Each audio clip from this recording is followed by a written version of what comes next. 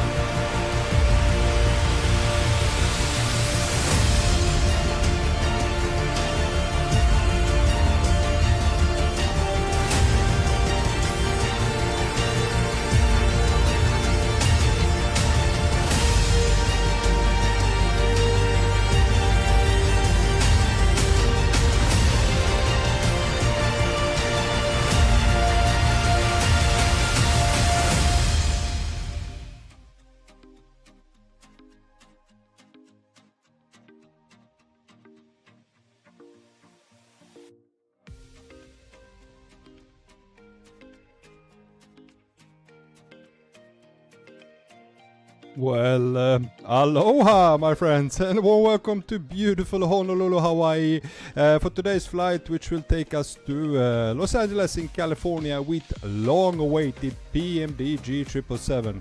Man, I'm so happy to fly this aircraft. It has been so long since we flew this aircraft, and I have to be honest guys, I had to do a test flight and even watch some tutorials. I mean, I completely forgot, not completely, but at least a little bit. I forgot how to set it up, how to fly it, but it came back very quickly as soon as I stepped inside the cockpit, and everything is yeah, real beautiful aircraft, real. It's so nice to fly it as well. I'm really impressed. Forgot how good it was. Now we are on WhatsApp network today. We have no ATC here in Honolulu.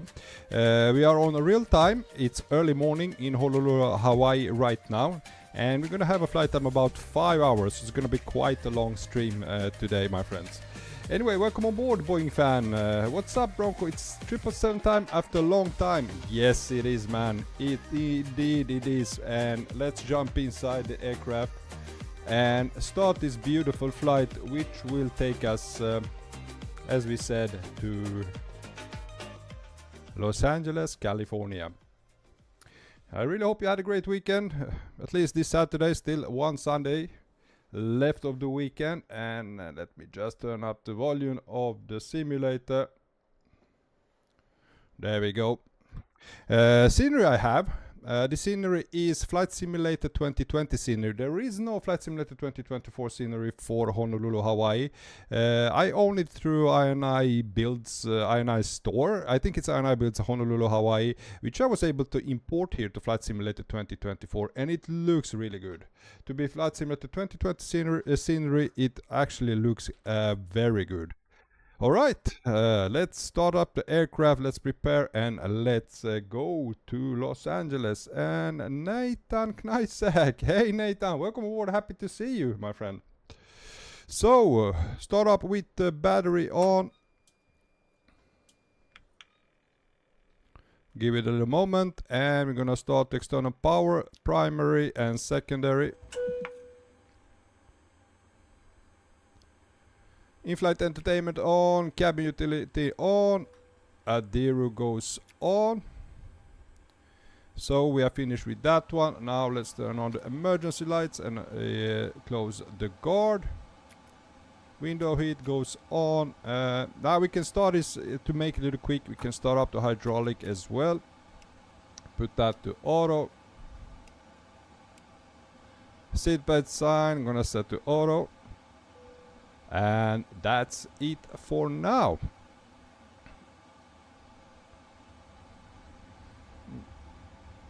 Boeing fan, time to get the airplane set up. Yeah, now I have set everything. I had to like rebind many keys and just to set up my, because I don't have any Boeing yoke.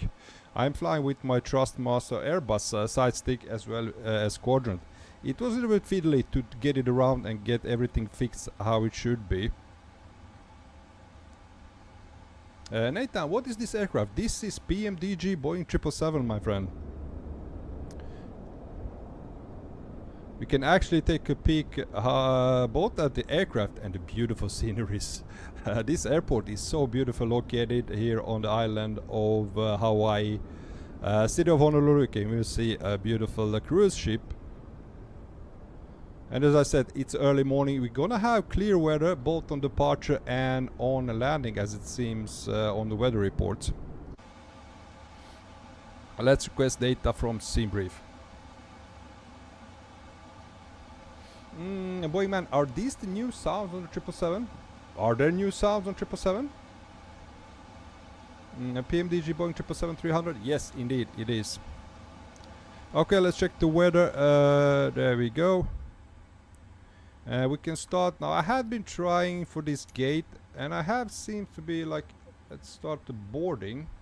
Boarding requested. I'm gonna use Unify. And there are some issues with GSX. I don't know. The gate doesn't want to connect. I have had it for like a couple of streams now. Boeing fan, I think they are the new sounds. Well, I mean, this is the latest update from PMDG for 777. So, should be.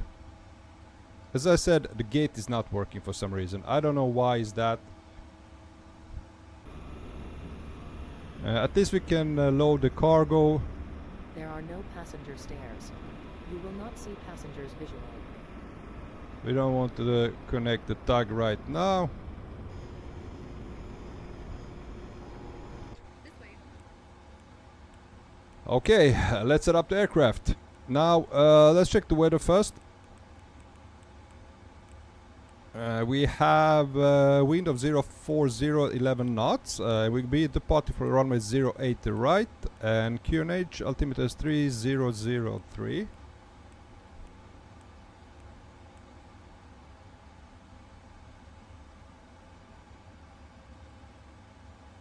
And there it is.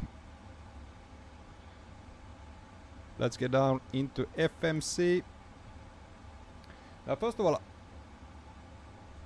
I need one thing before I forget that, because there is no ATC, but since you are here, since I'm on VATSIM and you are in US, you actually get an auto ATC, which gets you your squawk code, and we received the squawk of, let's see, 3512. So I'm gonna set the squawk 35.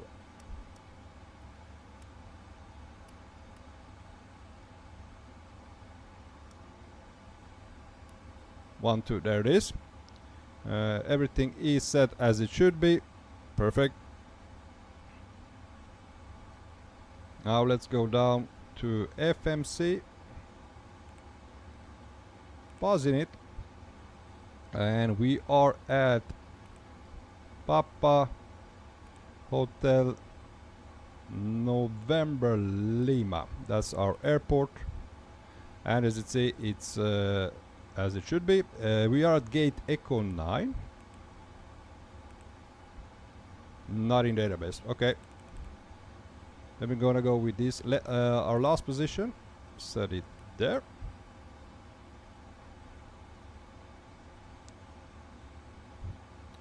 And let's go check through. Everything looks fine. Let's go to route. I'm gonna do route request, SimBrief route. I'm gonna set the payload. I'm gonna set the fuel. 48.4 tons of fuel. And we're gonna select the route. Route is requesting, so we're gonna wait for that.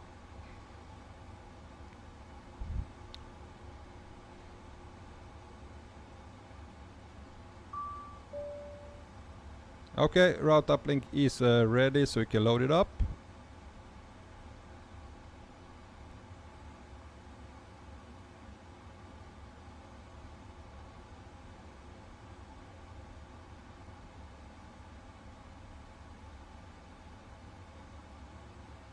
Alright, let's activate it and execute.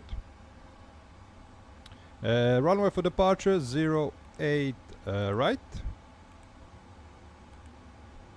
And that runway, my friends, I will show you. Now we are here at the gate Echo 9, so we're gonna taxi around. It's the furthest away runway, so it's we're gonna taxi. Let me get the new other view. Now you cannot see taxiways on this one. We're gonna taxi this way over here to runway 08 right for our departure. And we're gonna be flying right straight over the city of Honolulu, which is beautiful. Travis Charles, hey Travis, welcome man. Hey, safe travels. Safe travels. Have a great flight. Thanks, man. Thank you very much. Okay, let's continue setup of the aircraft.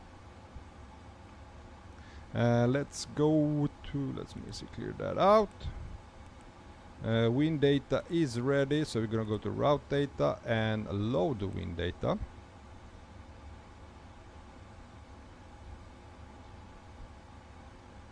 Execute. I'm gonna departure and arrival, and our departure will be Molokai 5 departure.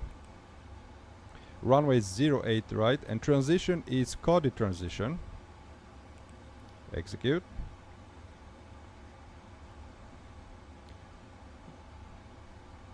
This is how it looks. We're gonna depart, as I said,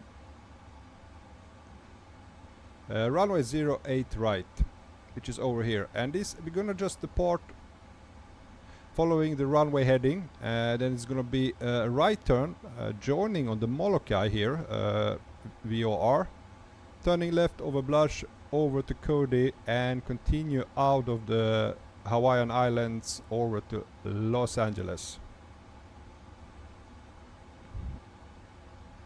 Arrival in LA is gonna be, we're gonna use a Rider 2 arrival.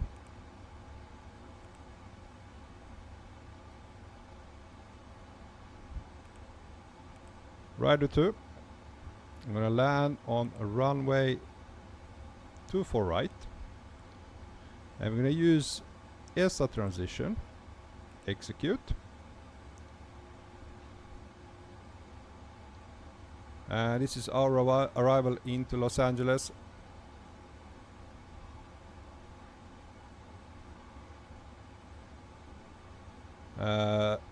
Going down over ESA transition down to Geekney over the Rider, turning right over Kevi, Based, Juice, Cliffy, Dare, and we're gonna join on ILS somewhere. It's gonna be, we're gonna have ATC. I'm not sure if we're gonna have ATC when we arrive. We have Mercy, which should be our waypoint where we should connect. This is just flying the heading this way and try and go direct to Mercy. From here we have 60 miles out from the actual runway. Plenty enough to prepare our aircraft for landing.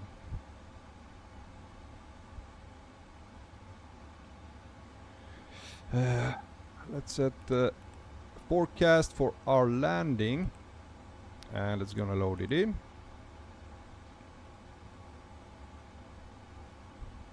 There we go.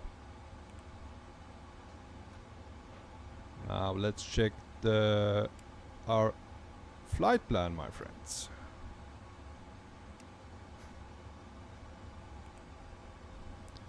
There's Molokai. Before that, we cannot see the runway because we are departing runway and we need to connect it by ourselves.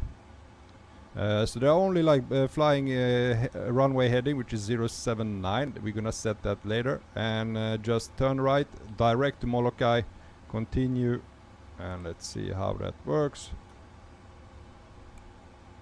We don't have any data. Now let me just set the data, guys. I'm gonna accept the perfect init data.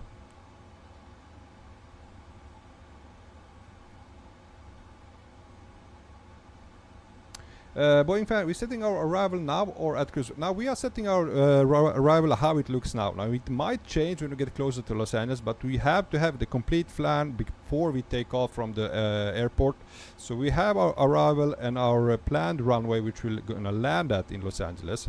That, as I said, might change during the cruise if the weather shifts, and it might be even ATC who changed the runway. So. But we need to have a certain plan before we start our flight. Let's set the 0 fuel weight. Perfect. Now we can see actual data as well. Let's go down to legs and see our flight.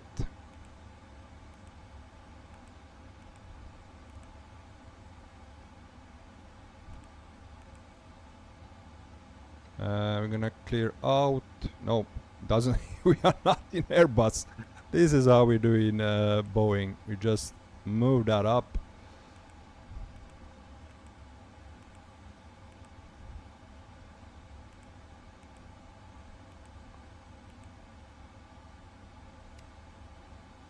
And as you can, there is the runway 24 right. We're gonna fly past that. There's the Mercy waypoint, so about here somewhere we're gonna turn right and gonna join direct on Mercy and follow the ILS glide slope down to runway 24 right. Okay, flight plan is set. Our initial altitude is 4,000 feet.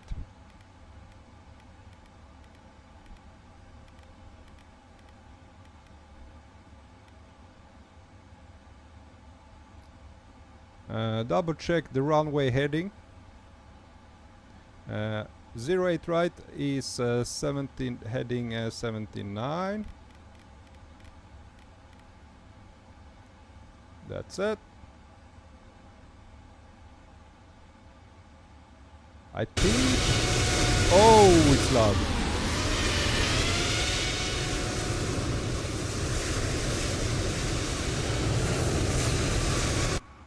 Ooh, that was crazy loud.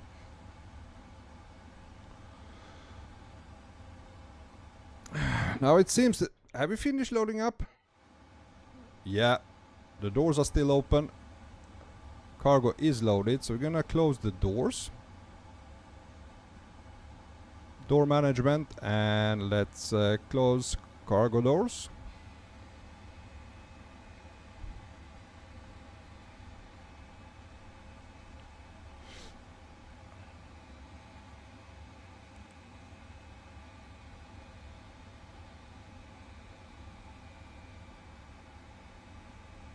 Okay, let's do our takeoff performance. We're gonna go to performance tool.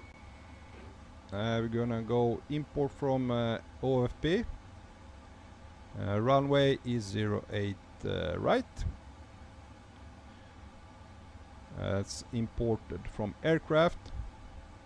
Weight, CG, everything is set. Import weather. There we go. 303 is the QNH. 25 degrees temperature. We have wind of 040 at 11, and let's calculate. So we're gonna go use the rate of takeoff 2. So we're gonna first go to thrust limit and set it to takeoff 2. Cell temperature is 45 degrees. There we go. They go to takeoff page. Flaps 5 for takeoff. CG trim is going to be 4.75, and V speeds are 161, 163, 167. According to our tablet, it's 160. It says 161. Well, that's not much of a difference. VR and V2 speeds are the same, so we're going to confirm that. Perfect.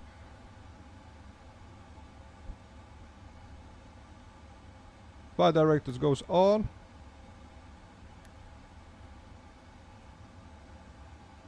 And let's start up the aircraft. Or actually, let's start the APU. Fuel pumps goes on. There we go. APU goes to on. And start.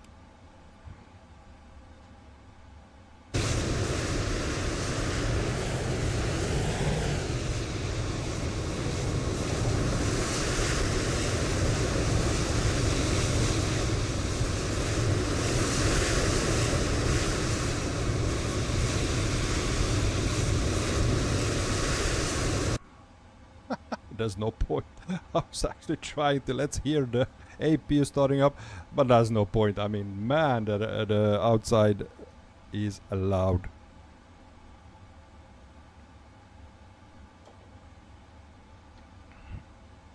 Alright, we're gonna wait for APU to start it up.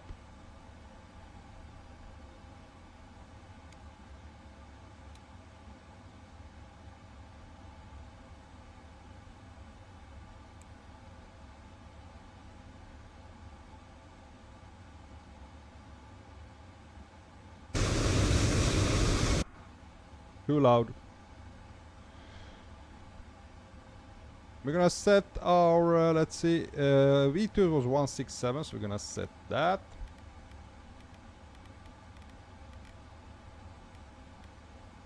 And we can engage LNAV and VNAV.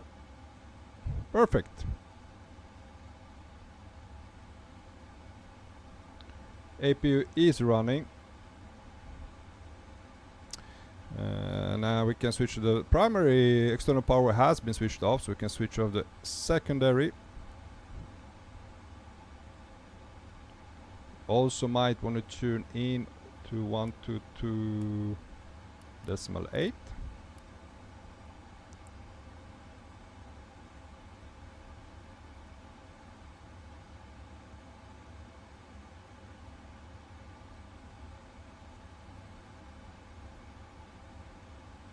Perfect, external power is off. Let's go down to REFB and let's go down to ground operations, ground connections. We can release the ground power and we can remove the shocks.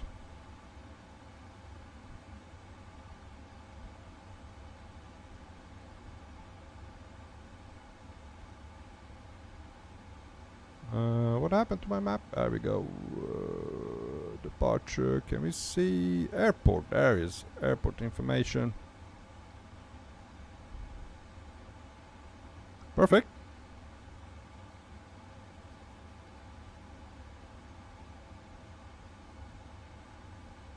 It's a little bit too bright. Let's lower the brightness a little bit.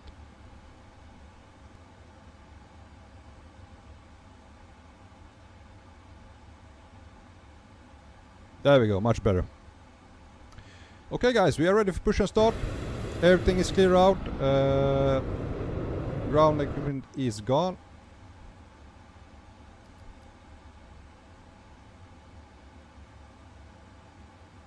Let's prepare for pushback and departure.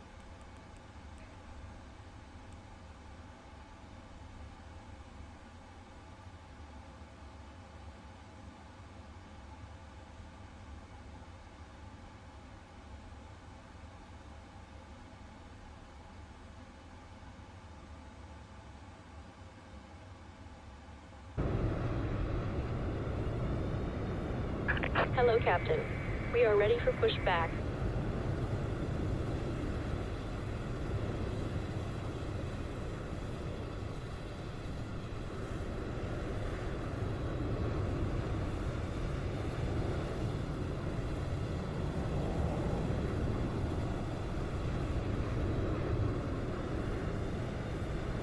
Departure checks completed.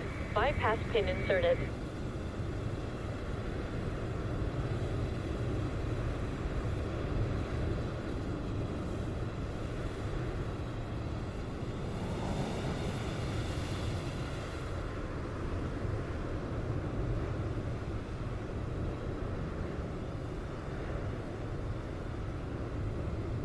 Here comes the dog. Locking gear.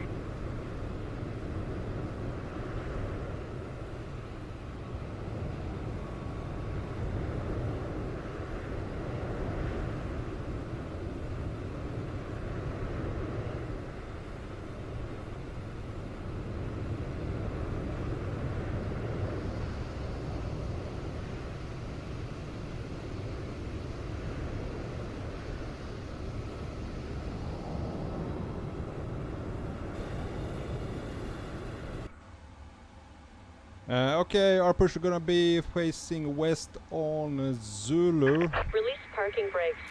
Beacon on. Parking brakes released. Commencing push. All engines clear. Start at will.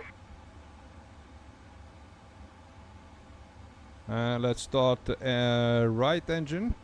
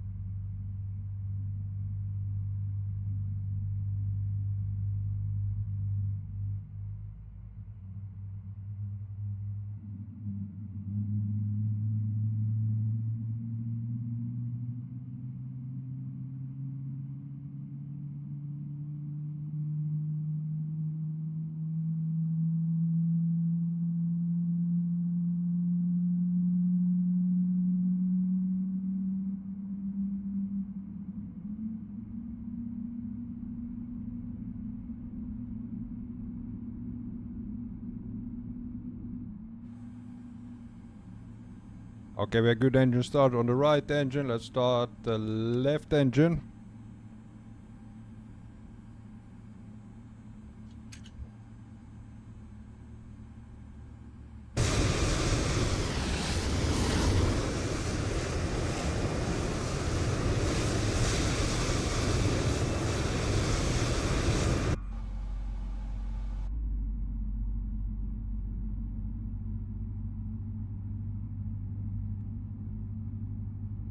Oliver Bäckström, hello, hej Oliver, välkommen!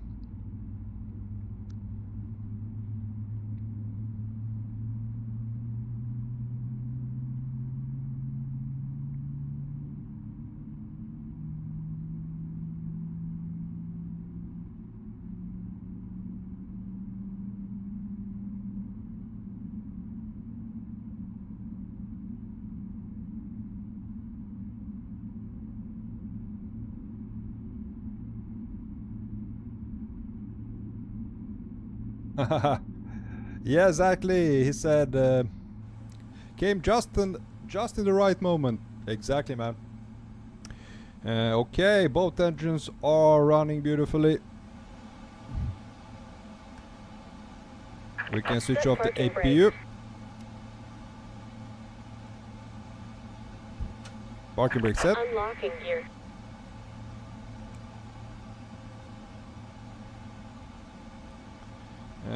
Okay, we're gonna set auto brake to RTO. Let's switch off the APU.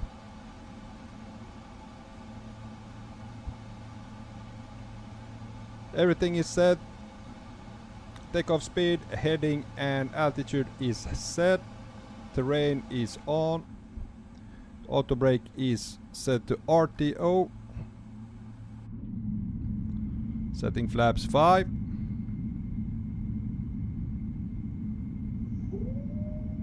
Tow truck disconnected. Bypass pin removed. Left is clear. Right is clear.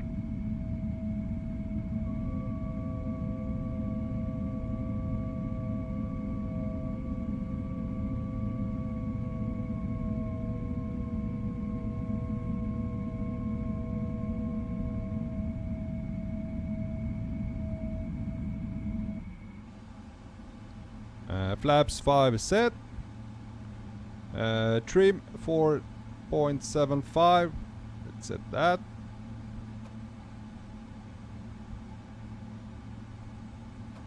Trim is set. Beautiful, guys. We are ready for taxiing out. Taxi light on. I really hope I didn't forget anything. TFC on, yes, alright. 122.8. Honolulu traffic, United 780, taxiing via Zulu Alpha Yankee, Zulu Alpha Juliet to runway 08 right.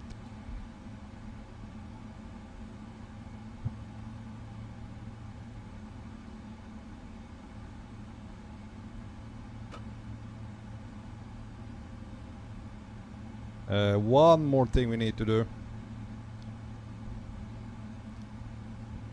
Door, we need to arm all doors. All right.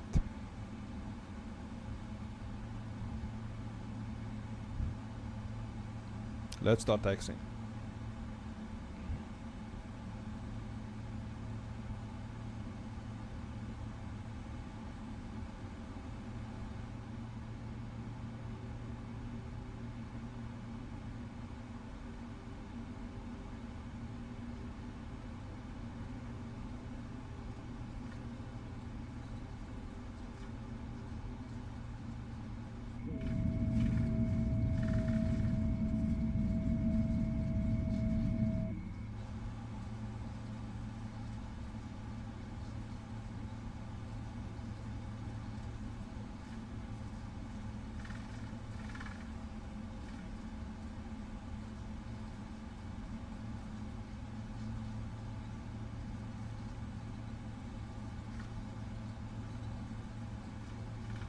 And immediately, the first thing that struck me, I did a short test flight yesterday with this aircraft, just to get a feeling for it.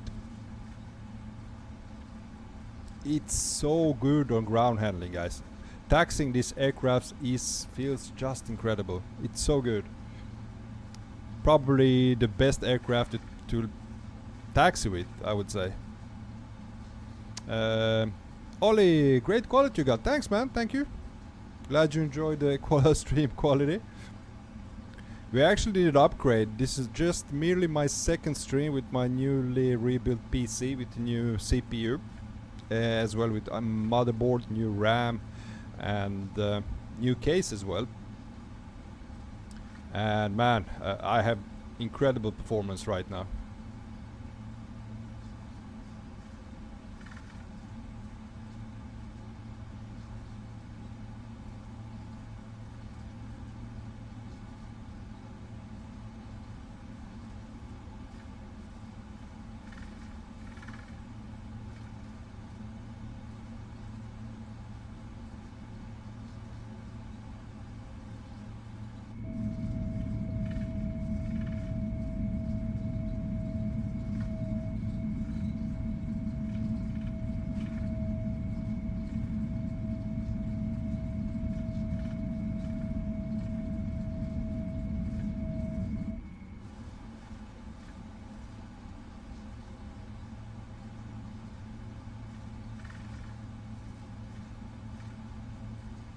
Olibaka, I need to upgrade as well with all the sceneries coming.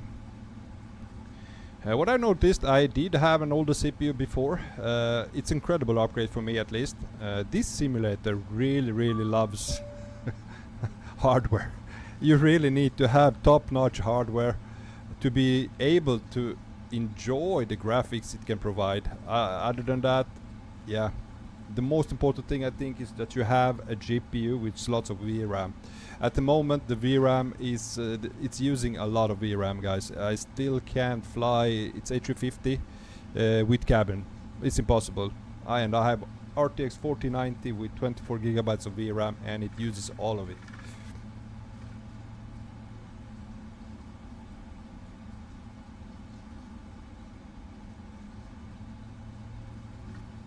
Okay, we are not the only one departing.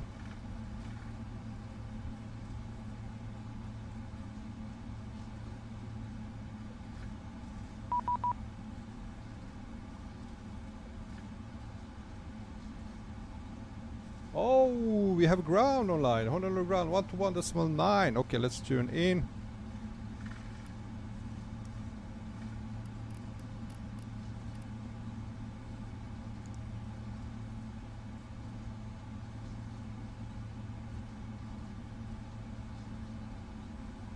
Honolulu ground, good morning, United 780, taxiing on Alpha to runway 08 right. Southwest 281, do you want a correction, United 780, do you want a clearance? Do we need a clearance, United 780? United 780, technically you do, but because you're like at the departure end of the runway, you can just go to CTAF. It's up to you.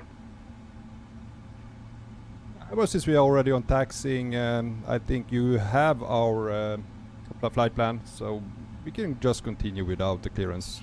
Let's take it like we have a clearance already. United 780, alright, sounds good. You can you can monitor your CTAF on 18.10. Yeah. Have a good one.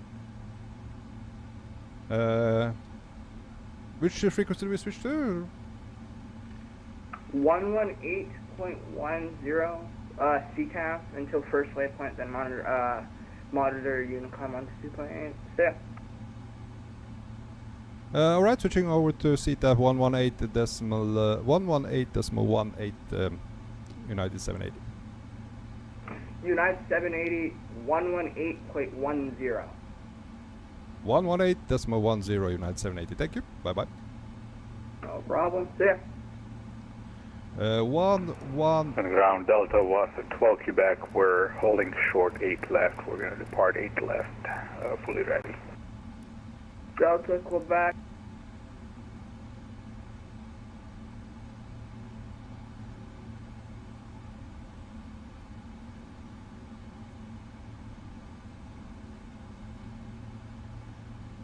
Alright, I was caught a little bit off guard there with the ATC. Let's continue taxi. We're gonna continue taxi here. There's another aircraft waiting for us, I think.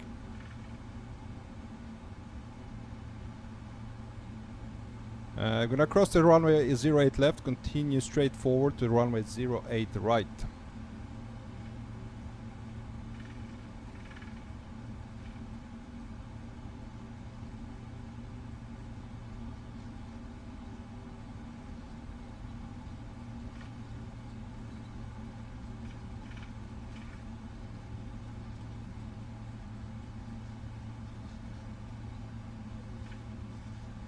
And Honolulu ground, this is Delta 320 holding short 8 left. We're departing 8 left. Honolulu.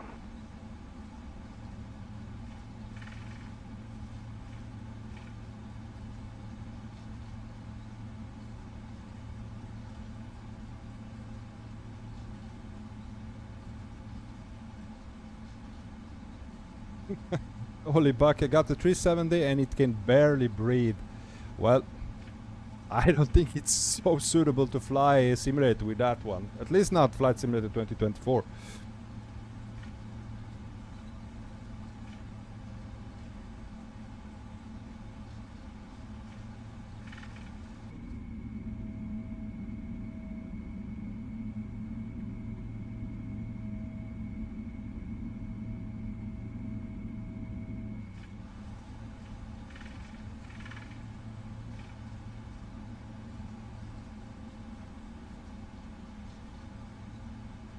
It's quite a long taxi to the runway.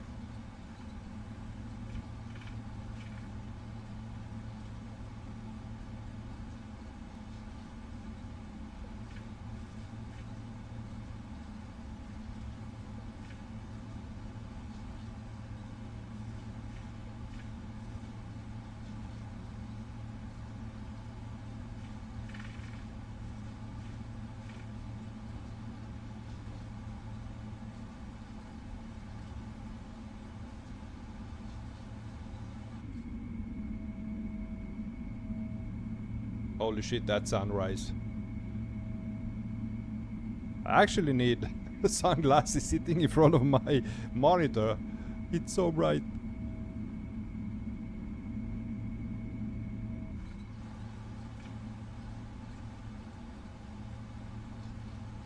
Only back I got the ESA scenery, Stockholm scenery, yeah, and froze completely when landing. Ouch.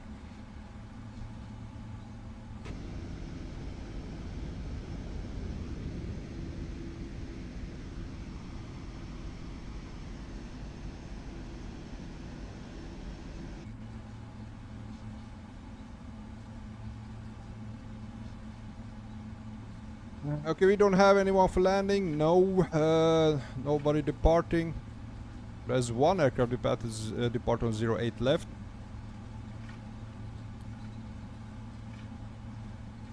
Boy, fan, this thing is a beauty. And it's so incredibly enjoyable to fly. I really enjoy this aircraft.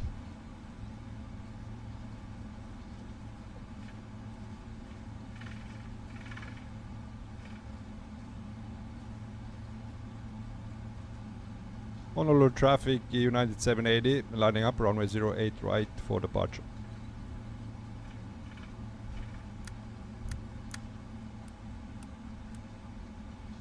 Strobe lights on.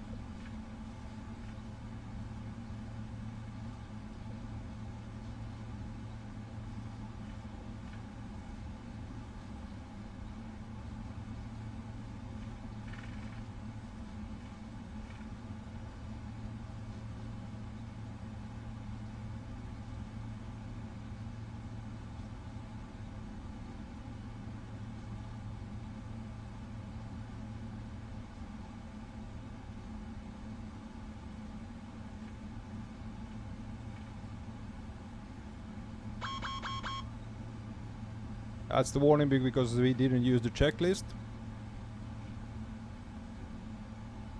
Other than that, I think we are all ready for departure, guys. Let's get out the flight plan there. I'm gonna set the init ref. Perfect.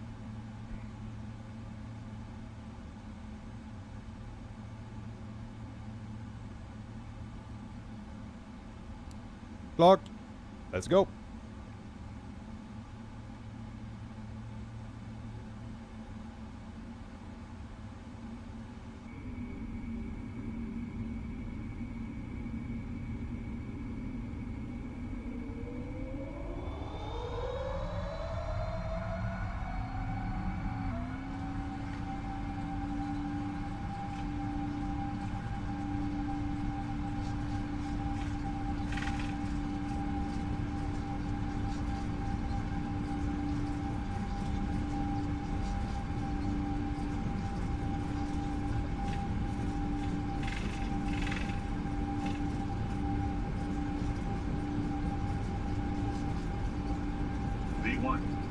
Rotate.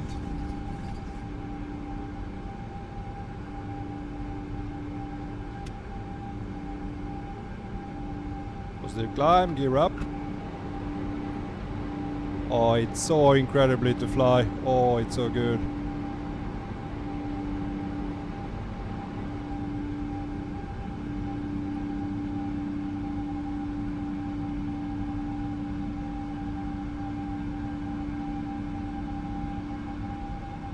Go with autopilot on.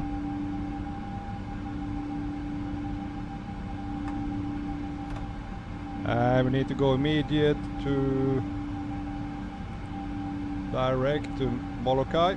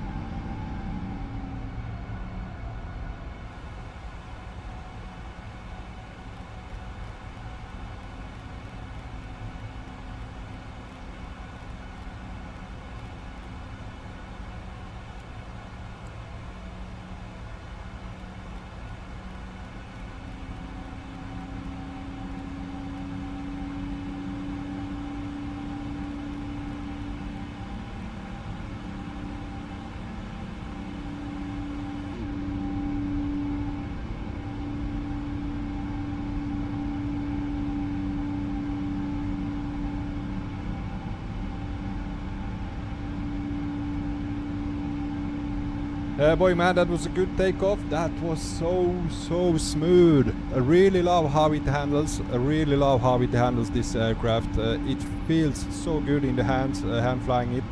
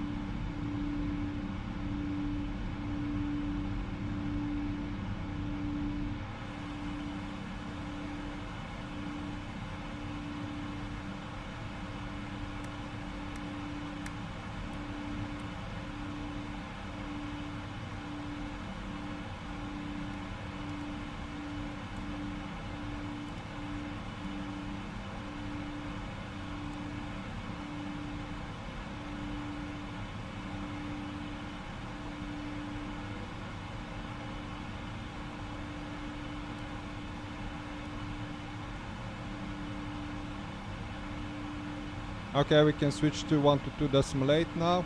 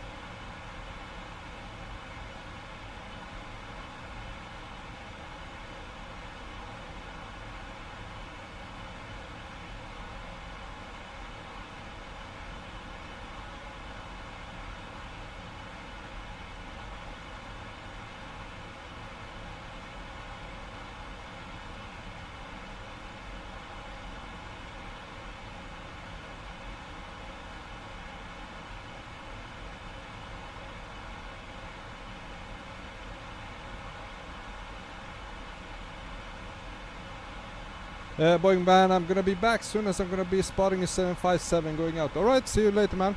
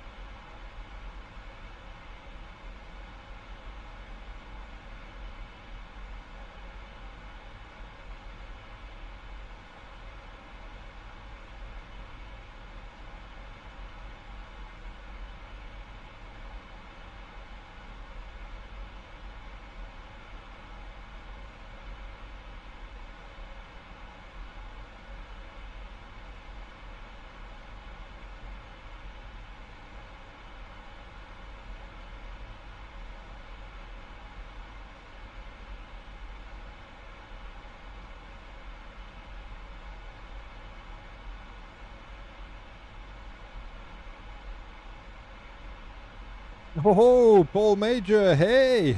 Welcome on board, my friend. Hope we are all well. At least I am. Hope you are all well, my friend.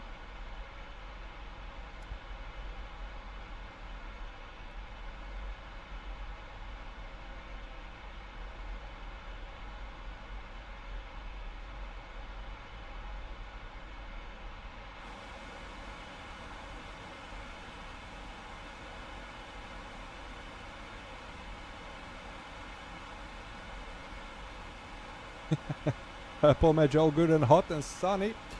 So happy for you, man. Same here in Sweden. It's damn. I mean, it's sunny. I wouldn't say it's sunny. It's a little bit cloudy, I could say, but it's hot, man. In my office, I have 30 degrees right now.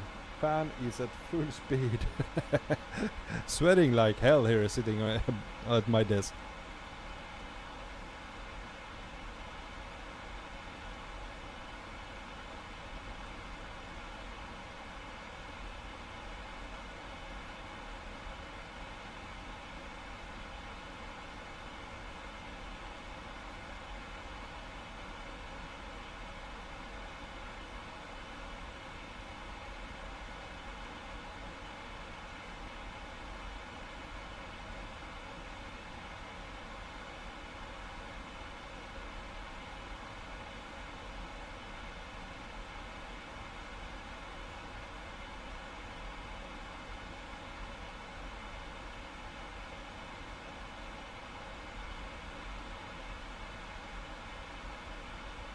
Pomage went out and got very drunk last night. Oh, I bet you're lying on your couch then, right now.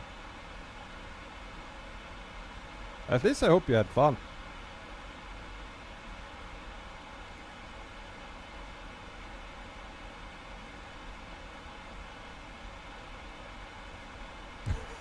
Not that I condone drinking too much.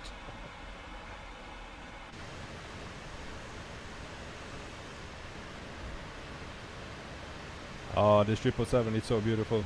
Really love this aircraft.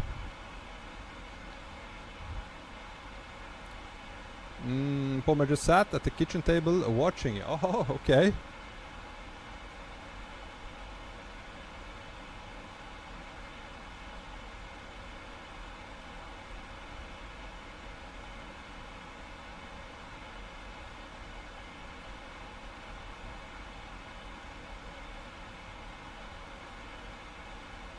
Flying Pencil 777. Yep, the very same.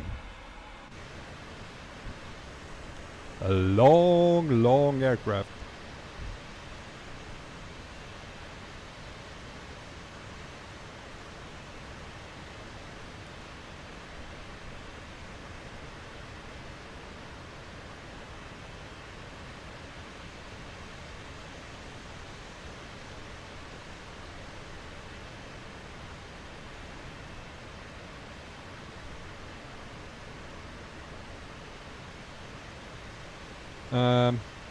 Paul, I think what did it was the vodka shots.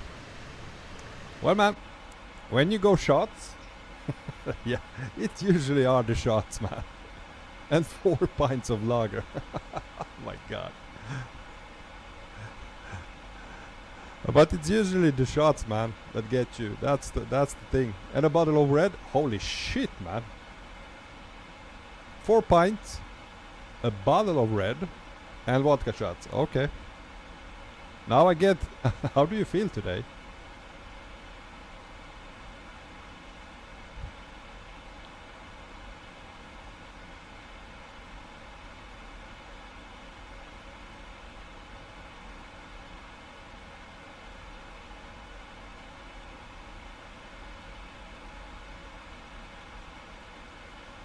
Fine?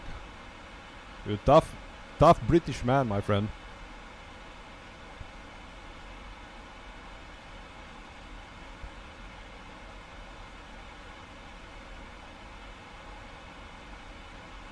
I can't come from the UK, we can handle it. Sounds awesome, man.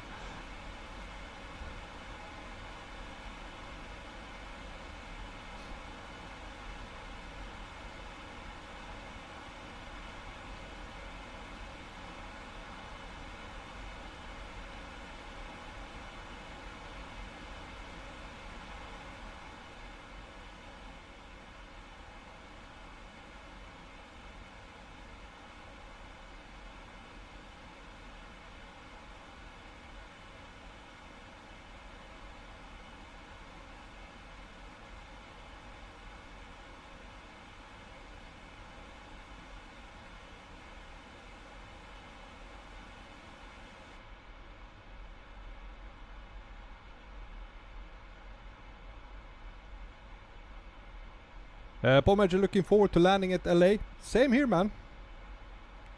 Let's hope we have some ATC on our approach. As it seems right now there's no one online. But it's early morning now. We departed. I was lucky enough to have ground now just before we departure from Honolulu. I think local time is let's check the time. Where's the time in this damn thing? Where's the time? There it is. 16:33. It's the UTC time. I think it's not more than like 5-6 in the morning right now in this area. So let's hope it's gonna be maybe something like 9 o'clock in the morning in Los Angeles when we reach there. Let's hope some Americans are awake at then.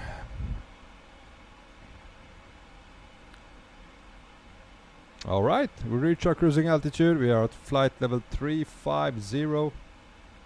Engines are spooling down.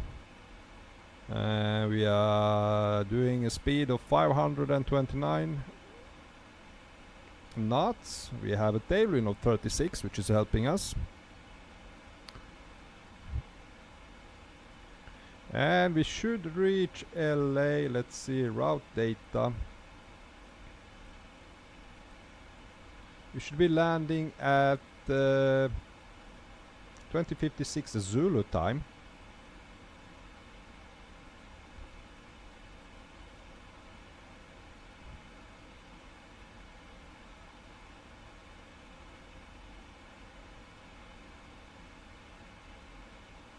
So yeah, roughly about 4.5 hours until we do landing in LA. 21 degrees and sunny in LA. Yeah, I was checking the weather as well for Los Angeles, how it looked, and it's gonna be sunny in LA. Let's see if it's gonna be any smog, but it should be very clear and beautiful landing.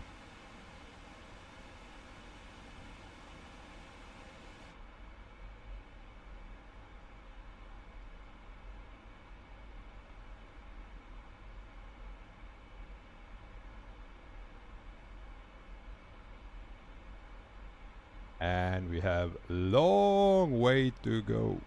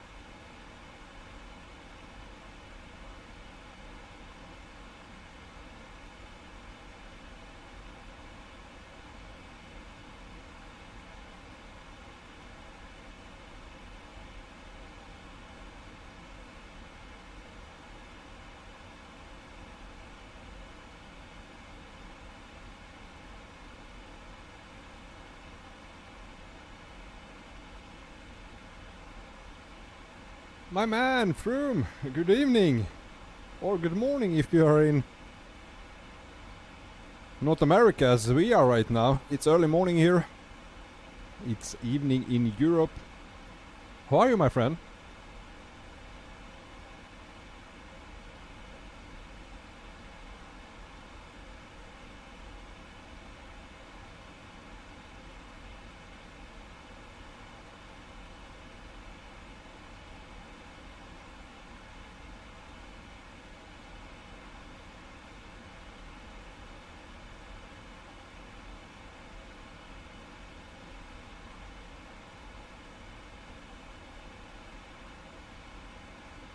Oh, and Skull Vector, hey my friend as well. Welcome on board, nice to see you.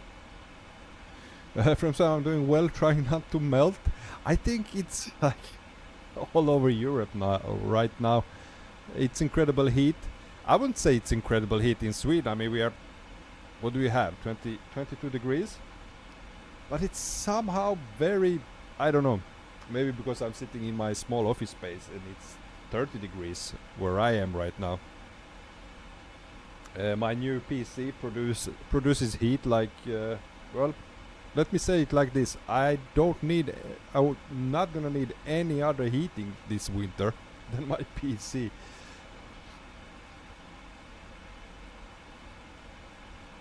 From 26 today, Tuesday is going to be 33. Oh. I was just checking the weather reports for Split, Croatia. Now I can only see like 10 days in front of me, beforehand 10 days, and it's like every day 30 degrees. Sunny, 30 degrees. Now it's 2 weeks more. It's actually exactly 14 days today. I'm gonna travel on Saturday in 14 days to Croatia. Can't wait.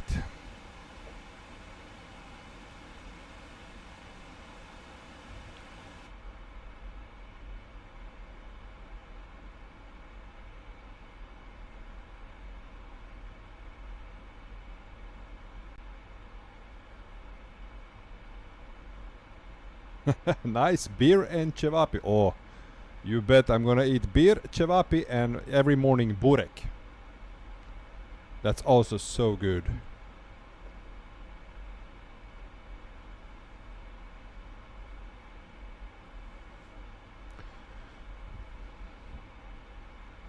And I'm gonna ramble again about my PC. I'm so damn impressed how good the simulator works now. It's so smooth in every sense. I just can't believe that how smooth things can be. It's another level, guys. That's life, man. Yeah, I know it's gonna be live for 1 week in Croatia. And checking my temperatures, I mean it's 30 degrees inside. You can see. Let's see if you can see. No, don't do that. Don't do that.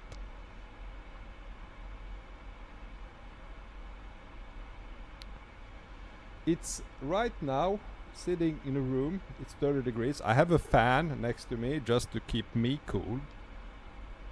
My CPU is running at 55 degrees. GPU at 62 degrees. It's like crazy. It's so crazy.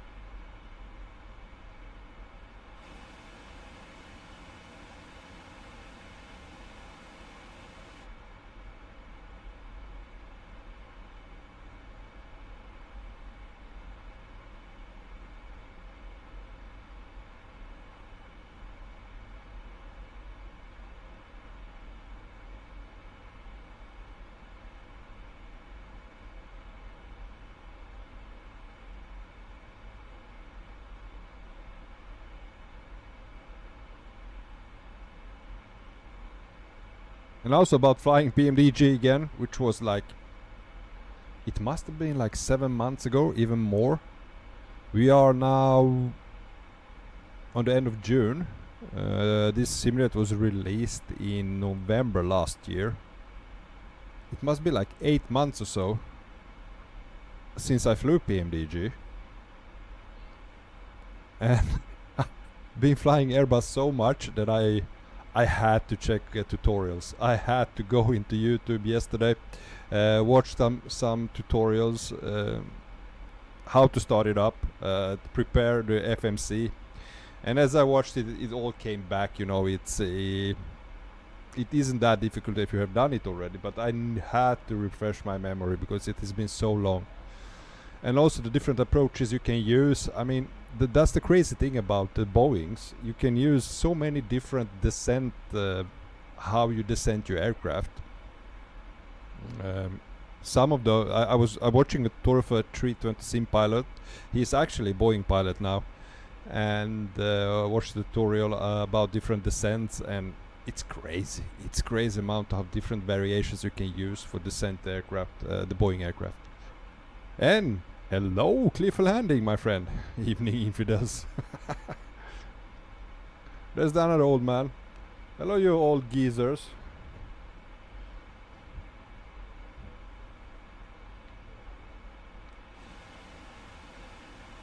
Now as we reach LA, I was checking the weather report. Oh, that looks so good. It should be clear weather, no clouds. No more lefty. Okay. Oh, have you removed your what's called? Is it gypsium? Is it correct? You can use both hands now.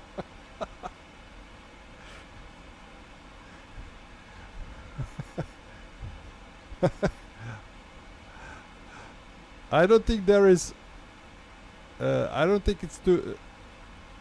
There is so much to hold with two hands. I think it's gonna be enough with one hand. I can't. My right hand is still stuck a bit. Stuck where?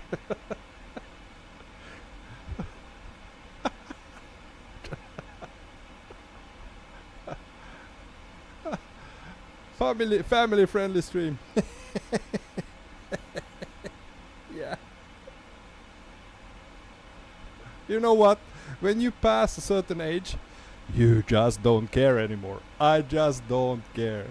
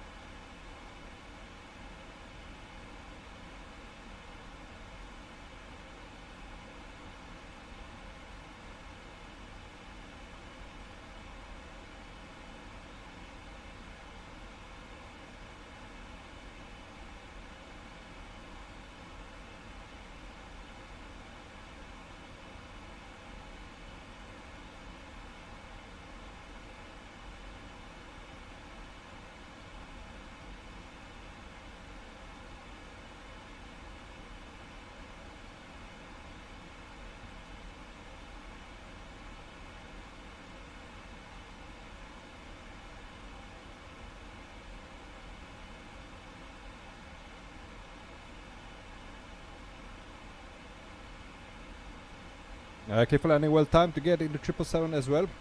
I promise you, you won't regret it. Probably the best ground handling I have ever experienced in Flight Simulator 2024. Taxiing around with this aircraft was amazing.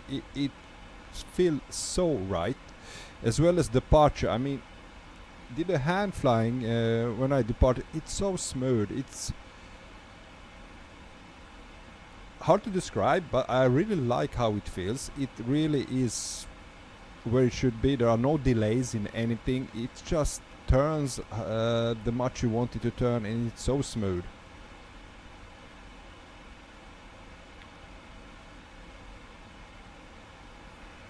I did 2 flights with it already. Okay. Then you know then. As always, the interesting thing is landing. How are we gonna land this one properly or not? It's gonna be, that's the question.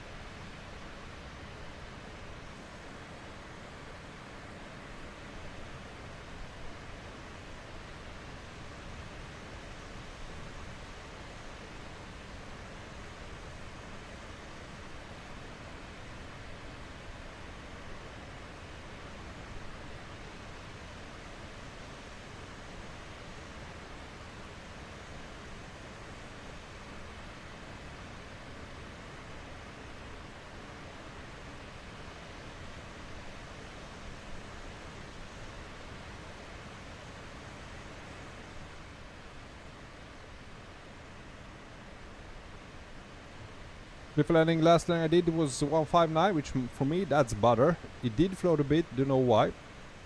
That's a great landing.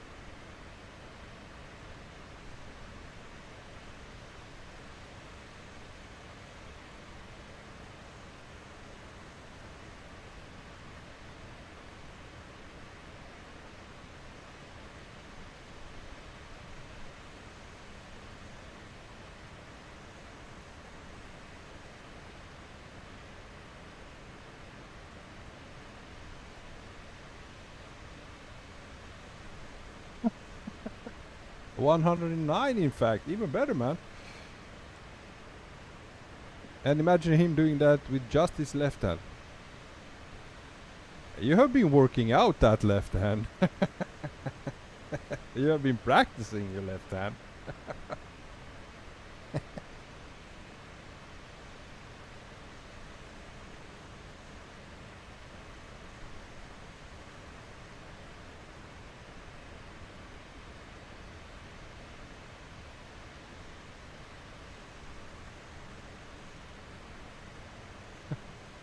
Damn bastards, you all use the captain's side, you all train that left hand. Yeah, we do that.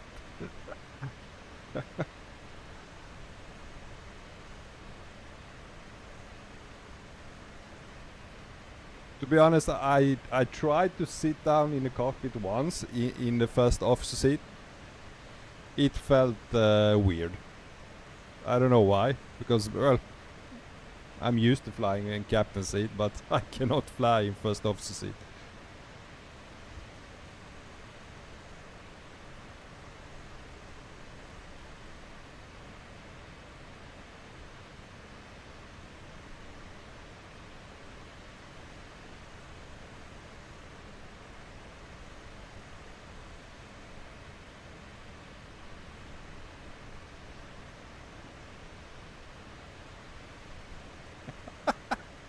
Your right hand isn't as experienced as your left.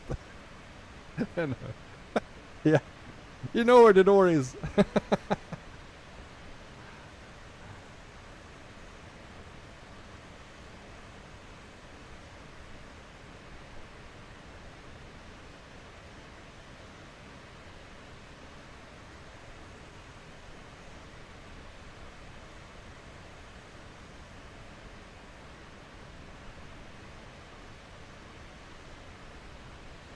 Oh, hey Frank.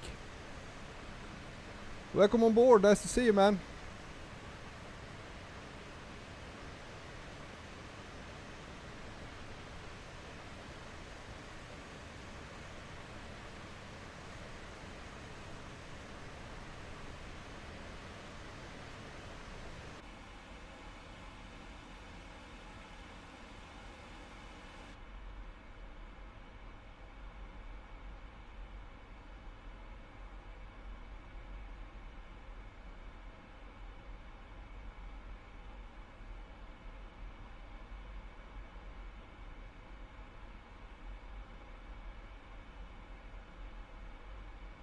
You too, thanks man. How is the 777? Ooh, incredible man. I forgot how good it was. It was, I said it earlier, it must have been like 8 months last time I flew it.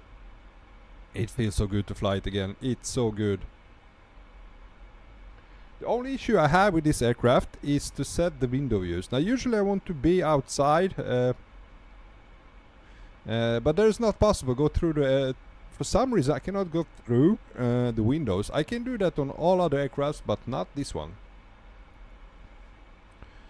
But it's a minor issue. I mean, it's just the views, but handling is... it's stellar, man. Really love how it handles.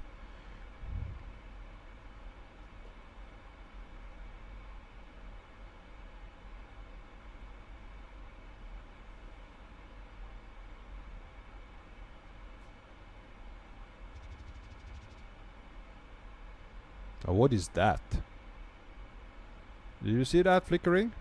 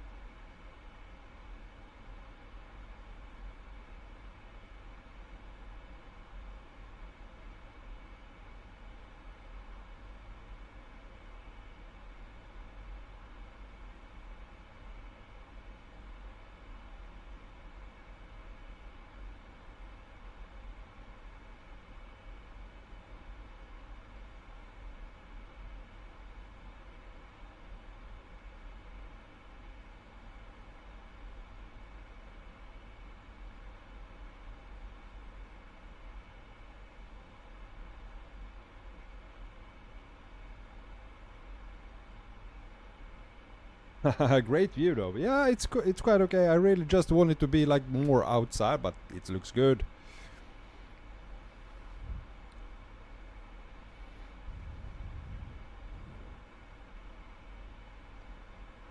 And it's so nice to get a break a little bit from flying the Airbuses, because it's a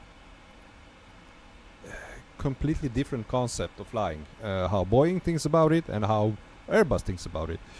It's still, I mean, the basics are the same with the flying, but how do you manage the autopilot? That's all about it. There are so much more to do with the Boeing aircraft than it is with the Airbus. Now there are some really good stuff with Boeings that Airbus doesn't have.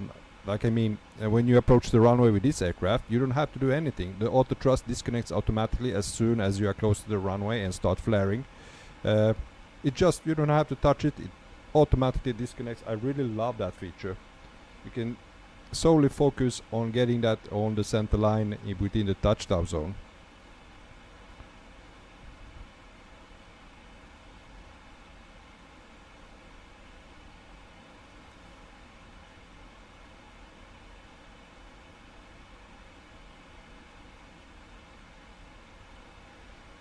And also, like, as I said, I had to like reward some tutorials on how to set up the aircraft, especially the descent, how to descend with the aircraft, doing different stuff with it. And there are also different ways with the Boeing how you can manage your descent. There are, like, you can go with flight level change, V-speed, and there's like, you can go into FMC and you can go with now where it was, you can use a descent now. You can use that button. If you use that button, you start the descent and it try to follows you a VNAV path. It's like so many different ways of managing your descent. And if you always fly the Boeing, if you are like really expert on Boeing, you can it's easily manageable. But if you are used to, like me, I'm very much used to flying with the Airbus. I always have to think a little bit longer what to use and how to start, and I hope it will not be any stressful situation with because it could be like, okay, how gonna we manage this one? Because different scenarios needs different ways to manage your descent.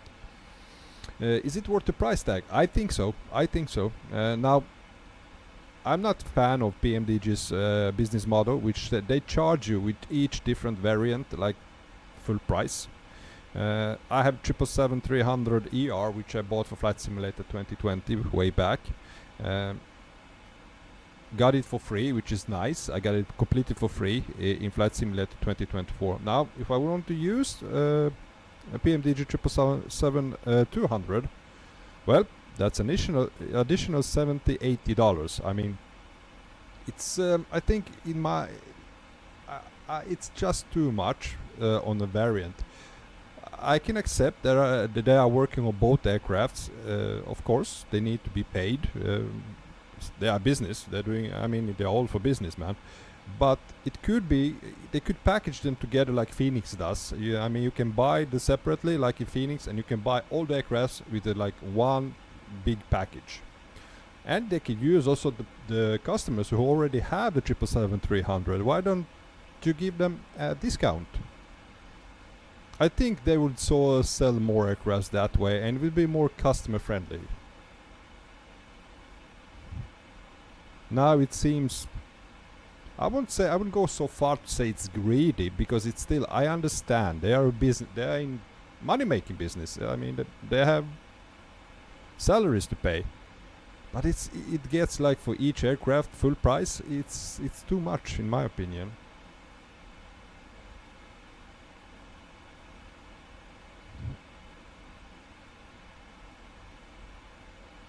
Crazy Frank, who is your preferred creator? I would say Phoenix. Phoenix has incredible business model, and they are very open. They cherish their community. They listen to their community. They are very open with everything, how they think, how they price everything, and how their aircrafts really are. They are not pushing anything out until they feel it's finished and up to the level they want it to be. Now we could compare them to like the worst one, which is Aerosoft. I don't know if you know about Aerosoft A330. That was the worst release of any aircraft like ever. I don't think they still have fixed it. I don't think the people who has developed A330 even knew how to develop an aircraft. It's so rubbish, it's so bad. And yeah, they released it for like full price, people bought it, and it couldn't be flown. It couldn't land. It was like crazy.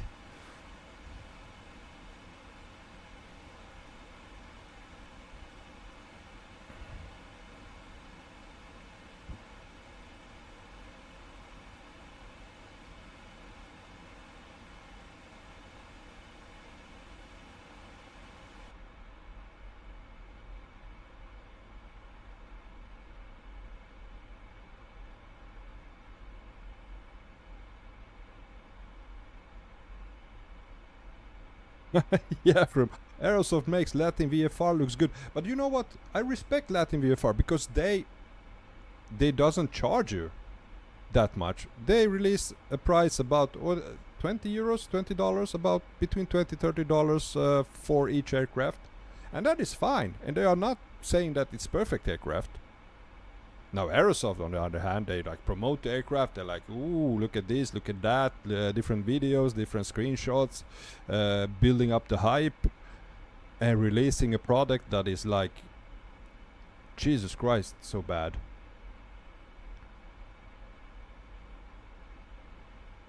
I feel sorry for those people who bought the aircraft. I don't know if they even got was they able to get a refund? Frank, I got an HE50 and regret it as it kills my little system. That aircraft is actually, it's incredible heavy on the system. I did a flight, you weren't with us a couple of days ago on Thursday. No, was it Wednesday? I did a flight just testing my new PC setup because I got new CPU. And I chose to do it with HE50 because it's so heavy on the hardware, and I actually couldn't use the cabin mode. I couldn't do that. I maxed out the VRAM with the cabin mode. Now that's nothing to do with CPU, that's mostly the GPU, and I have 4090 with 24 gigabytes of VRAM. Now it might not be the INI build's fault. I think it's still a bug, as people are saying. It's the simulator for some reason uses too much of a VRAM. It shouldn't be like that. They are trying to fix it in Sim Update 3. I was even reading of somebody says that it's better in Sim Update 3. But yeah, HE50 is heavy on your system.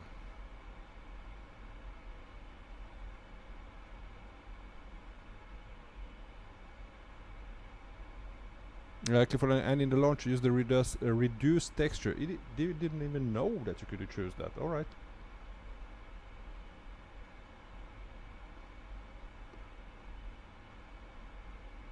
Yeah, from imagine paying taxes and then Aerosoft comes out. It had the hot garbage. Oh wait, that actually happened. Yeah, that did happen. German people paid for that aircraft, guys. Actually, Aerosoft, I don't know, some of you maybe don't know that the German government sponsored Aerosoft to develop an A330 for flight simulator. I don't know why, zero clue, but they did pay Aerosoft a substantial amount of money to develop A330, and this was German government, and they released that rubbish. Yeah.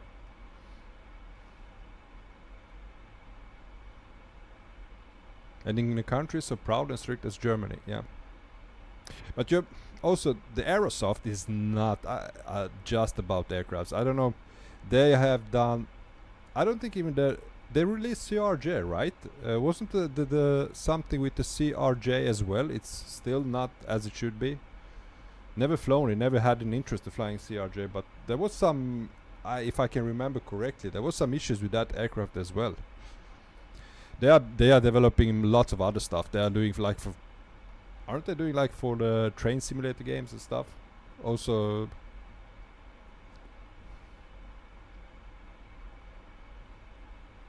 Ooh, Frank, 4060 Ti, 8 GB of VRAM. Yeah, that is on the low side, man.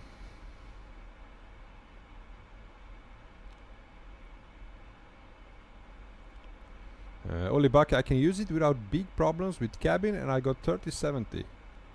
INI builds A350. You sure, man? Are you actually departing from an airport, or you are like sitting on a field somewhere?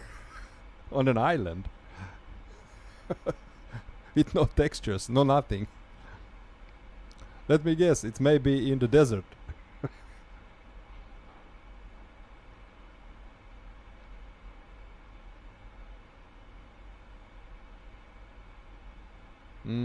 Clifford Landing Frankfurt from Aerosoft is amazing, fucking amazing. Still using it, still the most abused airport I land on. Yeah, as I said, it's they are better at making airports than aircrafts, that's for sure.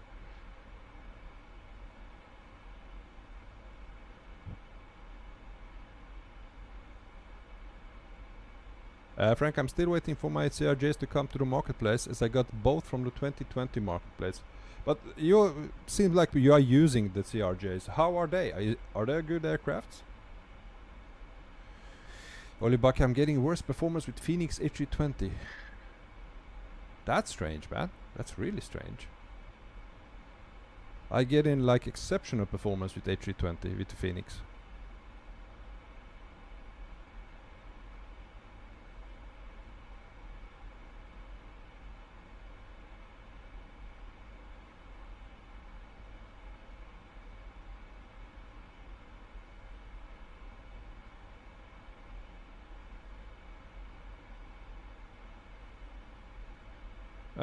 Frank, in 2020 loved them, just can't use in 2024 till it comes to the marketplace. Ah. Olibak, I get some lag spikes, really weird. Alright, well.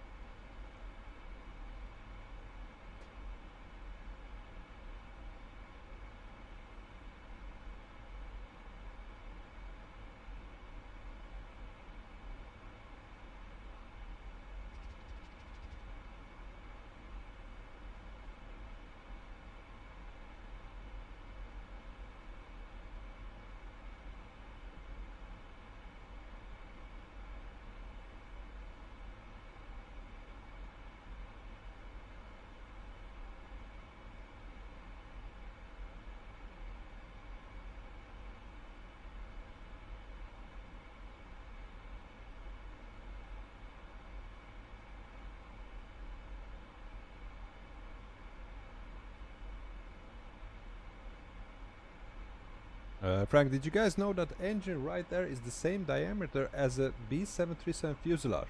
You for real? No. It can't be.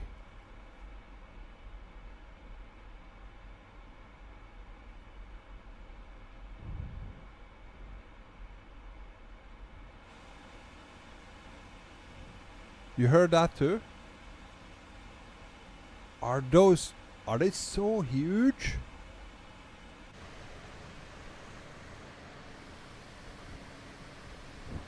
I mean, they are huge, I know, but is that like 737 fuselage?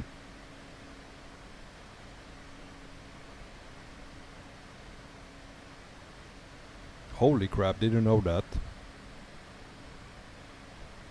So this aircraft has basically two 737s beneath the wings. Holy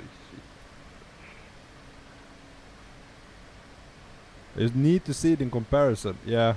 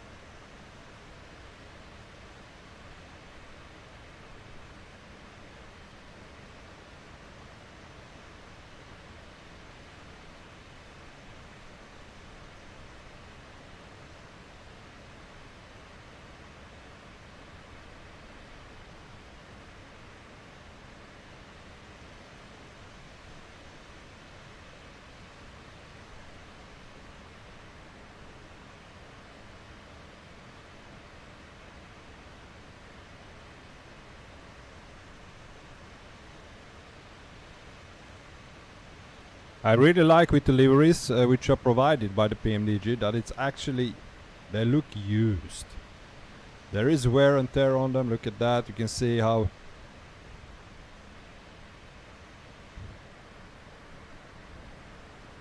It has been flown a couple of times.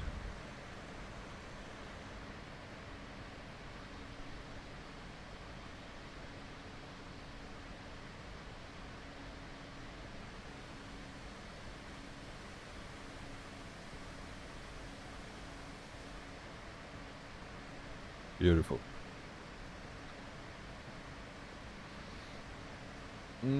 Ollie, the Boeing 737 fuselage has a standard outside diameter of 3.76 meters. The engine of a Boeing 777-300ER, especially GE90, has a diameter of 330 centimeters. It's almost as big, yeah. From 7, I like them used and dirty. Me too. Especially like this old aircrafts.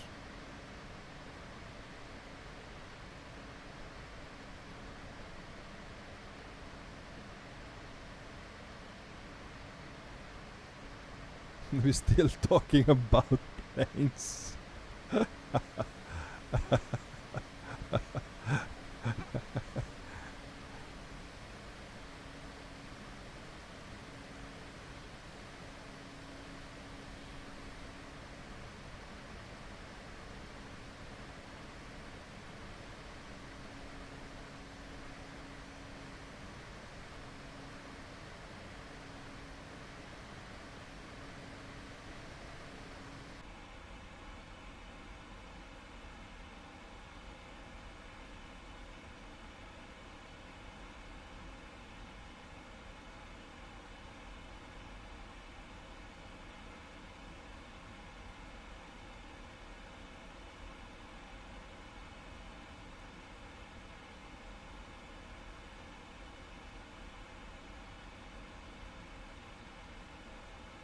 Look at that pic I posted. Did you post it on Discord?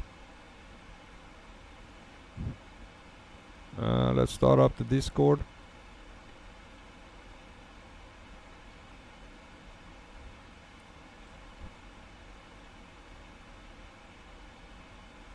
Where did you post it, man?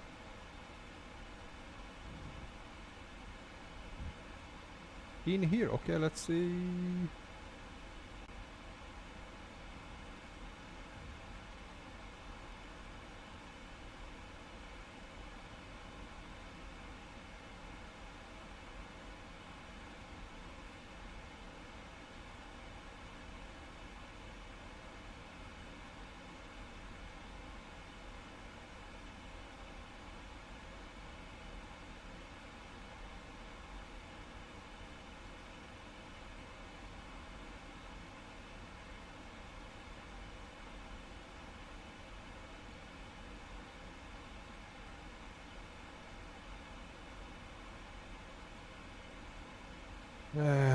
Okay, let's check Discord.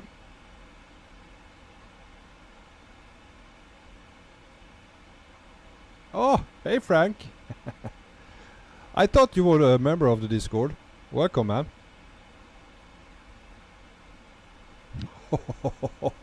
Yeah. Yeah, almost.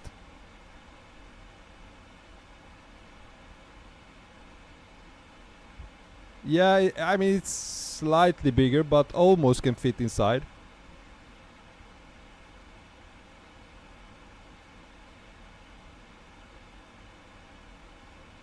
Ah, that's a cool picture, man. That's a real cool picture.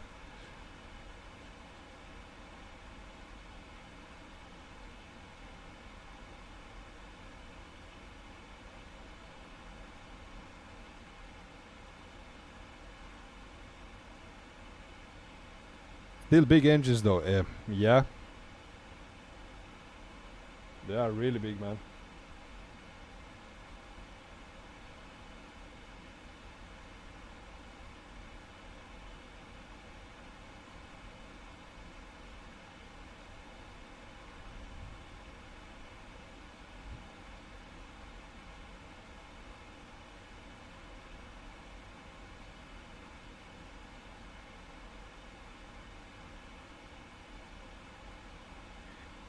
Frank, they don't look that big when looking out the window. Well,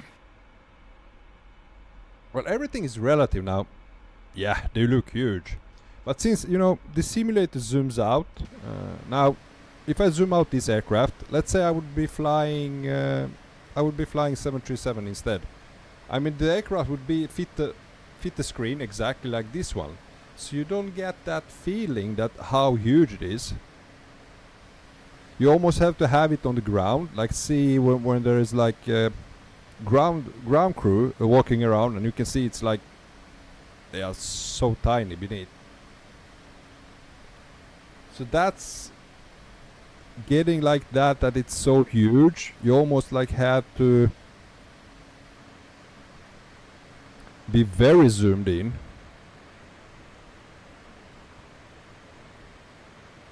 This is a nice picture.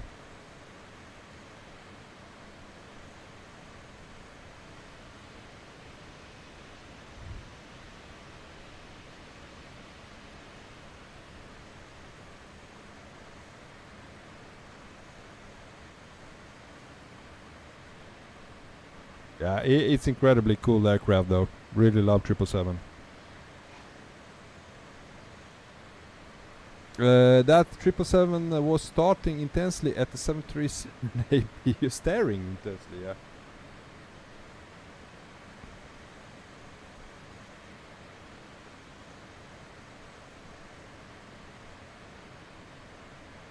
What the cool stuff is, you can actually see the reflections. Can you see the clouds reflecting the bottom of the wing?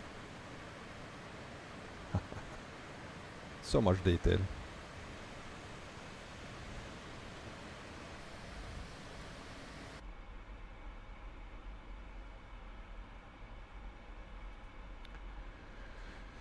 First of all, I love to hear the G90 rumble when they start up.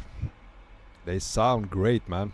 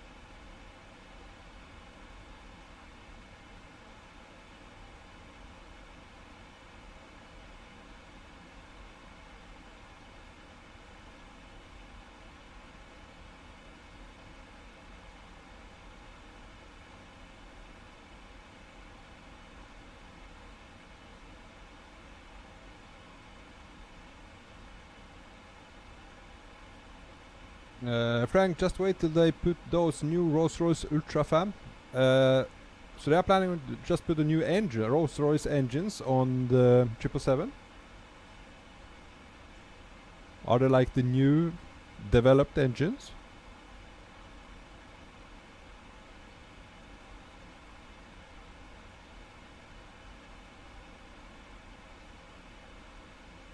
Boeing 777X. You're talking about that aircraft. Let's wait and see.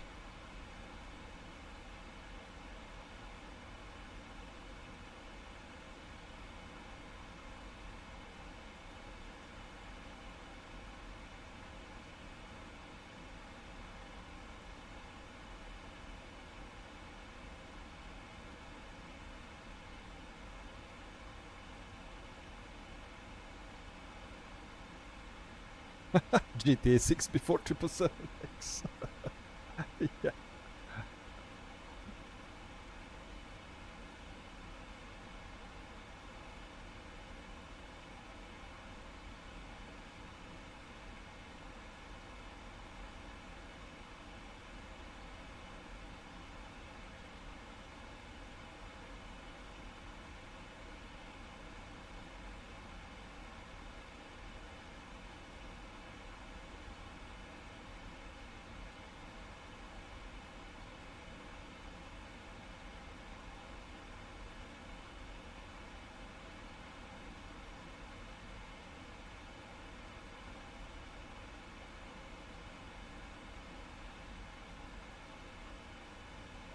So it's like 10 years plus 10 years in development, still getting its certifications. It's crazy. Yeah, I think all the things that happened with the Boeings lately, with the 737 Max. I think all that has come up with that about quality issues at productions. I think it has halted the certification of 777X.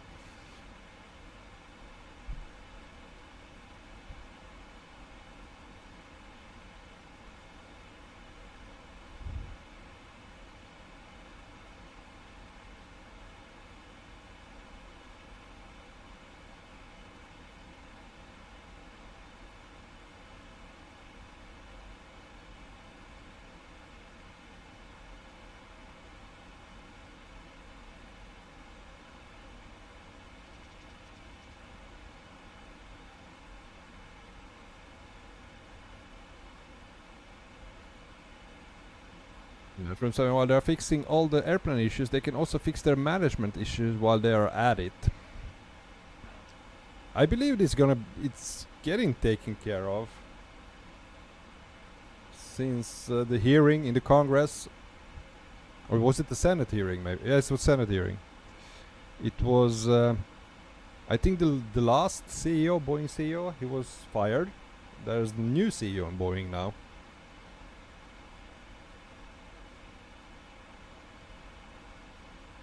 Crazy Frank, engine struts have to be redesigned for what I heard last due to cracks. Yeah, that's never a good thing when you have cracks.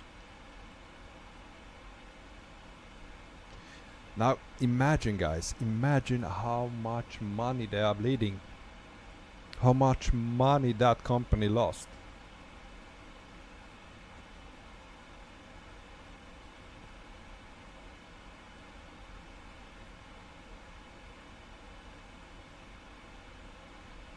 Yeah, Clifford, don't snitch about Boeing, you might die. Oh wait, it happened. Yeah.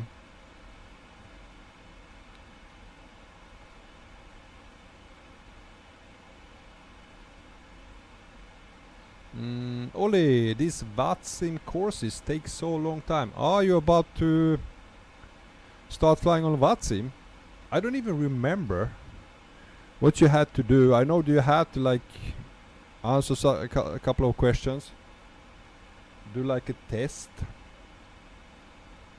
and it has been so long ago I don't even remember what it was.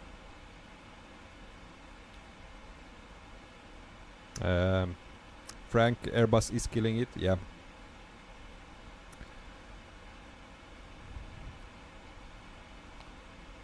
I mean, Airbus is the top of the market now.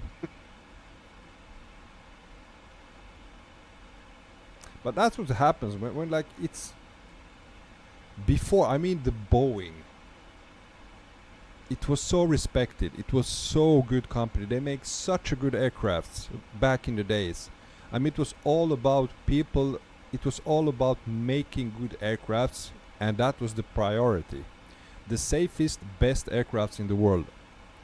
And it was after the merger, was it with McDonnell Douglas, the merger? I don't know when it was, but suddenly they switched like how they handle things. It became about profit instead. It became not about, it was like the most cost efficient way to make an aircraft instead of making the best and the safest aircraft. And in the end, they lost.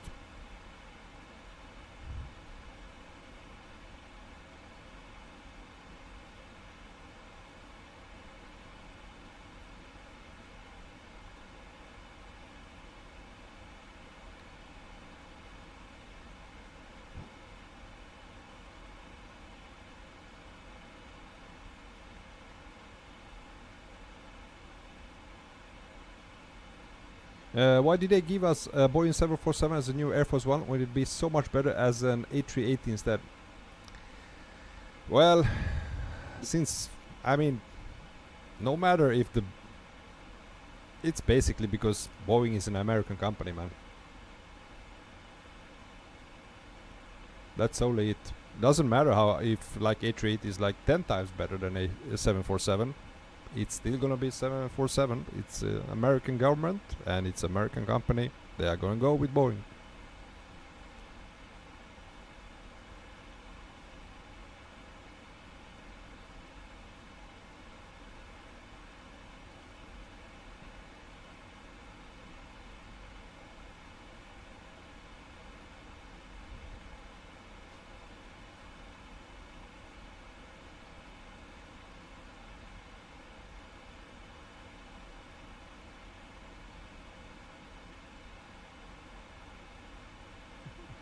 Crazy for 838 is like a flying hotel though, yeah. It's incredible.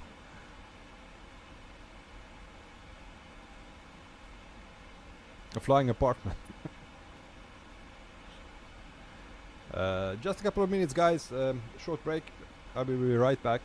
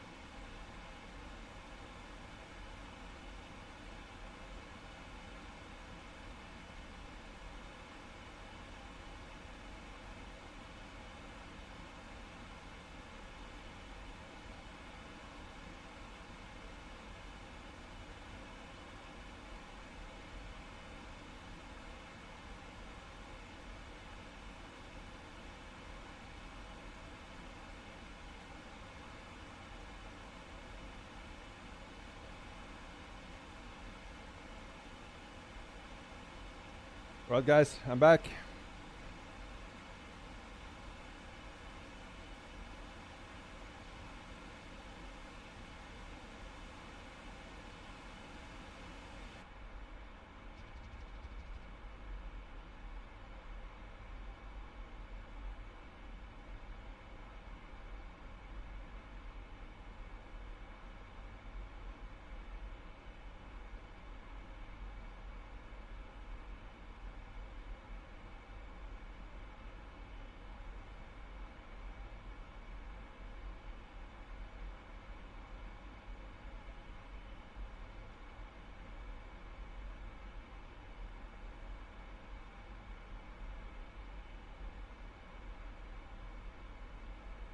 Frank, welcome back. Thanks, man.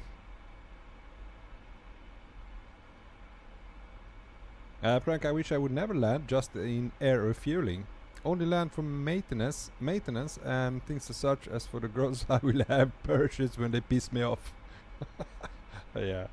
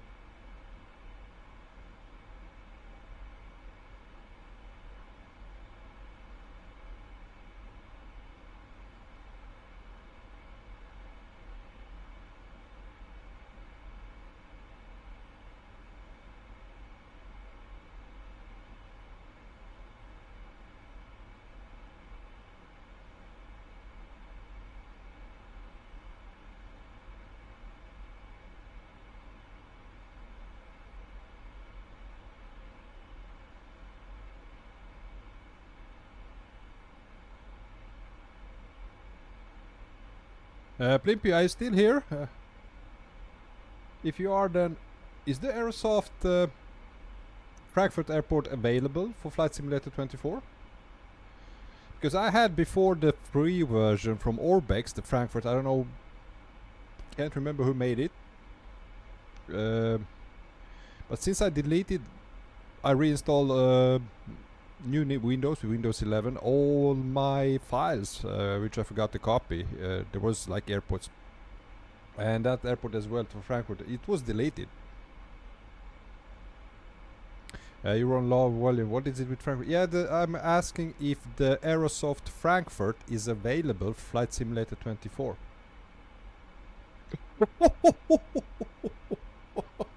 Holy shit. Okay, oh, now you disturbed his left hand.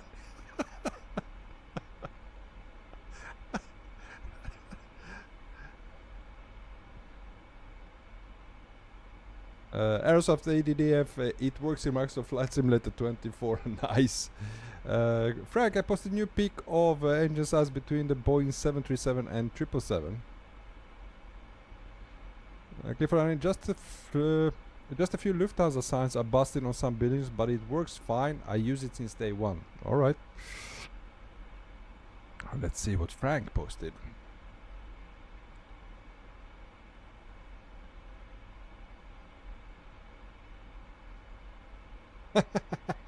Okay. Yeah. Ah, come on, man.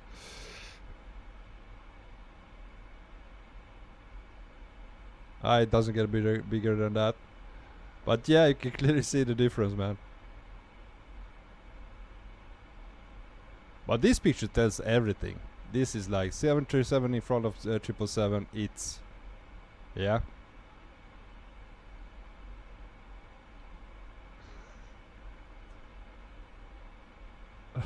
It's still a miracle I'm still around.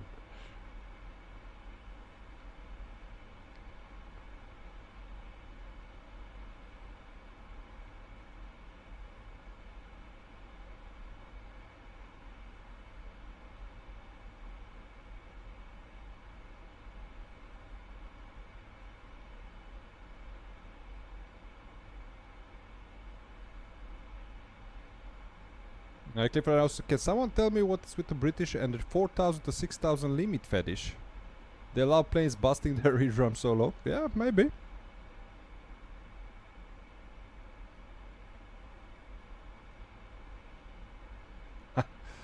So it's because so they still have some time to drink their tea on a low flight level.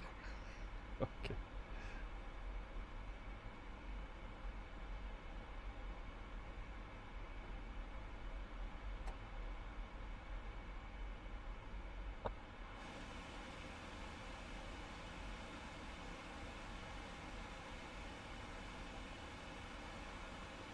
Okay, let's go down to map.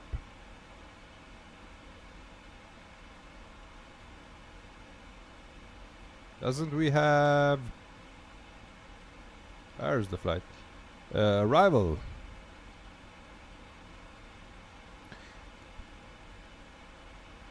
Hardly any wind, variable 0.3 knots, alright. Few clouds at flight 1400 feet. Quite nice weather.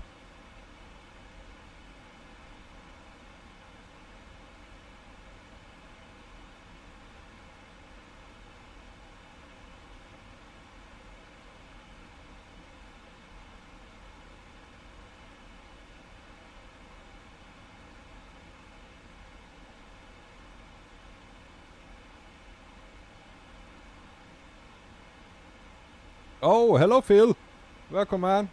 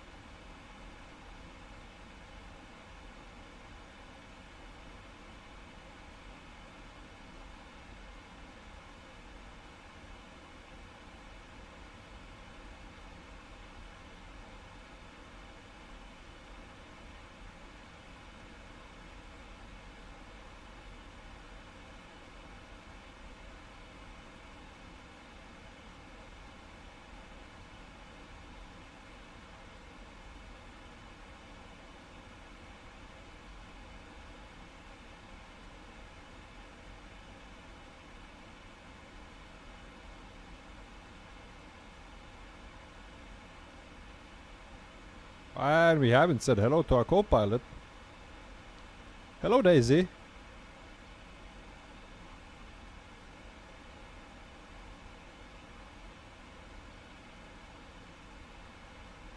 Alright, Chrissy Frank posted a baby pic. Alright.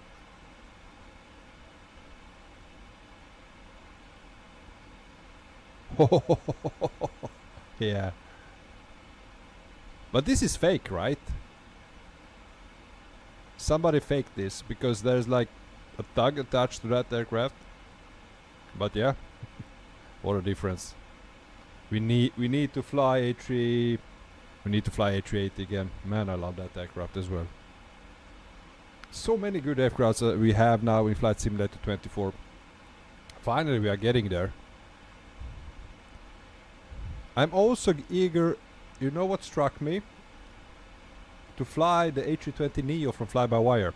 I know it's available Flight Simulator 24 and it works in 24, and I haven't been flying for like over a year, it must be.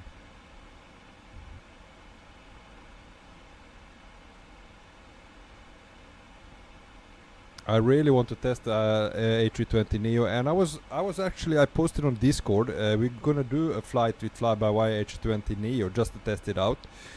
And a real ops flight from EasyJet. We're gonna fly from Geneva down to Cagliari in Italy, which has some incredible, beautiful approach. That little airport on that island. It's on Corsica Island, right? If I'm not mistaken. It has some beautiful, beautiful scenery when you land there. It looks really stunning. And it's a real flight in Geneva. I mean, Geneva in Switzerland also has a really beautiful approach. So I was thinking about testing out the EasyJet A320neo from fly-by-wire and do a leg. We're gonna depart from Geneva, fly to Cagliari, deboard passengers, board new passengers, and fly back to Geneva once again. Because it's a really short flight. I think it's only, I would say, maybe 1.5 hours. Phoenix Neo when? As soon as it drops, man. We haven't heard anything about it. They are in development, but can't wait for Phoenix Neo, man. Also, I don't know, have you been following anything? Have you seen the Synaptics 8220? Which is in development as well.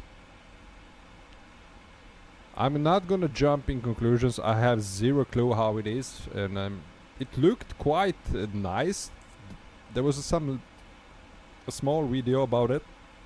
They showcased a little bit of the aircraft, but yeah, it's just barely what you can see. You have zero clue how it flies and how it handles, but we're really allowed to fly an A220 as well.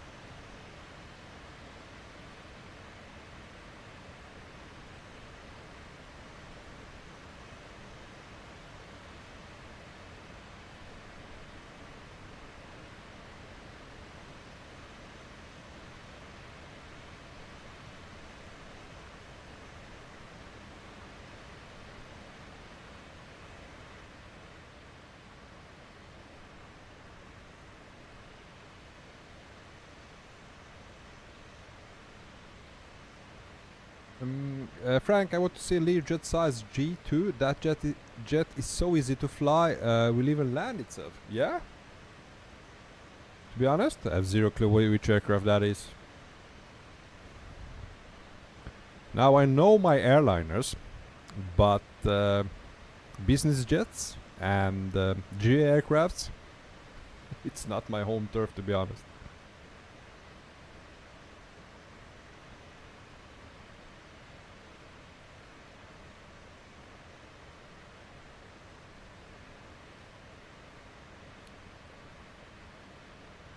It's GA, okay.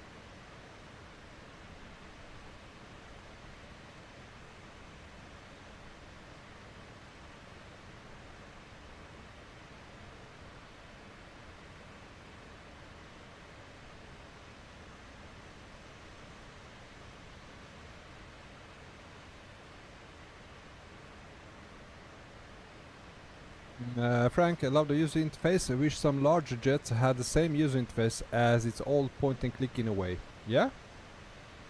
That would be cool. But it's is it the prop plane? It's a turboprop?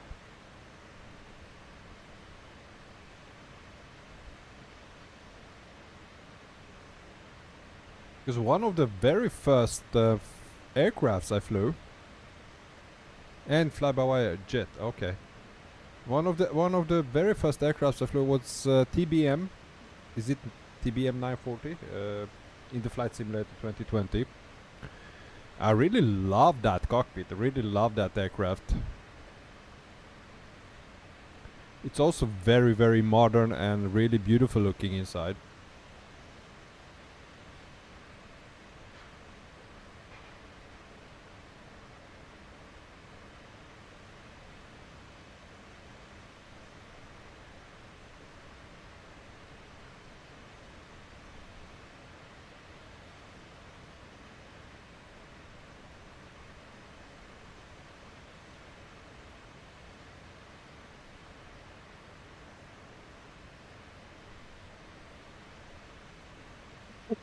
Yeah, Froome. TBM, the one where you almost cut a tree and forgot to use the flaps. Yep, that's the very same. And at the end of that stream, it crashed. That was the what brought my GPU down. That TBM. On that stream, my GPU burned up just as it was supposed to land, and it like black screen. And GPU was dead. Link, going to buy one in my real life dreams. Have you sent? Let's see. Where is the one? The Vision Jet. Ah, now I know what you're talking about. Oh, that looks so cool, man. I love that, the wings. Ah, that's a cool aircraft, man.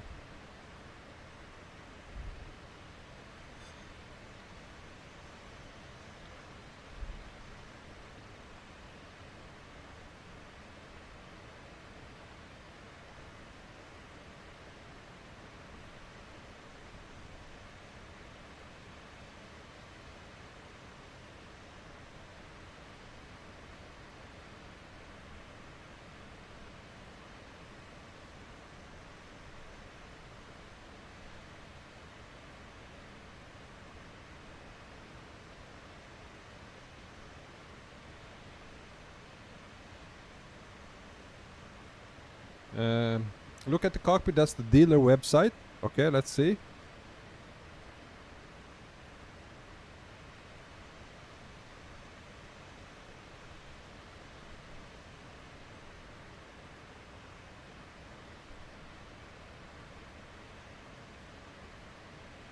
Ah, the black one. Look at the black one. Oh yeah. Gimme.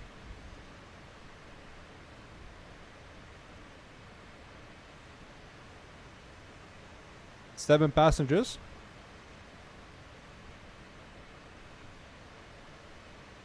Oh, that's luxurious, man.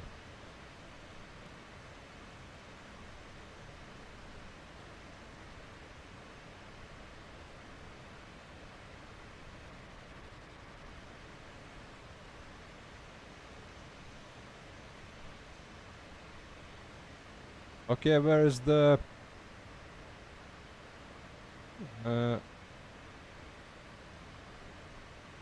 where can I see the cockpit, man? Interior. But that's only... that's the cabin. But it looks... look at those chairs. It's like the same chairs you have as a pilot as well.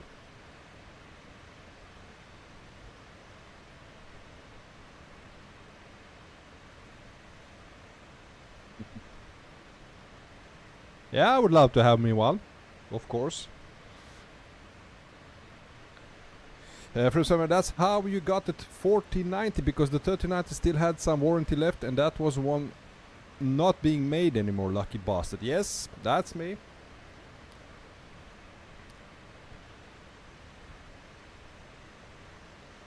No problems. It looks, I mean, Frank, it looked really beautiful. I I understand what you're talking about. It was really cool aircraft.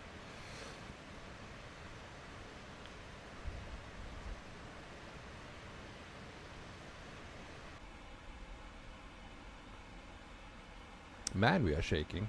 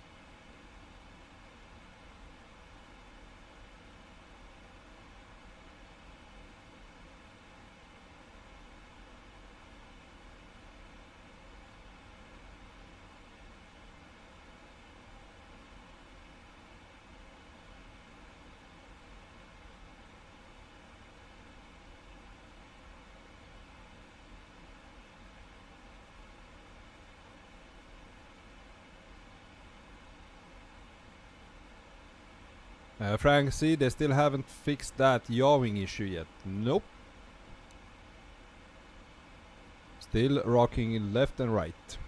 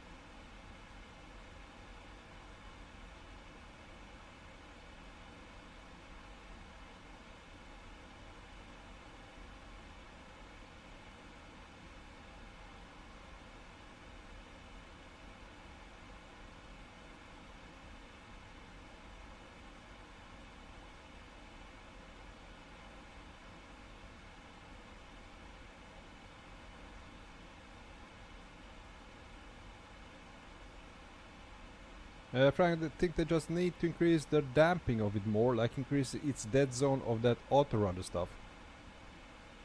But man, I have zero clue what they need to fix, because, yeah. Me in development? No. But I agree with you. It's a little bit annoying when it shakes like this.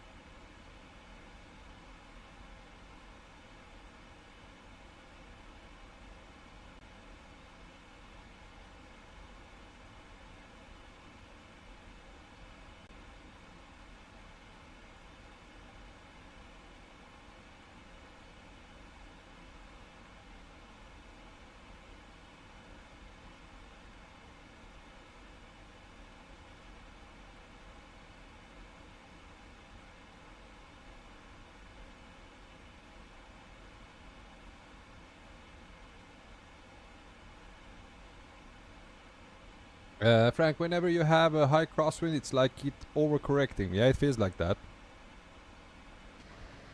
What happens with the rudder? It doesn't move.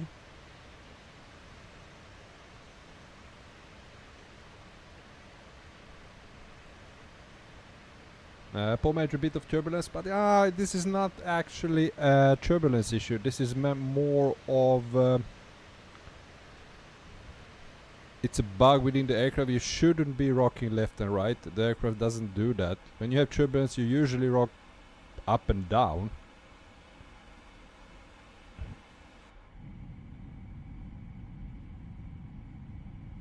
Now I will never forget the turbulence we had flying over Turkey with A380 when the wings were going like all the way. It was like this flex going up and down. It was looking like they were like birds flexing with their wings.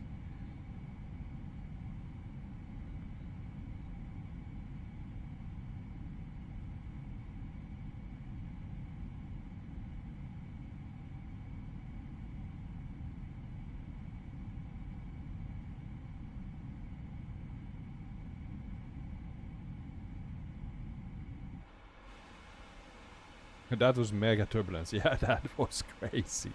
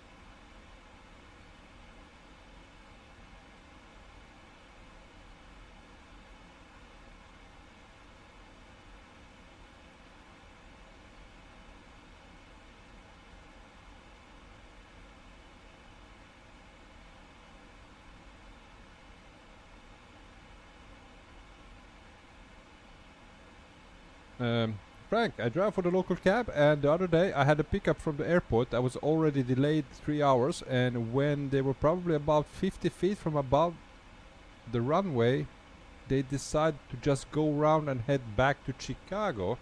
At Chicago was the departure and the alternate at the same time. Okay, was it so bad weather? Which airport is that, Frank?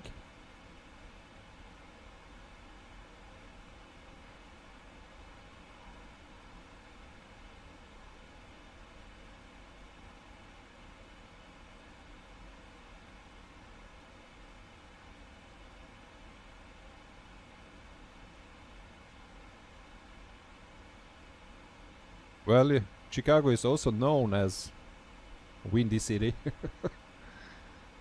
It's always windy in Chicago.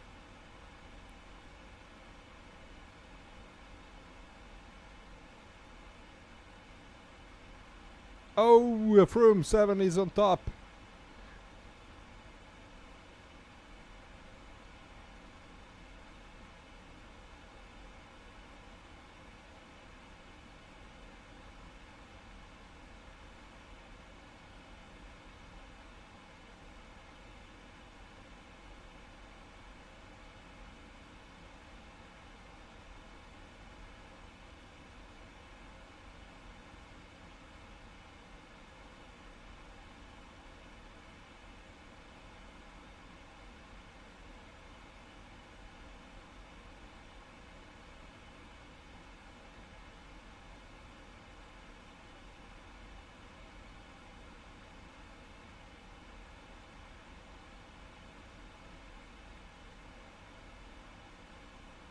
Frank, the ceiling was too low. KCMX, alright.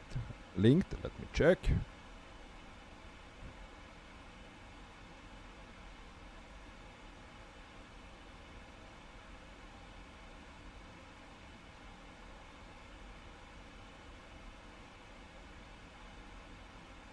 Hancock Hancock Houghton.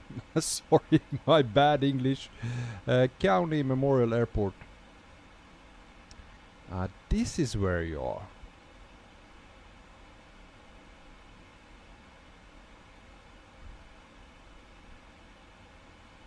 Chicago is down there. I've been to Chicago. Love Chicago, man.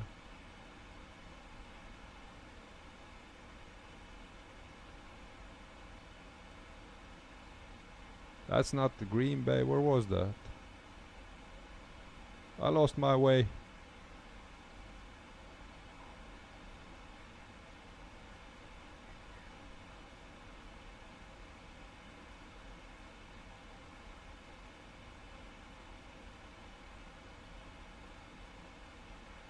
There it is.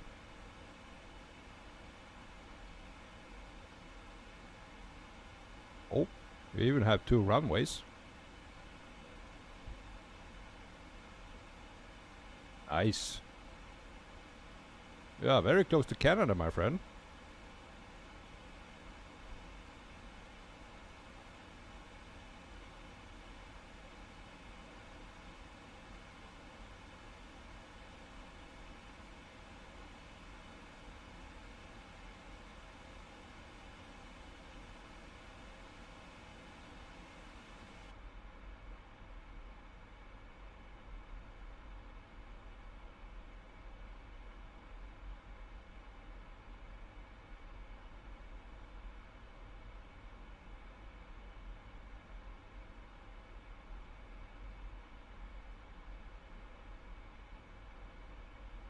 Frank, we just under 500 inches of snowfall this winter. Ooh. How much is inches? How much is 500 inches in meters? Remember, I'm European, man. Let me convert that. 500 inches. Holy shit! Are you serious? Oh my god! It's like, it's almost like size of my house. For Europeans, 500 inches is 12.7 meters. Now that's the snow. As we get lake effect from all direction. That's crazy.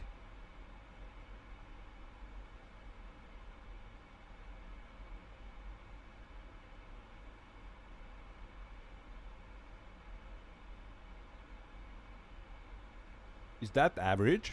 Holy shit.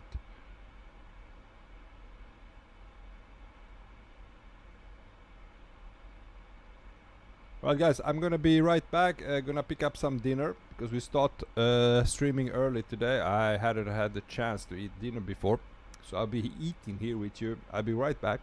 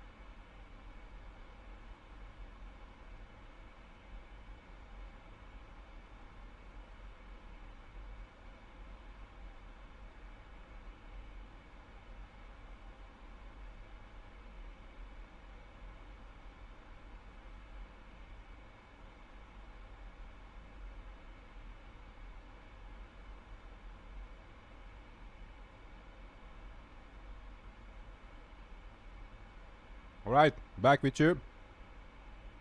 Frank, Flight Radar is such a great application. Yeah, I love that. I use it a lot as well.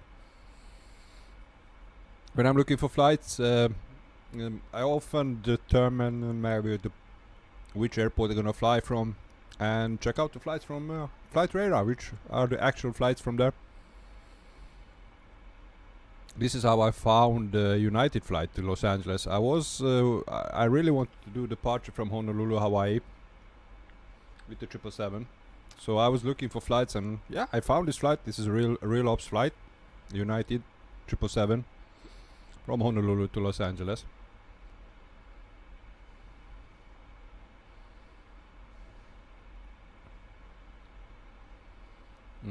Crazy Frank, I base lots of my flights off of it. I just click one of the planes, see its route, and do it in game. Yeah, that's really neat, man.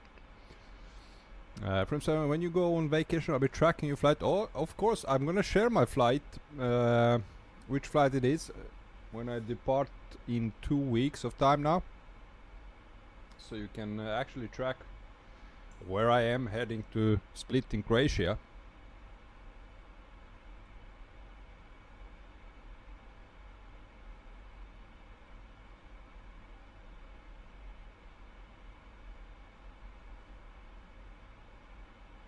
Same.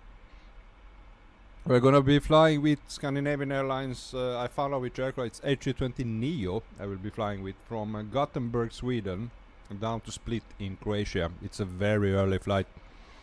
I think we depart at 5 a.m. UTC.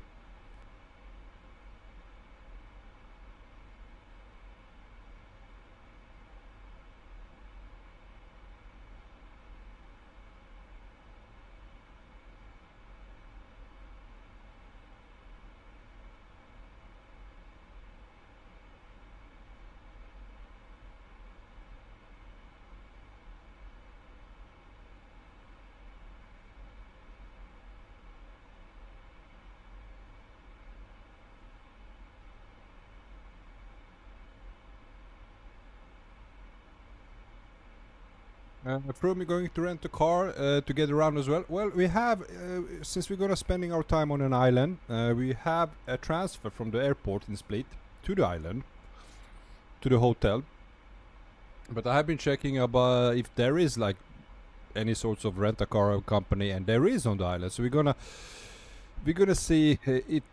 We have not made any plans, but we're gonna start up with being just at the same spot. There are beautiful beaches where you can swim, have a great time, and later on maybe we rent a car and just explore the island.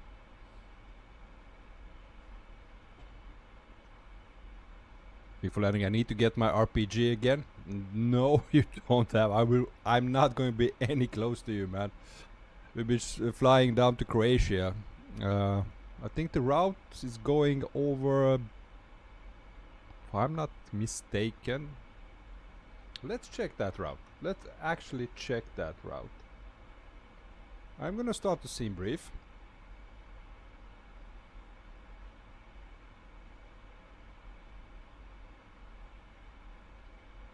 And I'm gonna do new flight. Now, first of all, what the hell is IK? I cannot remember the airport IK was for those two.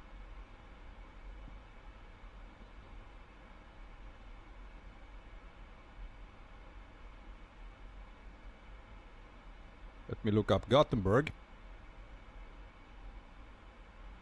ESGG. Close. And Split.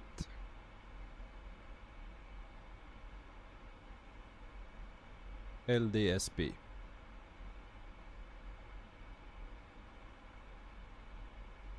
Let's go A20N.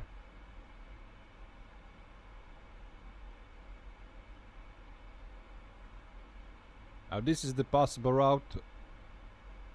It's over Poland, Hungary. So departure is Gothenburg. As I said, we're gonna go down over Poland, continue over Czechia, Hungary, then down over to Croatia, to Split Airport. There is the airport, and the island I'm talking about, I think, is this the one, or maybe it's this the one. There are lots of islands there. I cannot remember which one was. Either is this or this big one. One of these islands it is.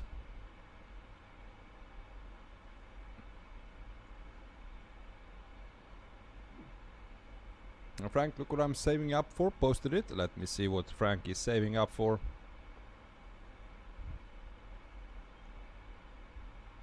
Turbofan model kit that works.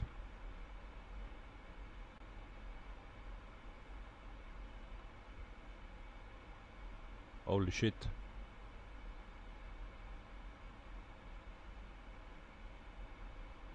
What you gonna do that?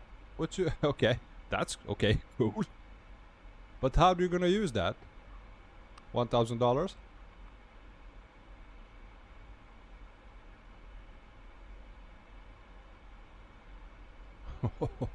That's cool.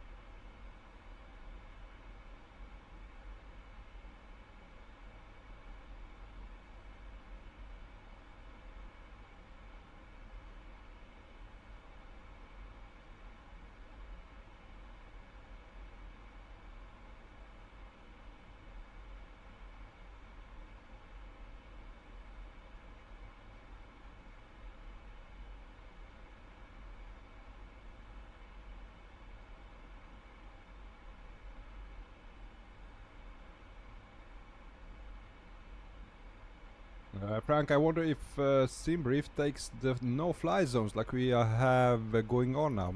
Not always. Not always. Now,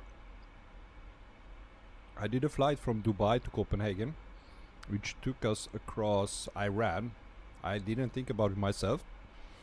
That was actually when they were like waging war against each other, and it was a no-fly zone. Nobody was flying over Iran since the Israeli were attacking Iran.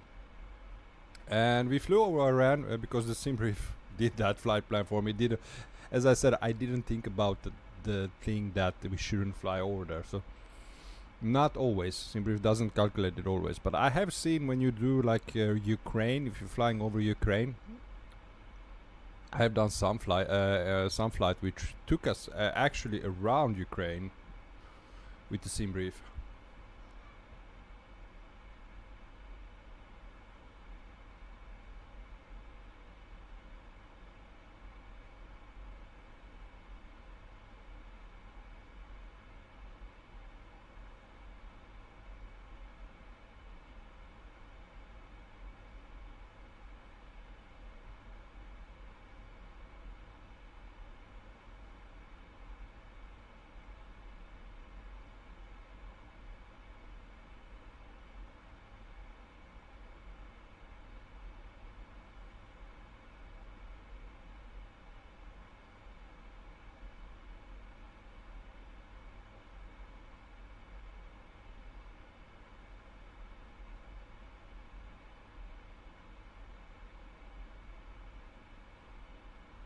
Oli Baka completed VATSIM course now. Time to get stressed out at the gate.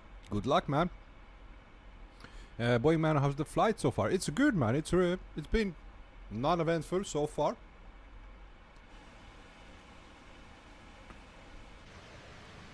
Everything.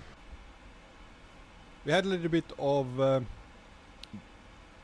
rocking issues, if you would say like that. When you have a little bit of side wind, the plane starts to rock him back and forth, which is a little bit of a bug with this aircraft. But other than that, no issues at all. Beautiful flight.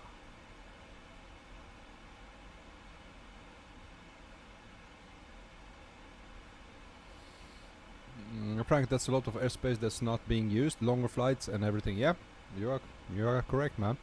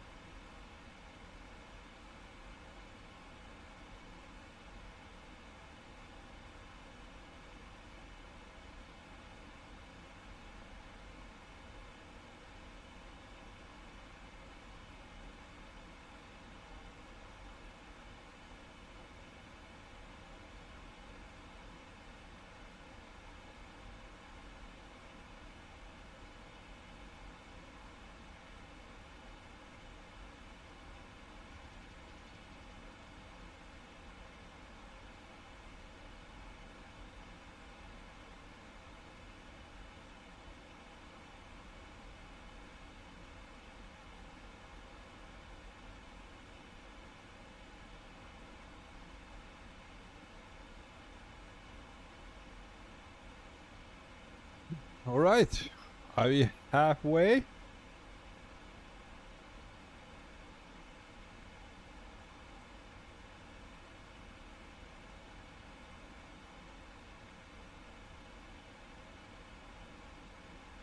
Nine o'clock Zulu.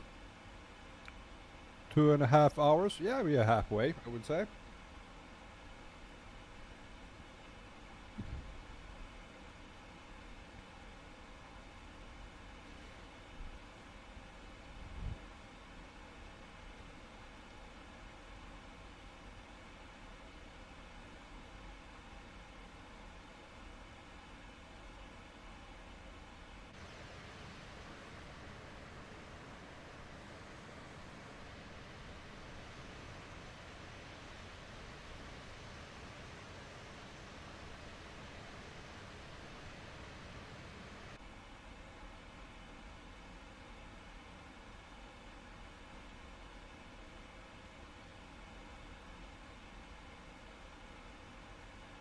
Whoa, Daniel, my friend. Hey.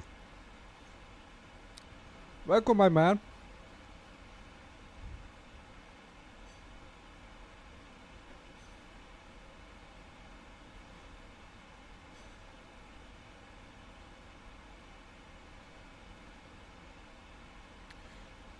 Daniel, my GPU arrives Monday. Happy stuff, man. I know the feeling. I know the feeling. I was the same when I got my PC. I was like, oh, I can get my hands on the hardware. Hopefully you will be happy with GPU, man.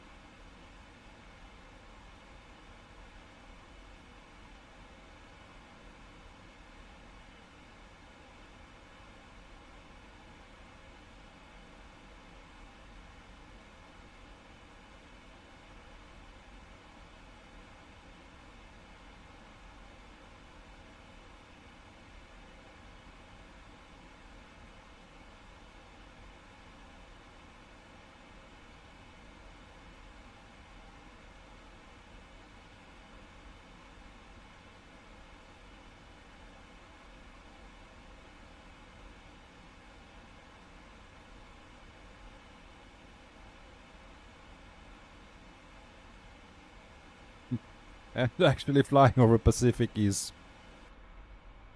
be more fun. There's actually not much to see than the ocean.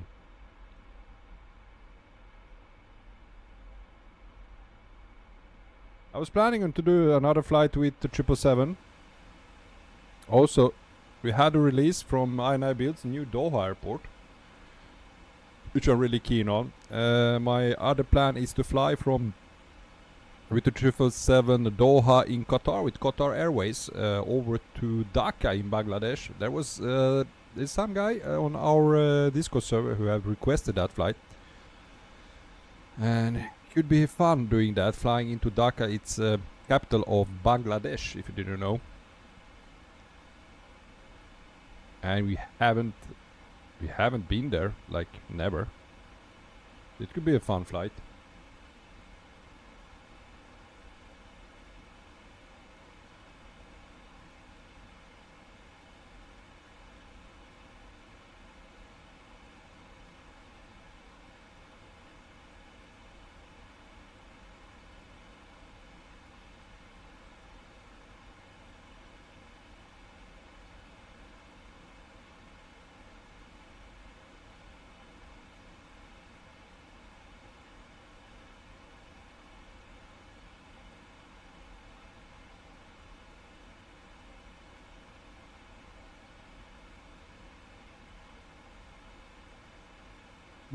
KSFO to Cord. It's San Francisco to Chicago. My aunt's next flight here to visit next month, so do that one too. Maybe later someday. Which aircraft, which airline is doing that? It must be United, right?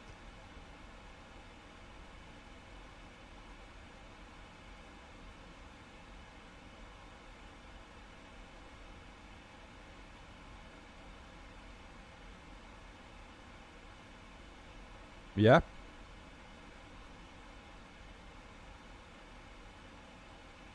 Be honest, I have so many requests I haven't done. There is on my Discord server, there is a channel where lots of people have written lots of requests for flight requests, and I have an immense backlog of those. Because there's always something that comes up that I want to do that flight. There is that aircraft which is out, and some of those flights are quite impossible to do merely because of the length of the flight.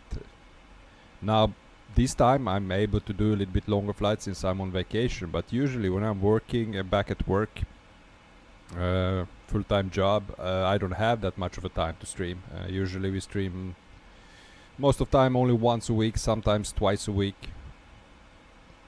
Simply because, yeah, I have a young son as well. He's 7 years old and needs lots of attention as well. So, but there are lots of flights which I have in my request channel. So hopefully one day I can do San Francisco to Chicago. I also want to buy iFly 737 MAX. I really want that aircraft. Still putting it on hold since I have spent a lot of money recently on both hardware and yeah, we are going to our summer vacation as well. But hopefully soon enough I will buy as well iFly 737 MAX. Really keen on that aircraft.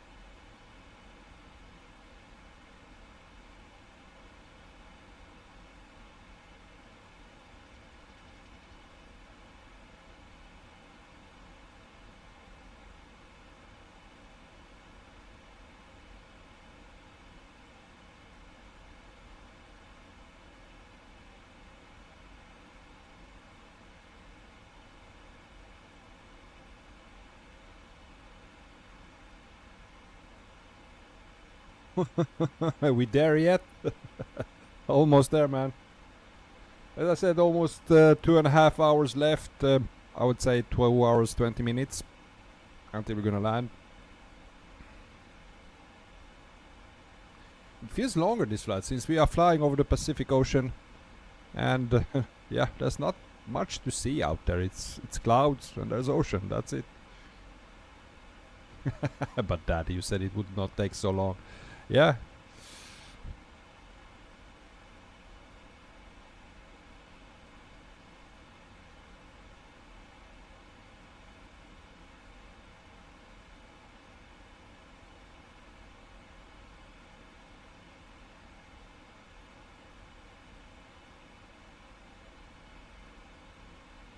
I'm checking the radar as well. Let's see if there is like ATC. We are still on WATSIM network. This is us. Now there has been an update to the radar. Now you can see you plan the route, and it's important, as you can see all the way when I'm hovering over my aircraft. Can I make it stay if I press yes? If I press on my aircraft it stays. And you can see our planned arrival. We are using Rider 2 arrival, and you can actually see that on all aircrafts. That's quite nice.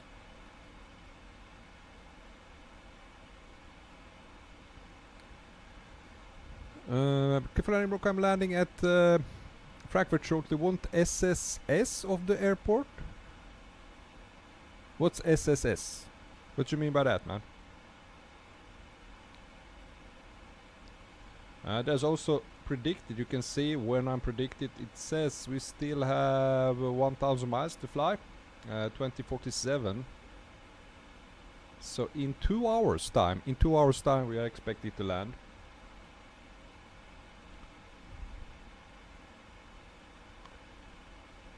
But look at that. San Francisco has full coverage. Lots of aircraft. We should have flown to San Francisco, but I have been so many times to San Francisco, I really do want to do a landing in LA. And there is no ATC in LA currently. Phoenix Sky Harbor has ATC.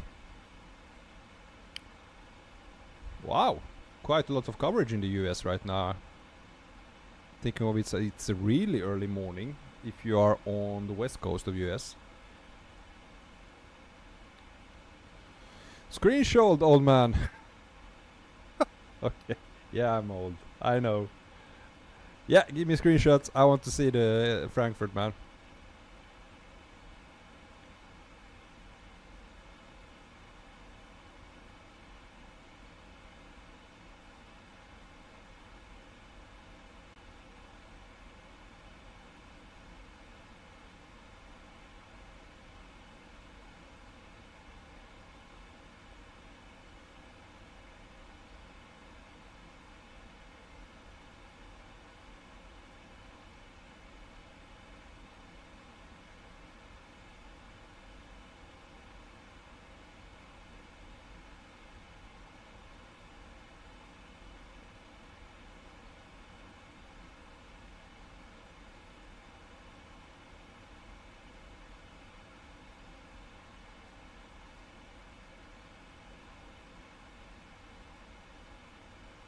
Daniel, I did Dubai to Edinburgh today in 2024. I had 2 crashes and crashed on final.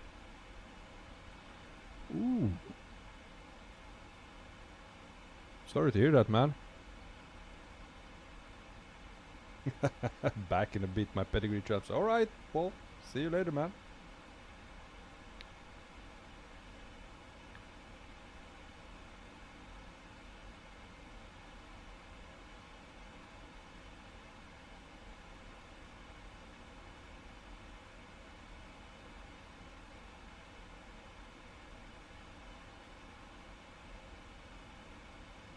Crazy Frank, what's the link to that app again? Which one? The one I showcased just before?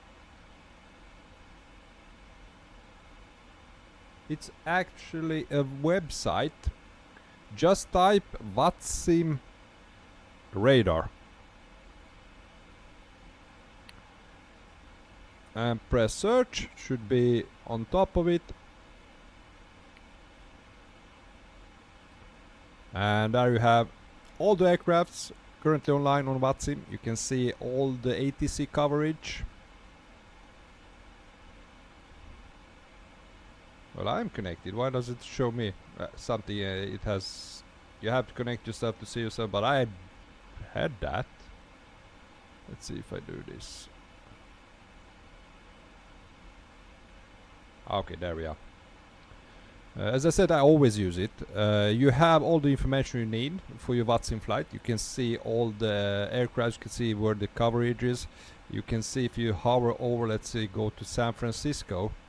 You can see that delivery is online. You can see clearance delivery and frequency for that, which is 121.1. Ground is online. Same as there. You can see the frequency. You can see the name of the air traffic controller and tower, and you can also see the coverage here. Is that if you press that, it's Oakland control, covers with 132.2, and you can see the ADs. Now that is Oakland. I was not San Francisco. That's Oakland airport. But let's say if you want to go to San Francisco, just press the ADs. You can hover over that, and you can see all the information, which runway is used, which information you have. So this is like a must if you're flying on Watsim.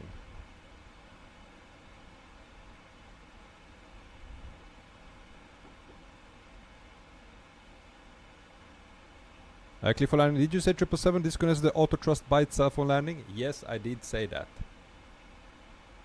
Because that I always do manually. Don't do that. Don't touch your... what you gonna do, man, before the landing...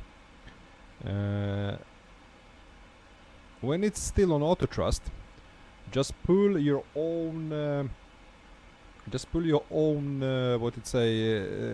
thrust levers back to down position while it's still like now. You can do it middle of the flight. I put it all the way down, so it's on what it's called, yeah, all the way down. Just pull it all the way down there, and then when you approach the runway, you don't have to do anything, man. As long as you have auto brake is set and you have armed your speed brakes. As soon as you are about, I think, 20 feet above the ground, it disconnects by itself. Listen to the Boeing expert Clifford. No, do you know what? I didn't know this myself. I found it on because I was watching tutorial yesterday. 320 Sim pilot, which is actually a Boeing pilot now, he said that on the stream where he was about to land. Not the stream, it was a tutorial he made for 777 descent and landing. And I was like amazed. Alright, you don't have to do it. He said it did disconnect by itself.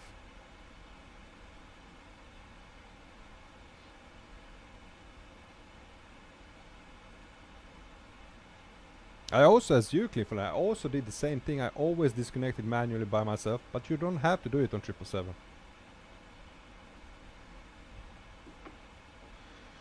Good luck, man.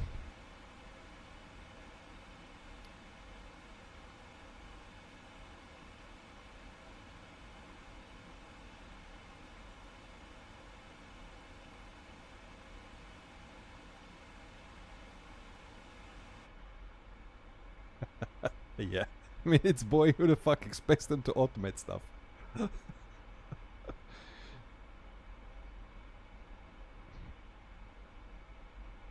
But they do have a couple of automated stuff, which does. Also, it's very neat thing with the toga button. I love that as well with Boeing, which Airbus doesn't have. You have to set it to like which gate you want it. You just press the toga button and it handles by itself. Really love that.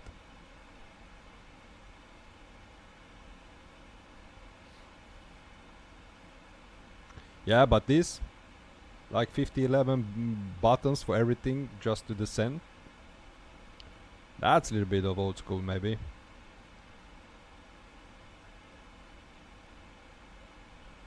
Don't remind me the barrel setting. Have fun getting the number you want. Yeah, I know that. That's the real headache with setting the correct number. Knobs in the Boeings, in PMDGs are like, man.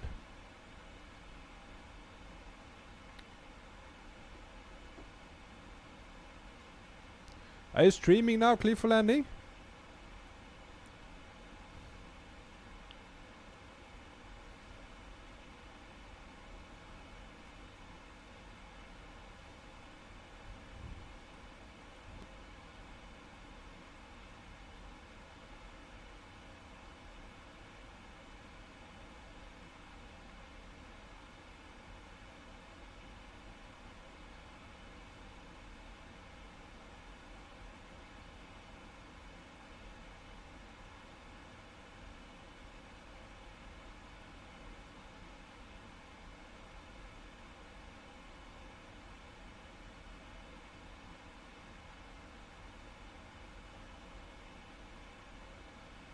Oh, you're not.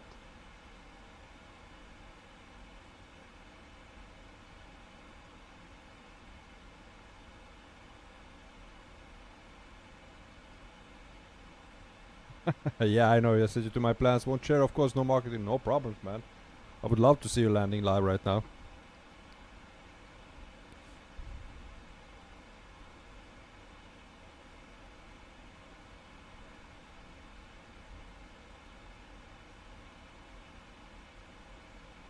CFL, my Streamlabs are a mess anyway. Have you tried?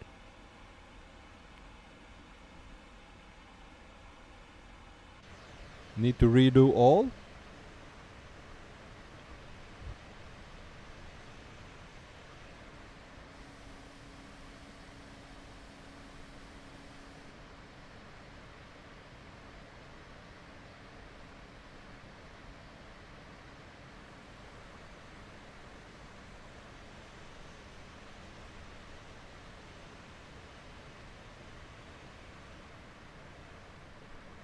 Sometimes.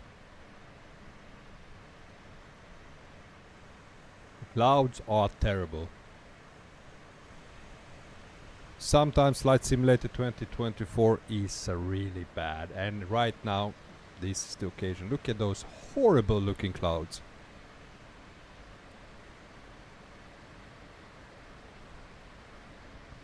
And this guys has nothing to do with hardware. Nothing. I mean, I'm on like 100 plus FPS.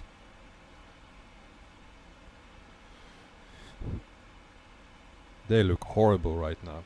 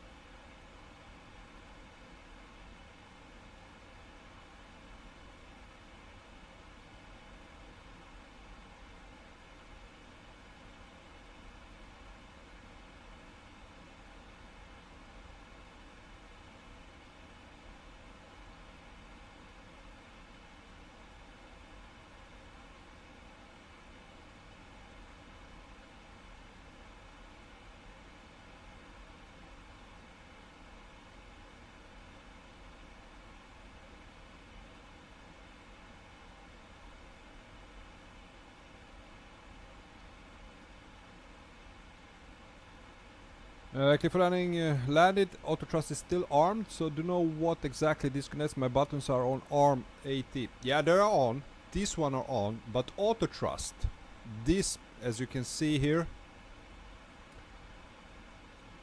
this disconnects. The auto thrust is gonna be armed, but it's gonna disconnect. This one.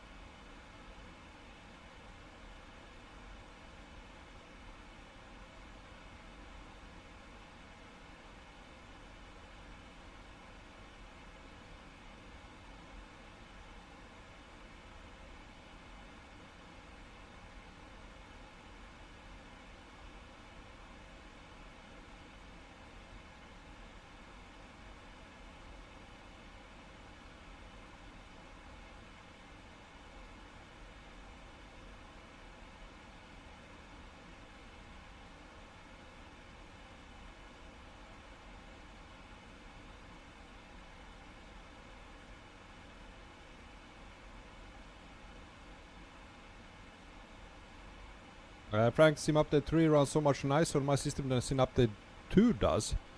Well, then I'd have...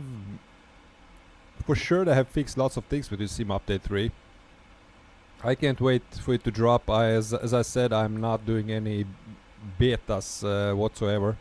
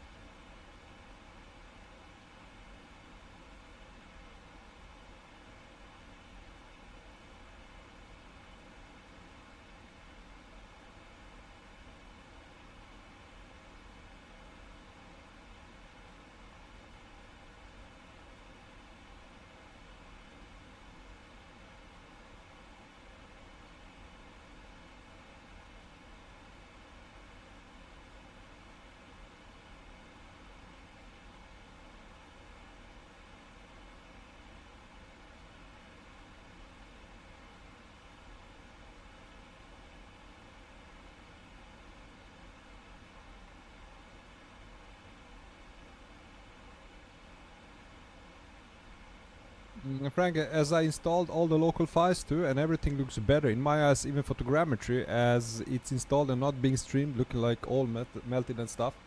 That's what I'm planning to do now. There was that feature they're gonna release with Sim Update 3, that you could store the local files of the area where you're flying, and that's my plan to do as soon as it's available. Like we did now, I would like store the files for area around Honolulu, Hawaii, and as well as Los Angeles area. I hate the stream stuff, but at the same time I understand, since they told us how much of hard drive space we would need to use all of their data, and it's going to be like just too much. So in a way I understand that it's streamed, but I don't like the method. I would really love to have stored specifically is some areas.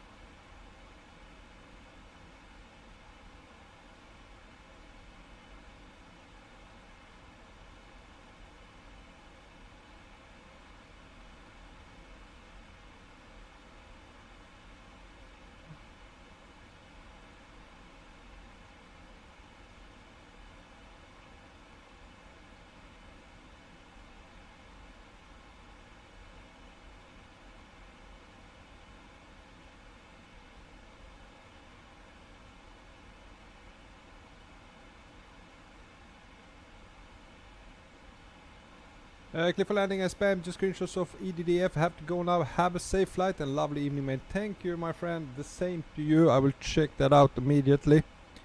Now this is the EDDF Frankfurt. Let's see.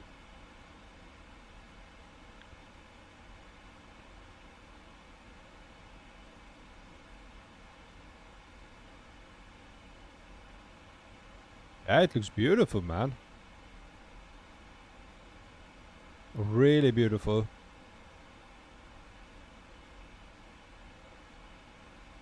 Yeah, that Frankfurt looks really nice. Oh, there are more. There are more.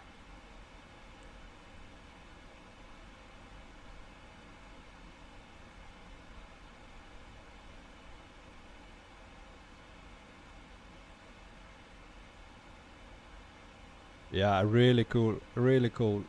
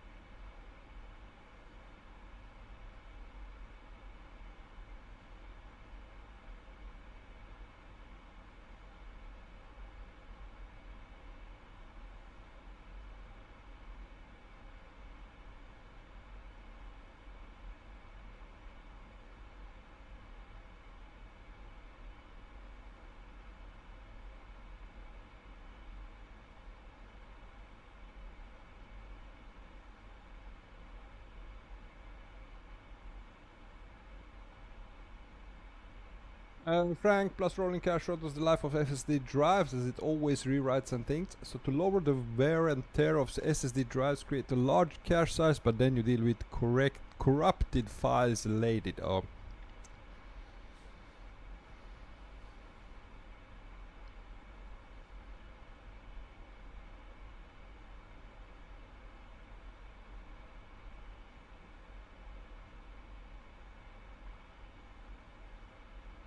Am I saying correctly?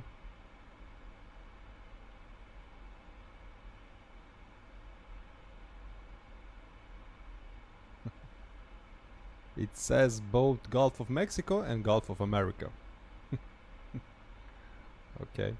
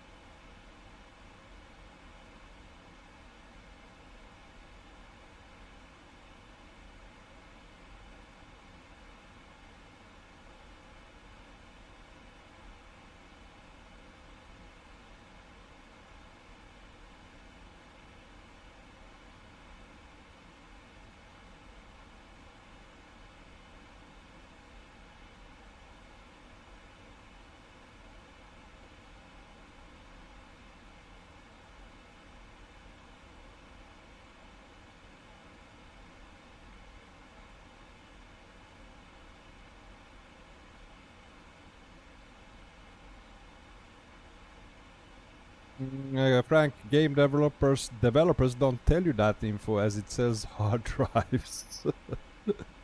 Alright.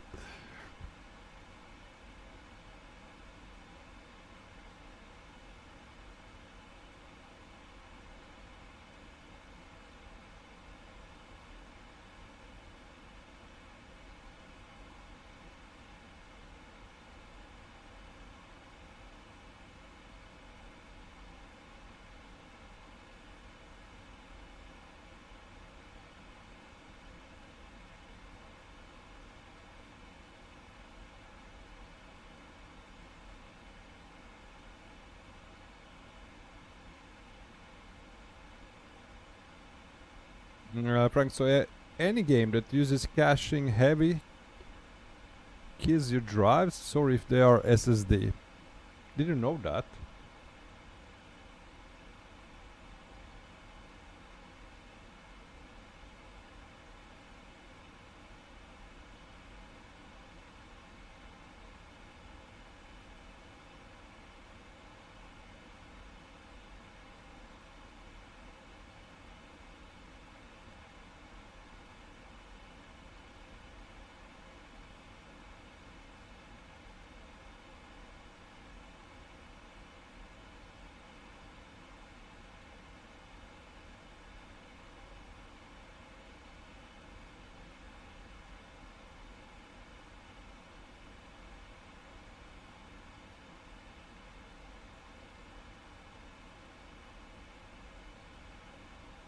As the pursuit of cache is fast, rewriting and short storage for later to be rewritten again as you fly around in the new areas.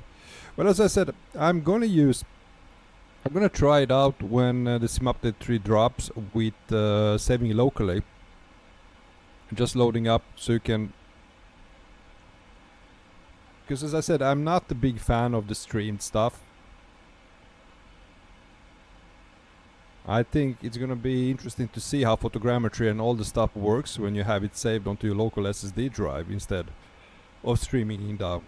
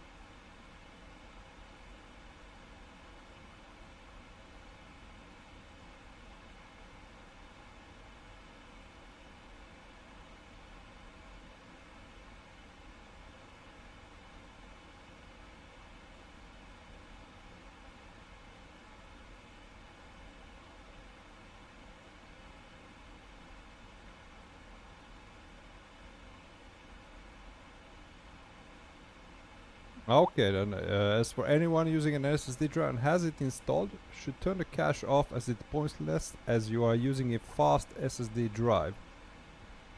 Cache was made for HHD. Good point.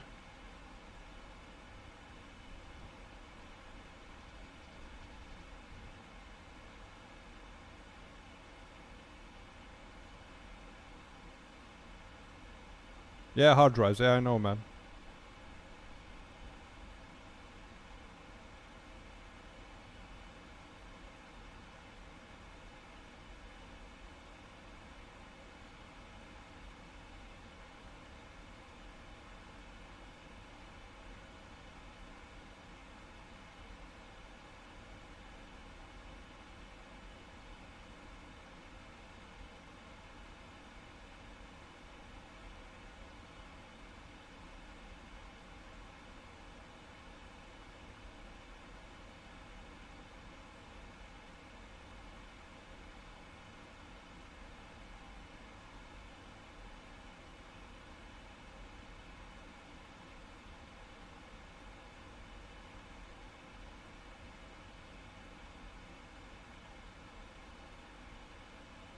Whoa, Cactus Bravo, hey man. Hey Bronco, I see you on Volante, you're a few hundred miles ahead of me.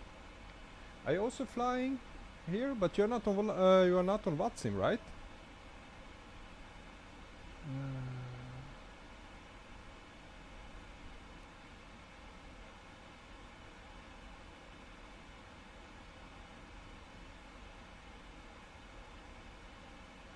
What's your name in Volanta, man? Maybe we are not friends.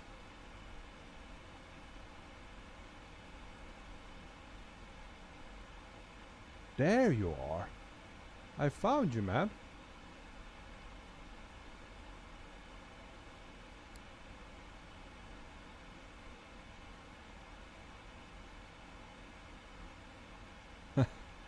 No, what's in for me? I'm multitasking. Okay.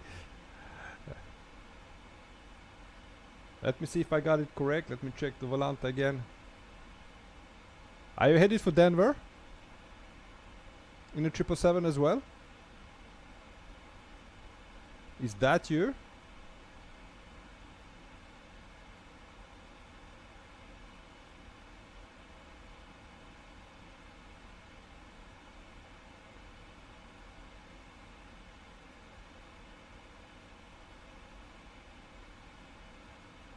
Yeah, that's you. Nice.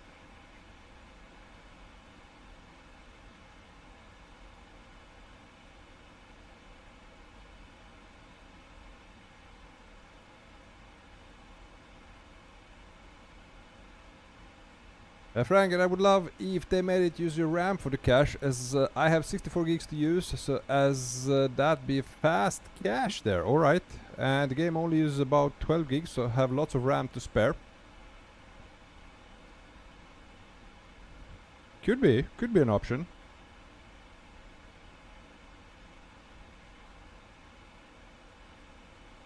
Oh, beautiful. Seems like a so-called approach is online, so we're gonna have, hopefully until we reach Los Angeles, so we're gonna have ATC from Watsim with us. Let's check the ADs.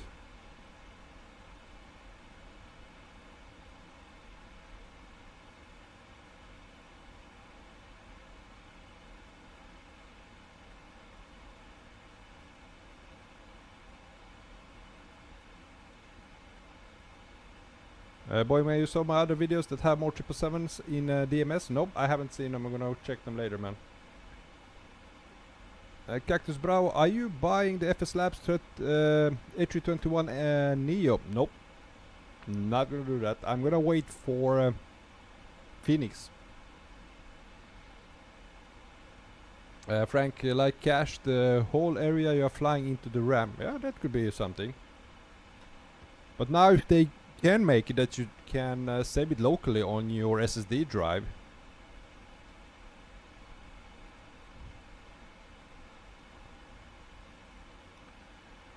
That's really nice.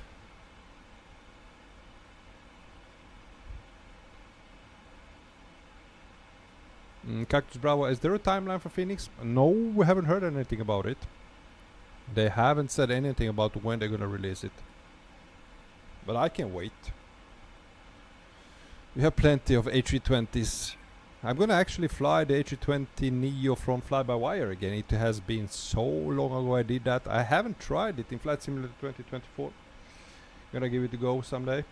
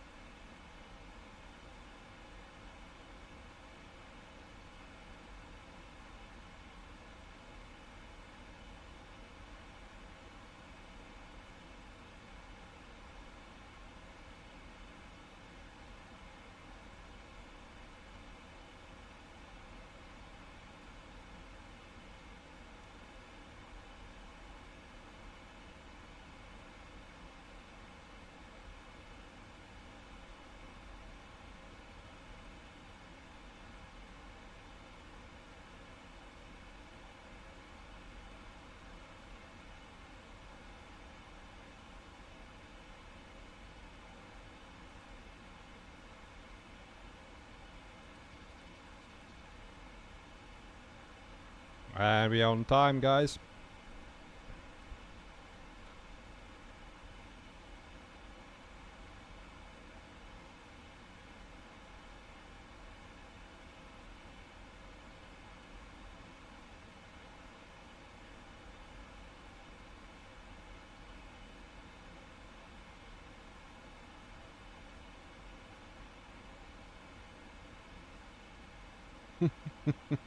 Yeah, Frank, we there yet?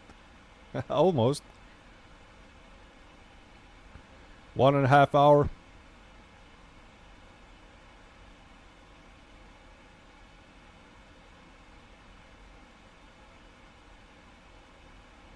Next time we need to fly a little bit more over the land.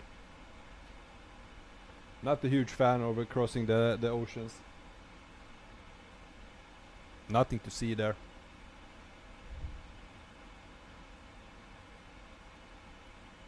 And the simulator is not performing the best right now. We have like I think clouds are not looking that good right now. They are very grainy.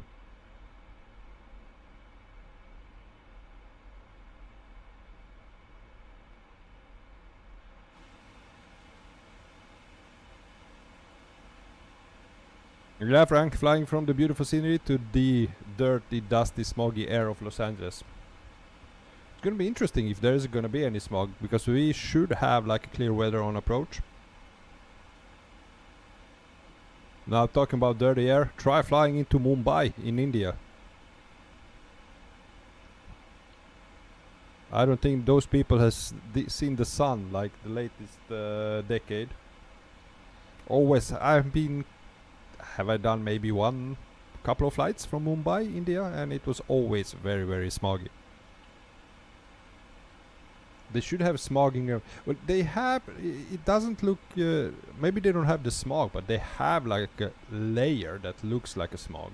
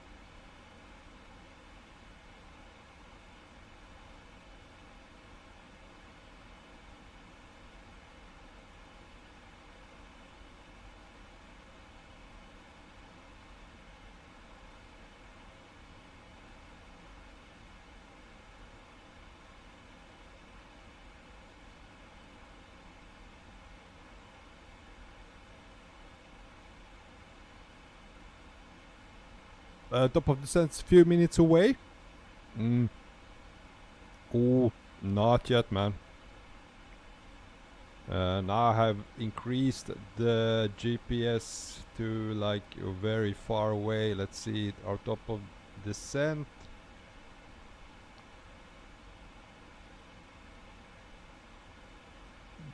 Let's see.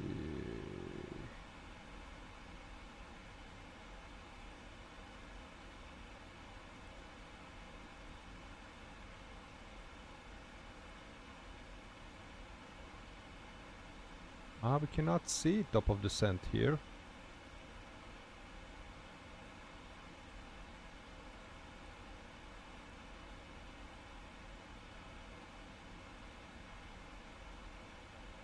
But we are still very far away, man.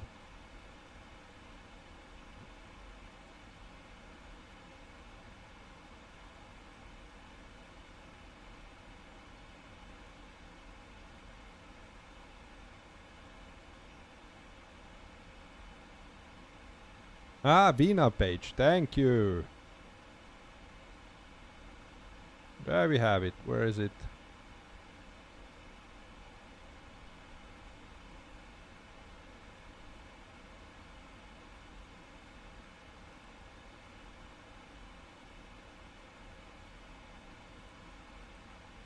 Yeah, me and Boeing. Where can I see it, man?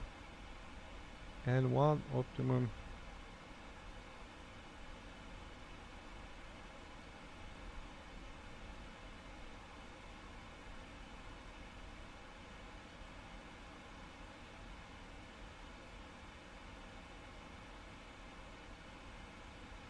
I think you're too far. Okay. It must be. I'm still too far out, yeah.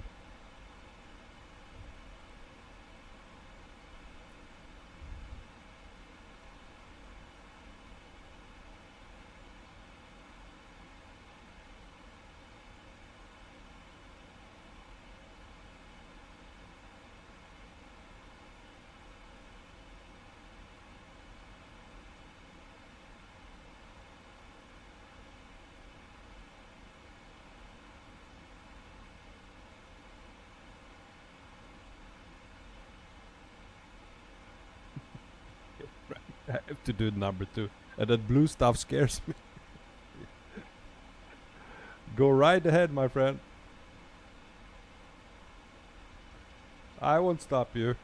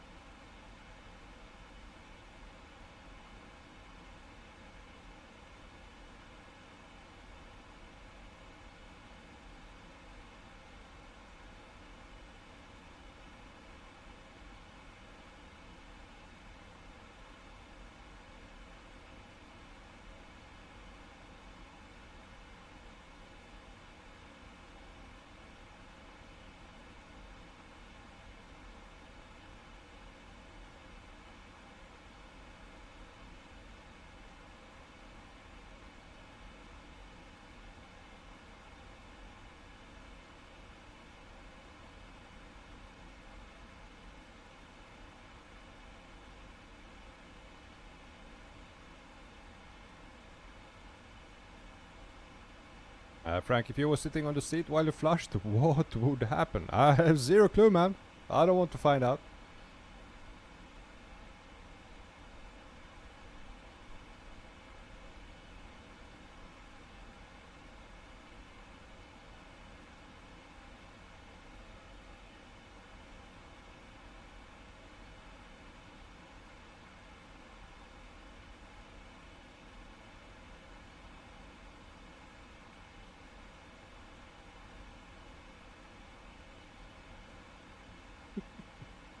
Yeah, Frank. I'm not gonna read that out.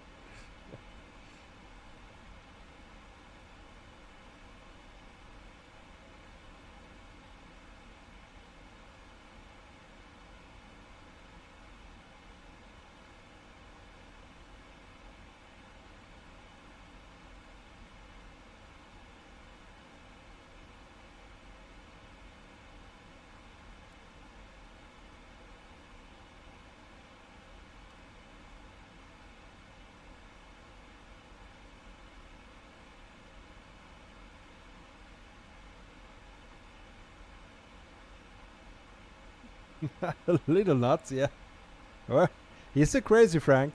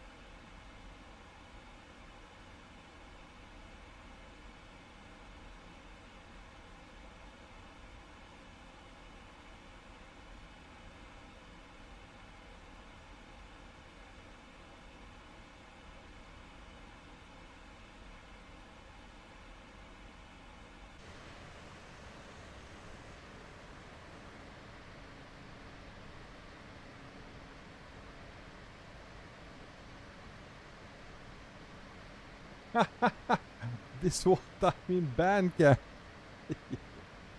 You are reciting American Pie movie.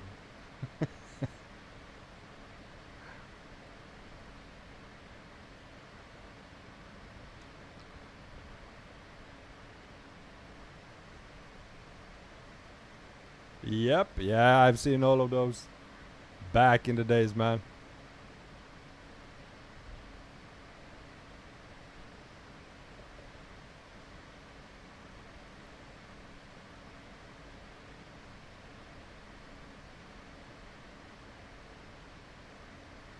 We be old, yeah, we are old, man.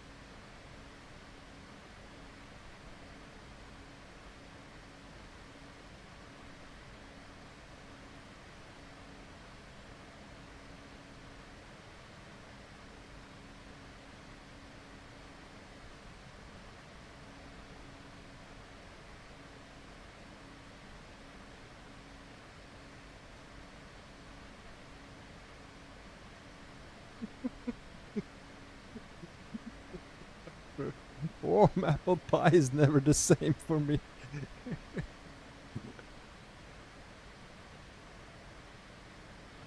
Yeah, I remember that movie so well.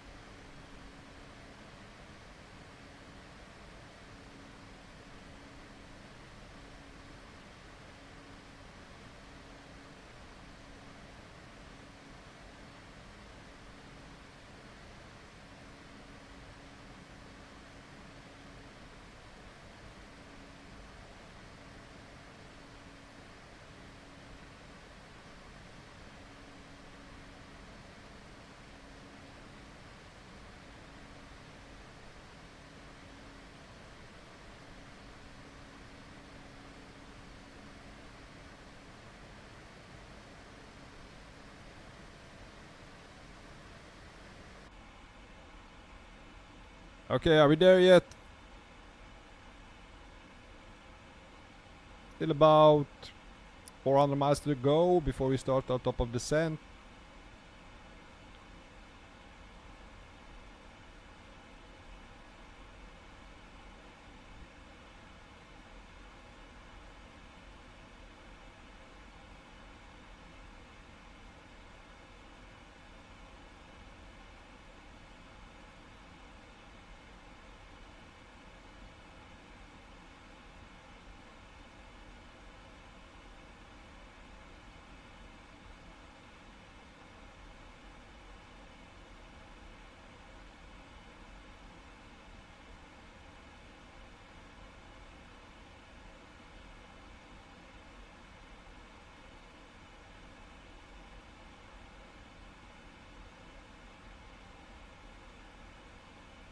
It's just all water, yeah. Fuck me, this was a boring flight.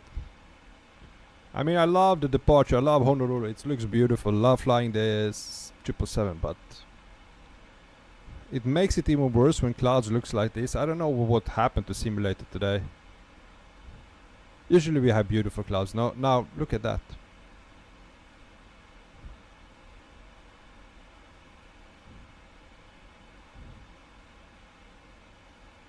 It has good days and it has bad days, this simulator. Today it's a bad day. I mean, performance is incredible. I mean, I have everything set to ultra and it's so smooth. Let's hope that the approach over Los Angeles looks good.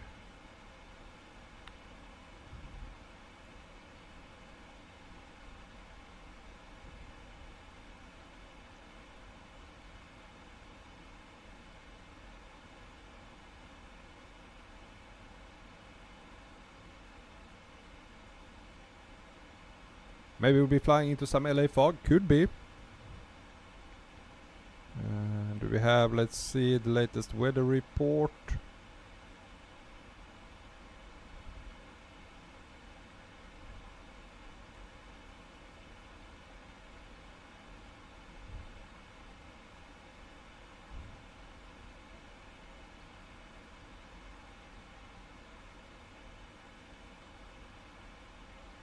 Wind has shifted a bit. We have 230 at 7 knots.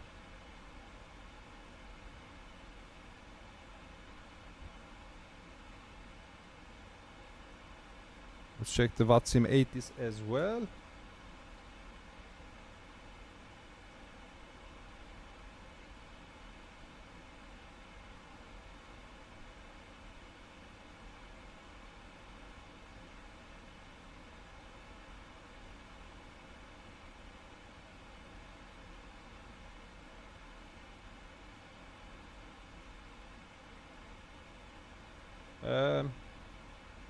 Weather looks good.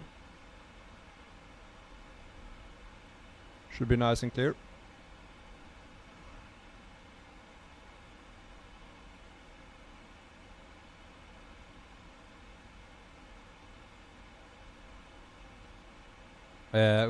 Frank, did you guys know that the air above the Los Angeles and Hollywood area is so brown and dirty that they have to Photoshop movies and shows, they make that to make the sky look blue? Really?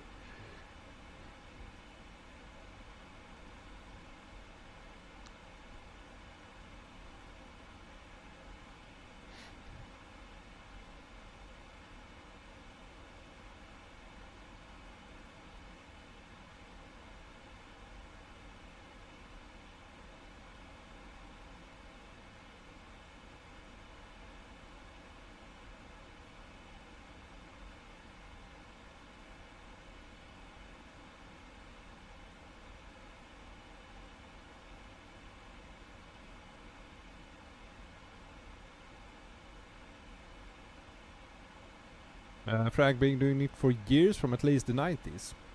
Interesting. Then we should see some brown LA on approach.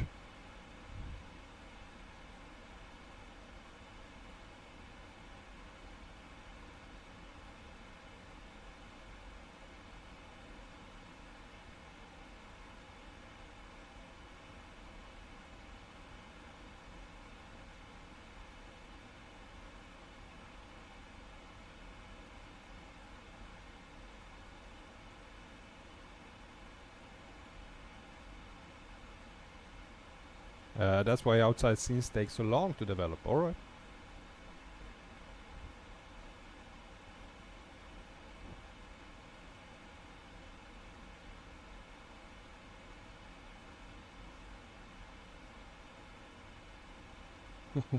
They have to Photoshop each frame. I can guess it can take some time to do that. Now, I have been in LA. I won't lie. I've been in LA like it was 20, could be 20 years ago, 15, 20 years ago, something like that in LA. We went both to LA, Las Vegas, and San Francisco. And what I can remember, I don't remember any smog. It was beautiful days, sunny. We were at Venice Beach. So I cannot relate what you are saying because when I was there it was quite beautiful. But as I say, this was like between 15 and 20 years ago.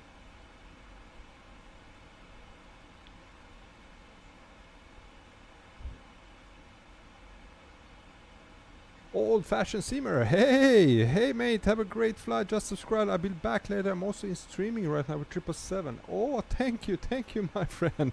Thank you for subscription. Welcome on board. Good luck with your stream as well and your flight.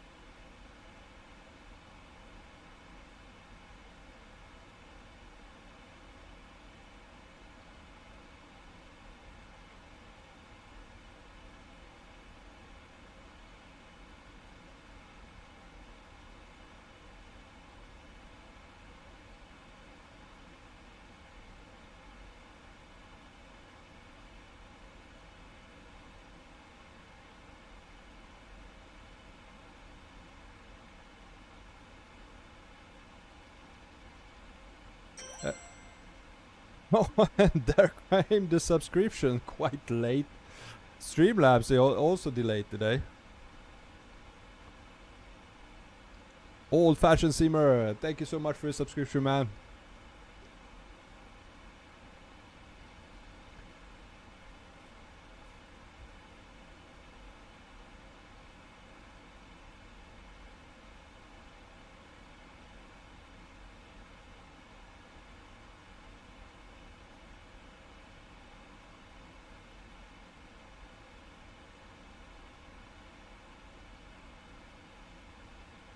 Yeah, you're correct. From Streamlabs is lucky. Frank, I used to drive semi-truck, and whenever you came down the mountains into LA, you pass through a layer of dirt. You can see it from the hills. It looks gross. All right. But when you are down in there already, you don't notice it because you are already adapt to it. So you just your mind takes out the dirt from the air. I guess, I don't know. Well, all I can say is what I experienced. Now, I don't know, when we landed, we flew first to San Francisco. Landed at late evening, at night. And then drove, we spent a couple of days in San Francisco and drove down the Highway 1 into LA. It was perfect sunny day, man. I couldn't see anything, no smog at all. It was the beautiful coastline of the West Coast. Between San Francisco, LA, it was so stunning, man. And yeah, beautiful day.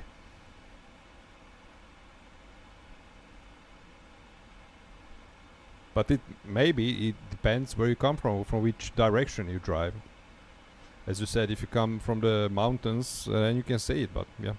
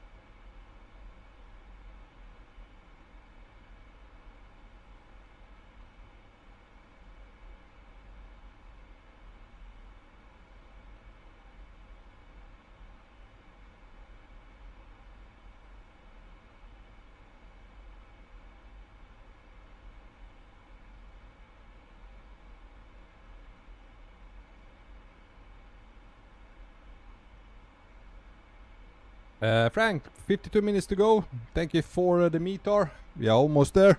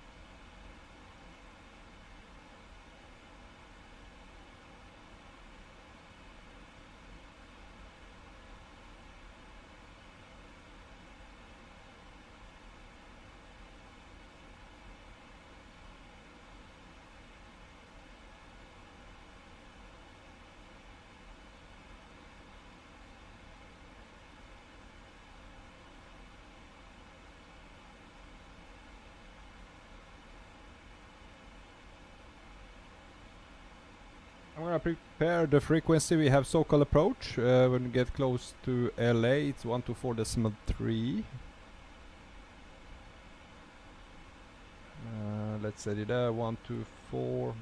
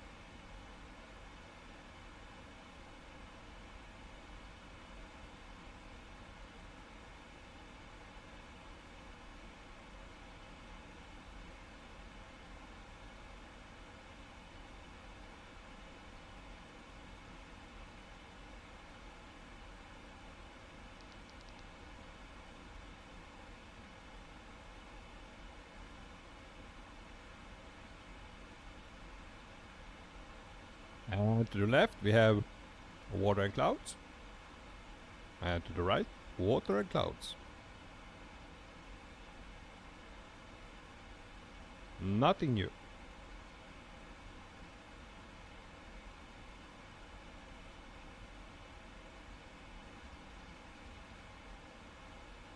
Is the Boeing man still here? Boeing man, are you here? Boeing man.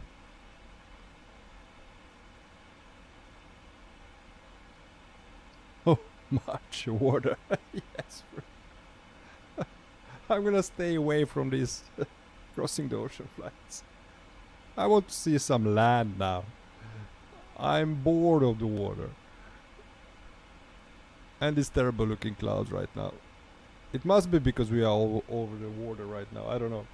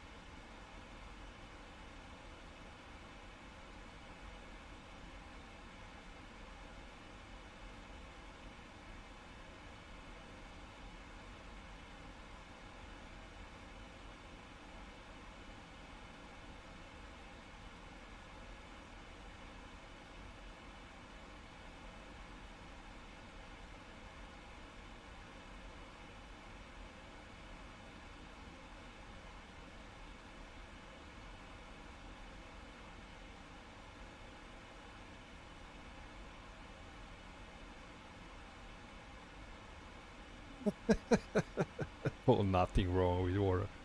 That's too much of it.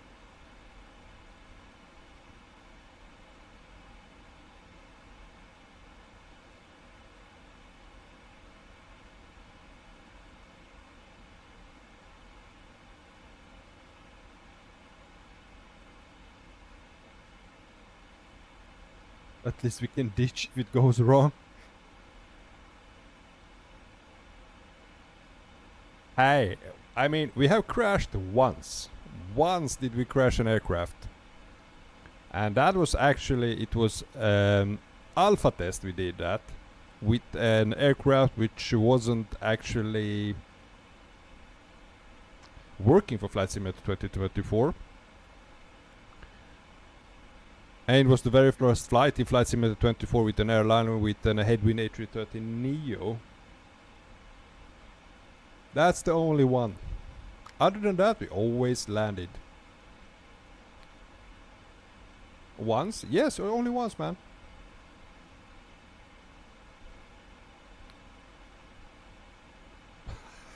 I agree with you, Froome. I don't mind a lake or a river, but this is too much.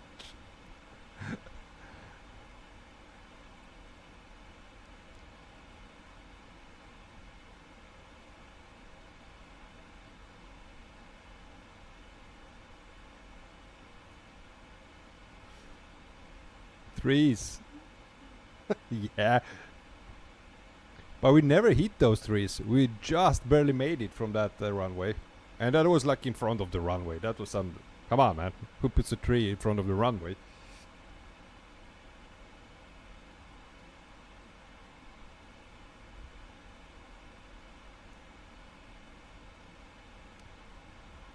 That tree was only cut in half, but we kept flying. We barely made it.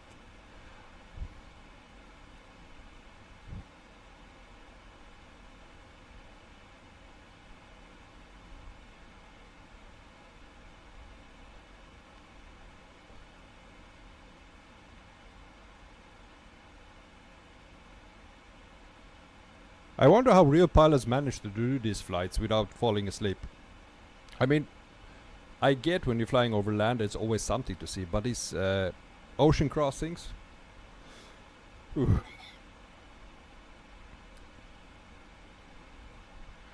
they are tough, guys. And the one on the taxiway, yeah, that was that small airport. What airport was that? It actually did.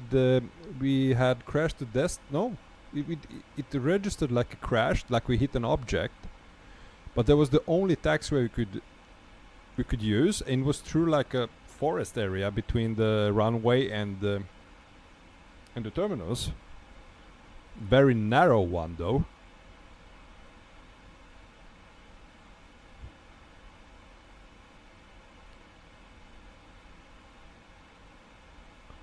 I just can't remember where it was. Somewhere in South America, if I can recall.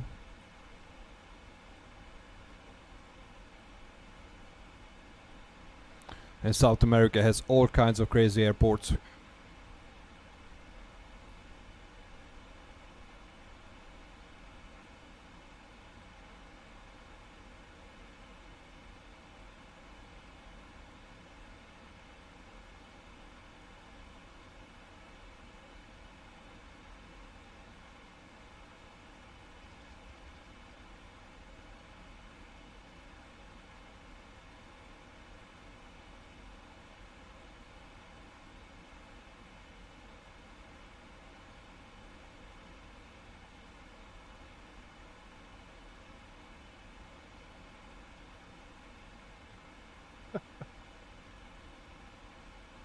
Oh, Major, we have had many a worry on your flights, Bronco, but you get us there. Now imagine it was a real life. Imagine we sit in an aircraft, a real life aircraft. Let's say we're sitting in a Boeing 777. All of us. An emergency happens. Both pilots are incapacitated, and the only one who can land is me.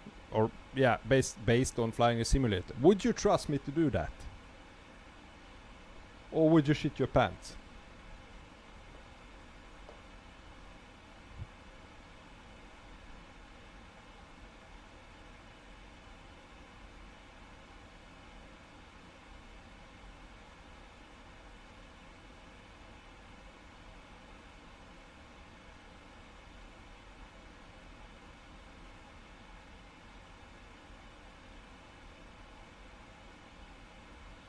It depends, I guess.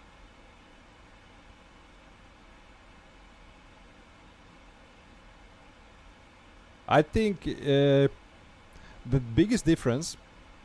Now, I do know how to fly an airliner in the simulator, but the difference is, I mean, the setup, everything is exactly as it is, almost like exactly.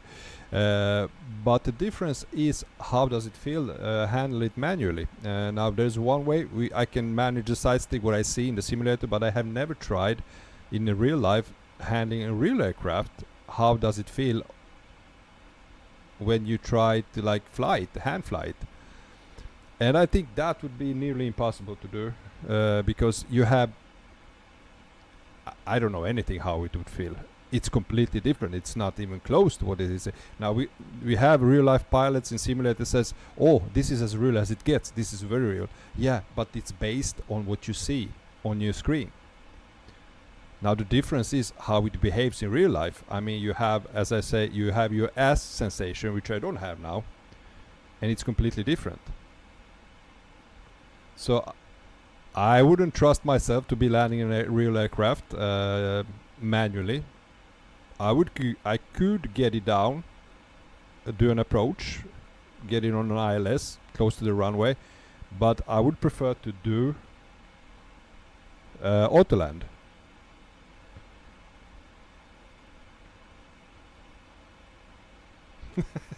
Pomage, if it was real life, I would need a lot of beer to get on. Yeah, me too.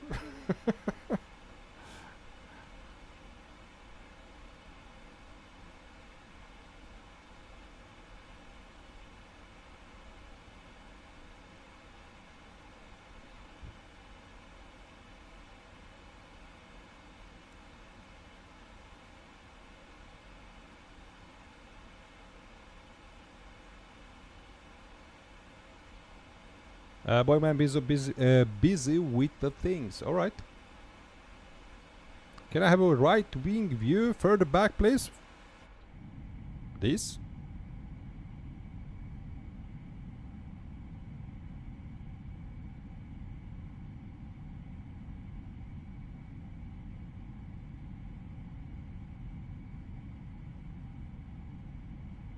That's the thing. You already know where the buttons are and what it does, but hand flying it to land is another thing. Yeah, exactly. I can do auto land if you talk me through it. Yeah. The other things, it's like the situation in itself. How will your mind cope with that? Imagine, like, I'm quite confident I can land it, but there is no hazard with this. It's only a simulator. I mean, it's happens on the screen. It's a game, if you will call it like that. But real life, imagine sitting down there and like, okay, it's on me now. It's all on you to get all these people down safely, and not only all. I mean, it's all your own survival instinct. How would you handle the pressure? How would your mind work? It could be you sit down in the seat and it's complete blank. What I'm gonna do now? It's like it could be extremely stressful.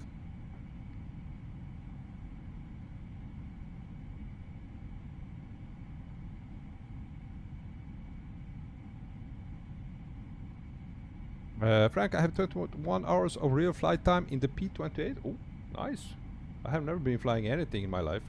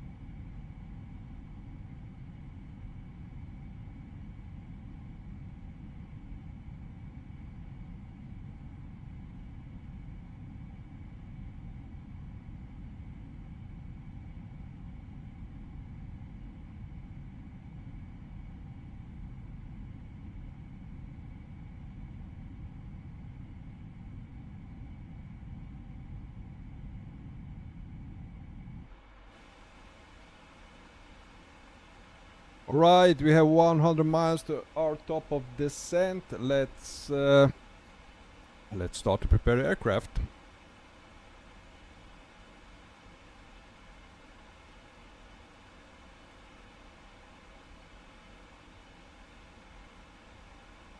So we will do rider 2 approach arrival.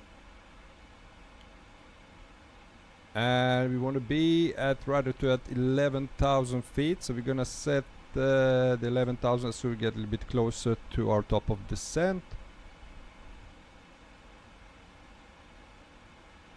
QNH, let's see the QNH, we can pre-select that. That's where it's altimeter 2999.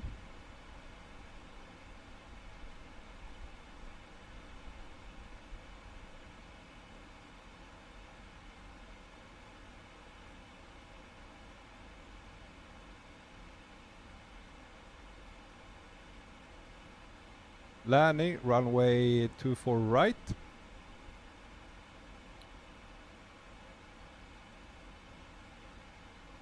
And decision altitude, barrow should be set to 322.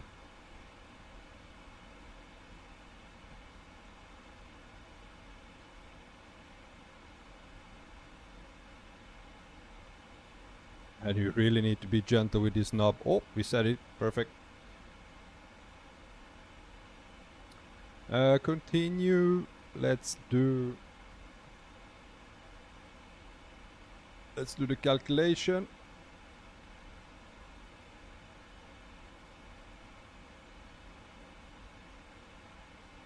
Landing on a route. The runway is 24 right. Let's import the weights. And we're gonna be landing with flaps 25. Nor versus. Let's import weather and let's calculate. Auto brake switch. So we're gonna use 2,000 meters of the runway. We should be plenty of runway. Flaps 25. Now, if we used flaps 30, we'll be a little bit shorter. I will be fine with flaps 25. The speed is VREF is 153.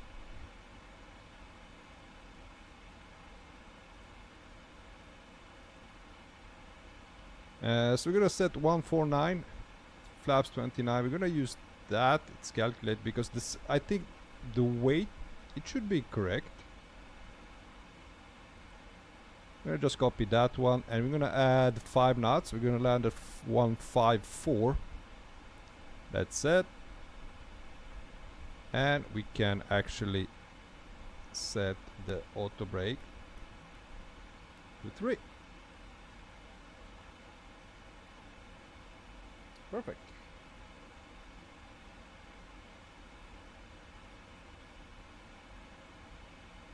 Paul Major, I have flown quite a few helicopters. Now that is hard. Boyman, I'd suggest flaps 30. You can suggest, but we're gonna use flaps 25. And Bronco, you need to do one just for the laugh. Alright. Maybe someday. And I guess SoCal approach knew we were coming, so they disconnected. No, we are no ATC. Oh shit! Bronco is closed.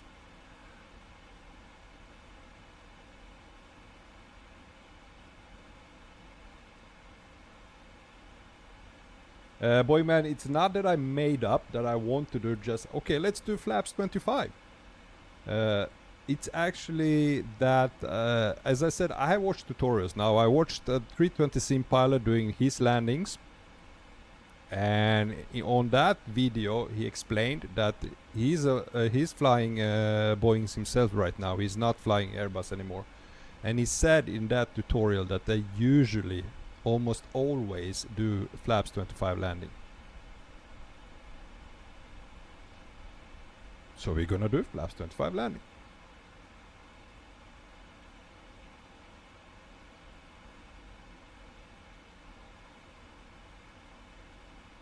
Can we also have the pen clicks?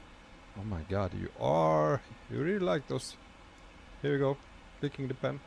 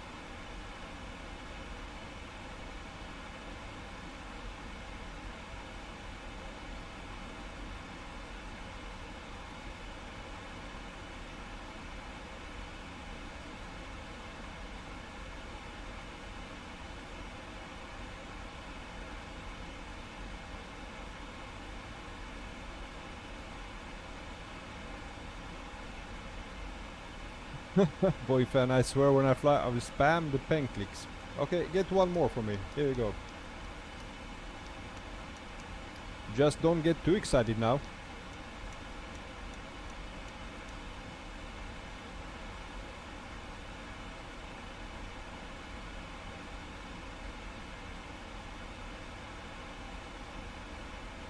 Never gets old.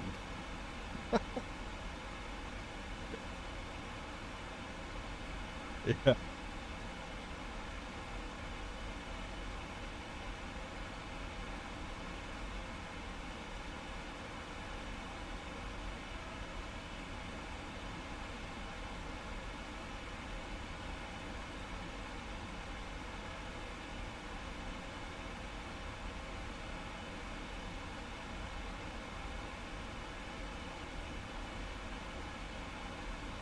Okay, just quick check once again.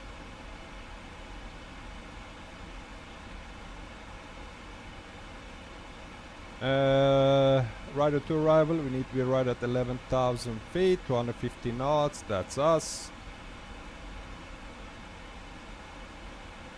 From there, we're gonna go slowly down, 10,000 at heavy, 9,000 at base. Juicy, we need to be between 8 and 9,000. Continue to cliffy between 7 and 6,000. There, 210 knots, 6,000 feet. Continue past Ghetto at 6,000. Then we're gonna start our descent from there is Ghetto. We're gonna join with Mercy radar fix. And gonna go down to, let's see, Mercy is 4,000 feet.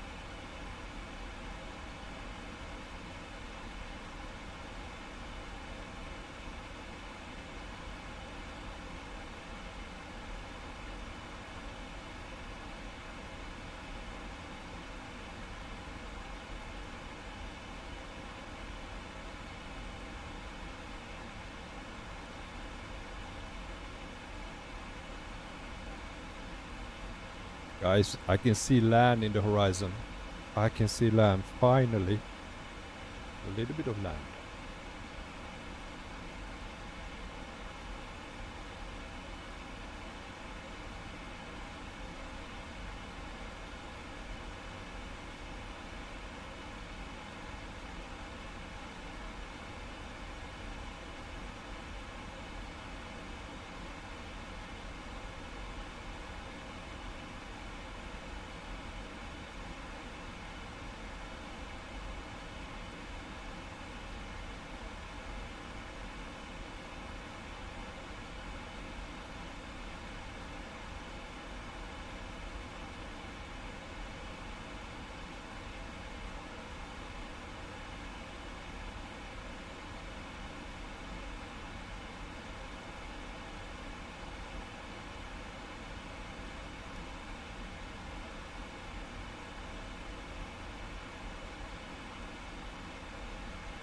Boy man, it has been a good flight in 777. It has. But remind me when I want to do a Pacific Ocean crossing to don't do it.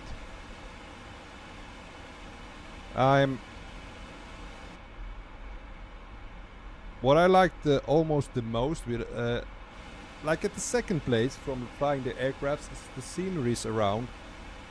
And this is like doing a night flight. You can see shit. You are just watching at the Pacific Ocean with terrible looking clouds at the moment. I don't know why they are so low resolution right now. It beats me.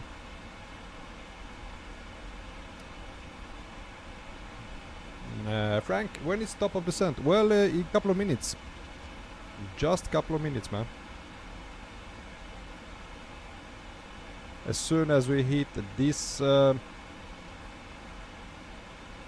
I would say border of I think that's 20 miles out, we should get a message, reset MCP altitude. Never knew. Hey, welcome on board, man. Happy to see you. Sorry came late. No problems, man. You're just in time to see landing. Approach of LA. You haven't missed much. Maybe departure from Honolulu, which was awesome. The rest of flight was quite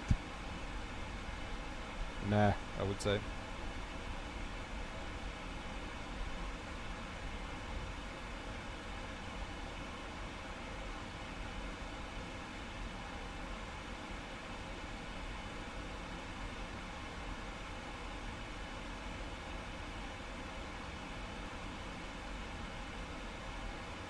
And then my new Aina build's doing crazy work, man. Yeah, I heard about that. They are about to make A340. Hats off to them. They have dropped another update on the A350, also released, and the ultra long range version. There it goes. Let's set it to 11,000.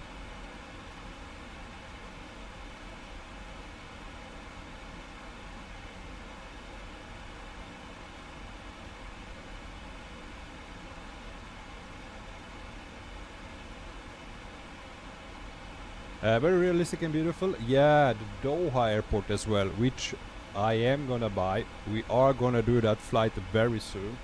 I'm gonna fly from Doha, once again a 777 with Qatar Airways over to Dhaka in Bangladesh. And yeah, I'm gonna purchase the Doha airport. Also with the cabin updater, yeah.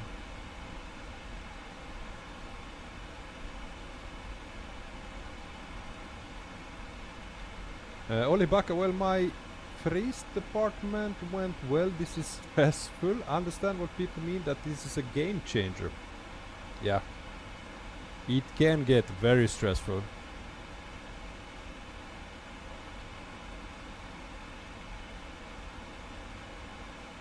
Boeing man, how long is that flight? Ooh, good question. It thinks something similar to this, I would say.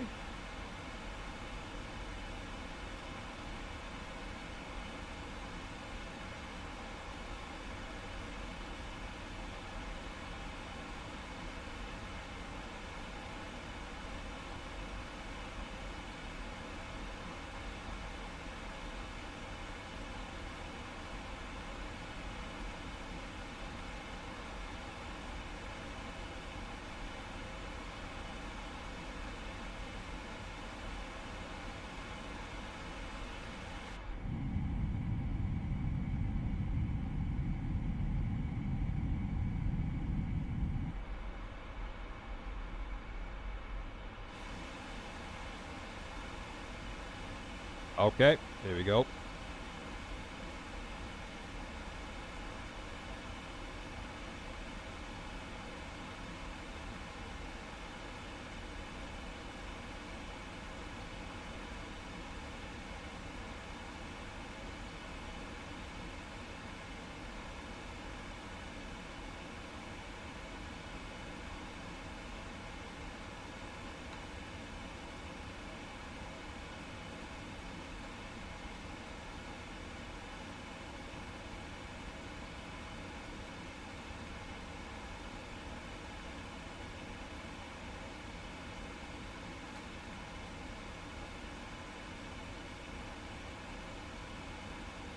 I can say it's a lot of speed brake using in 777. It's a very slippery aircraft.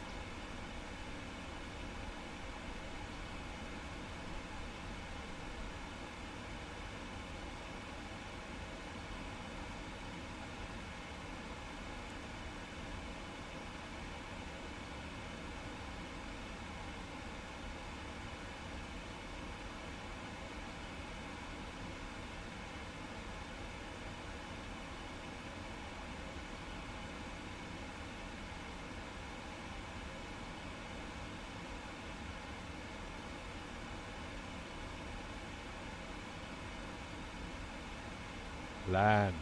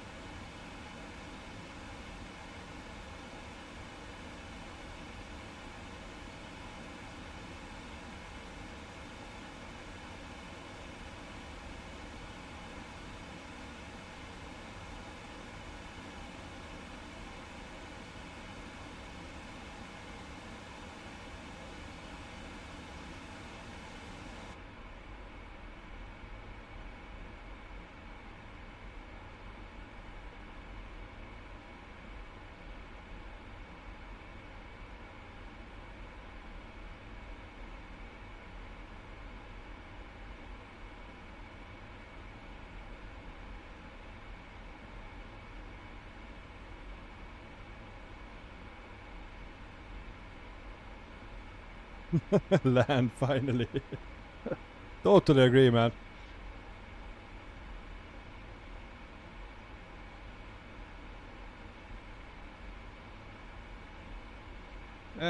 Frank, on the VATSIM map, that's only the users, or is that live traffic? It's only the users which are on VATSIM network. So there is no no live traffic, no AI traffic at all. Only VATSIM users.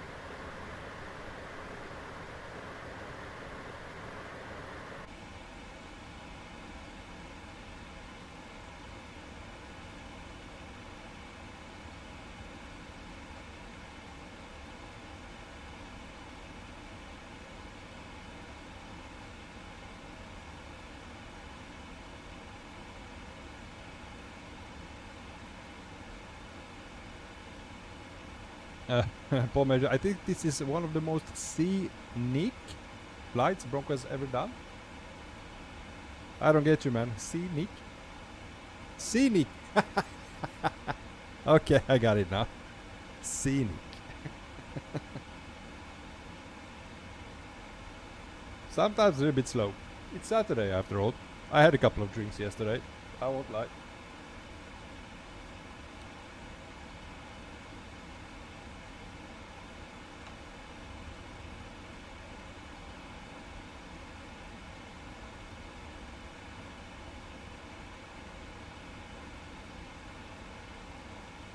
Okay, passing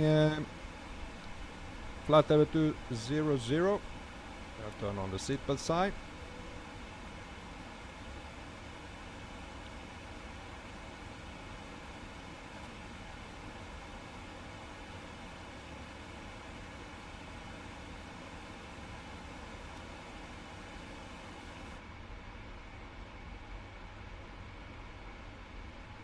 Channel Islands National Park.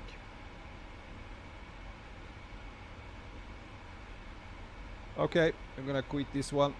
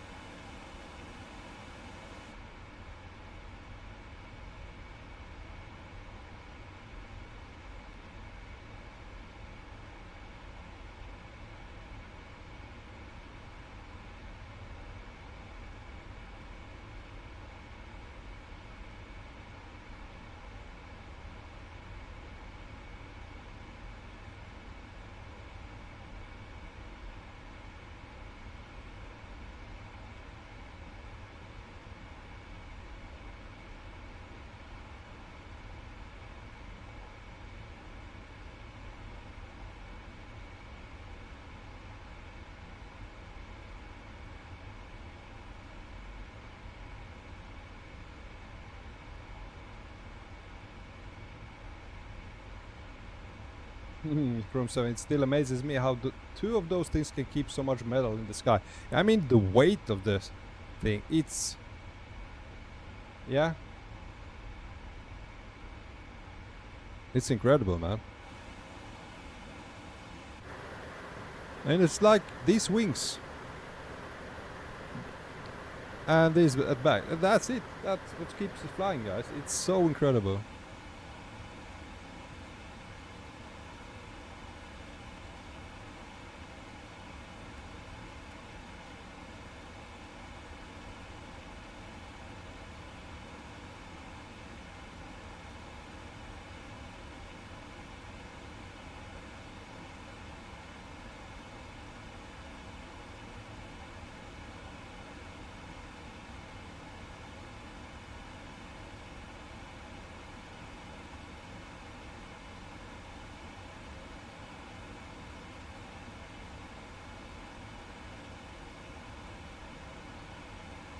From 7, I was driving Friday and had to pass Schiphol, and one airplane just crossed the bridge when I was just driving under it. That was amazing.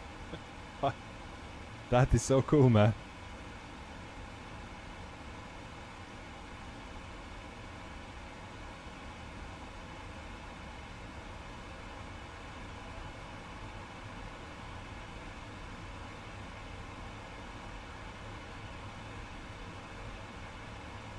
I had to keep my eyes on the road. I guess it was tough.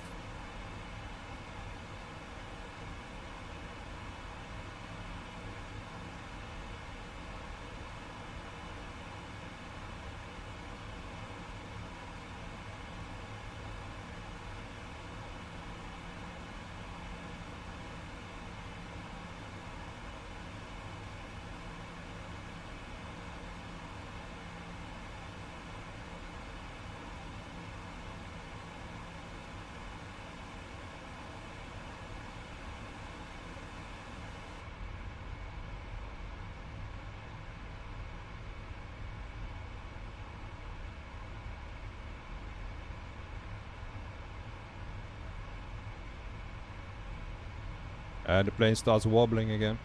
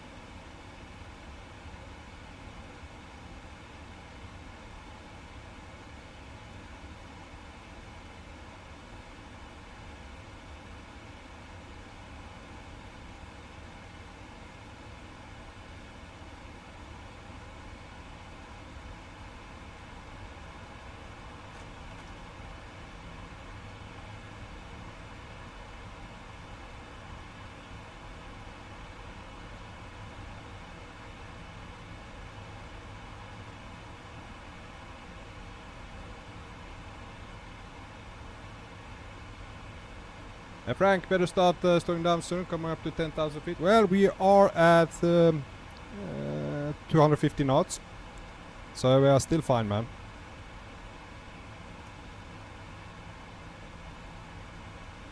And we need to be above 10,000 feet at Kevi, and immediately we're gonna start descend.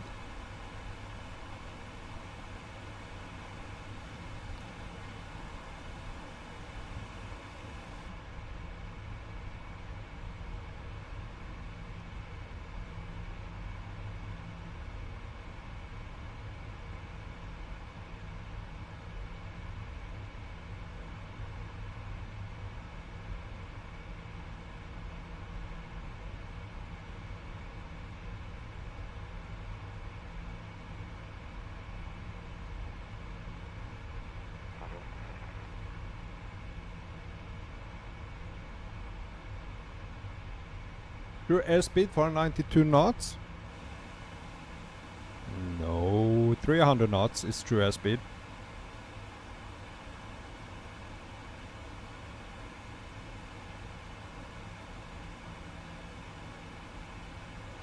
We are right where we should be, man. Don't worry about it.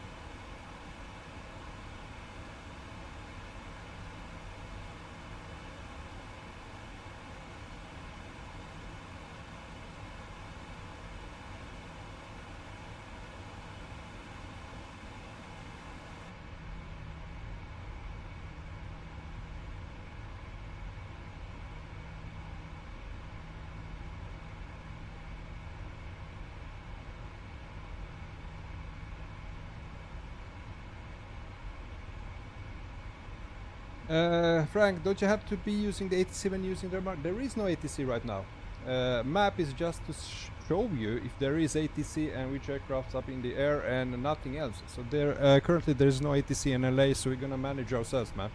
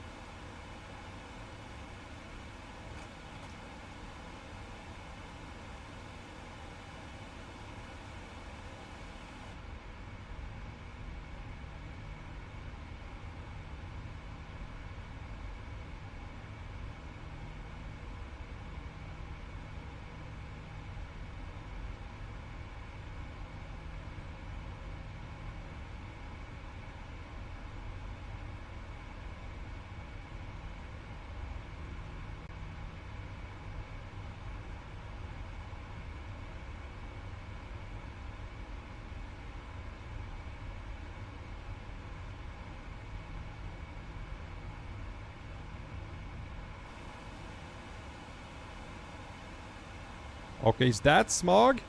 Would you call it a smog? It's like a layer about the city.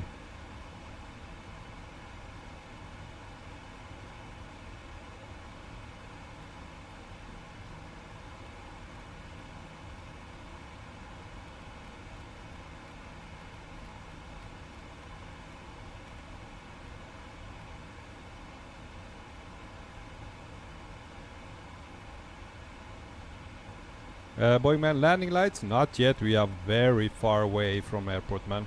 The airport is on our right side there. We're gonna continue fly, as you see our plan. We're following the route here.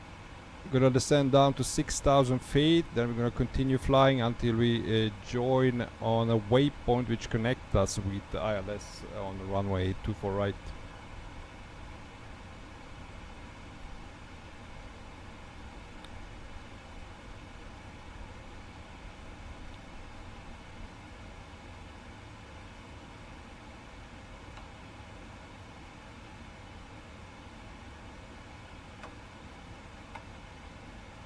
Let's set flaps 1.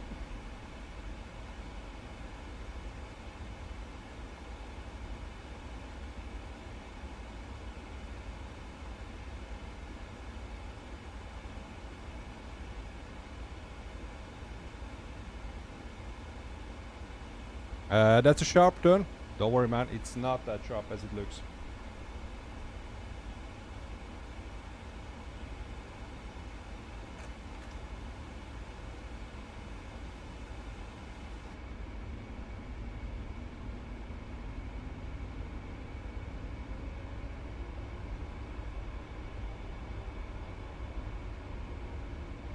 Lovely LA smog. Yep. You are right. You can see downtown in the distance. There is downtown.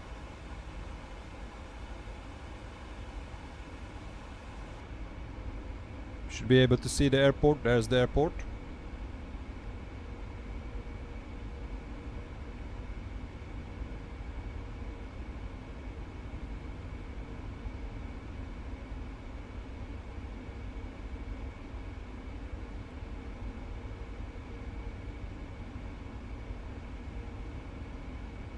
I told you, yeah, you told me.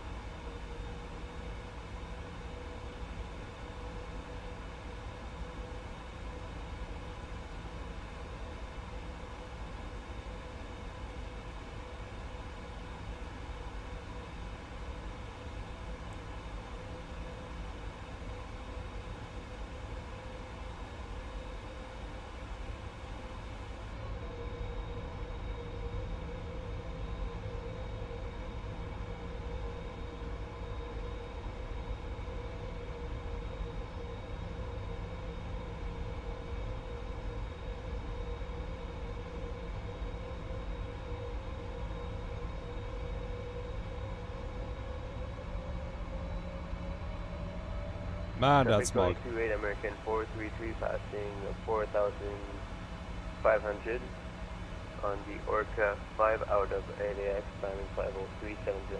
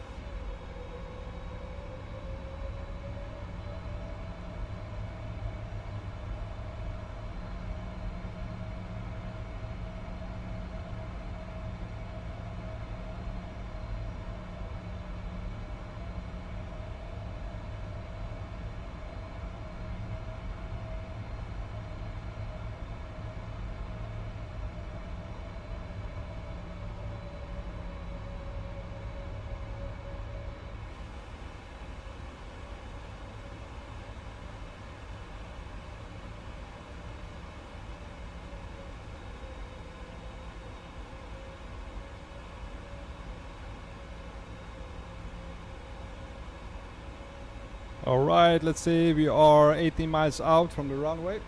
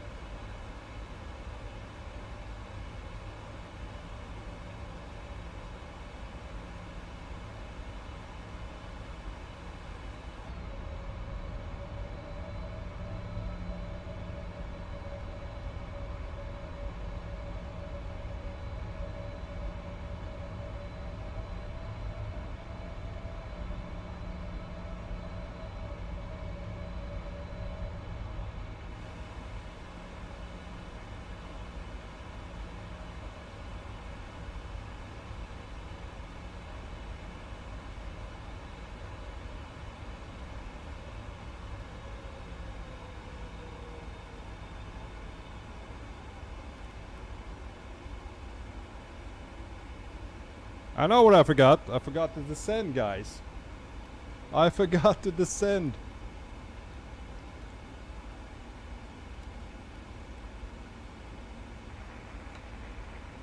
Let's see if we can catch it.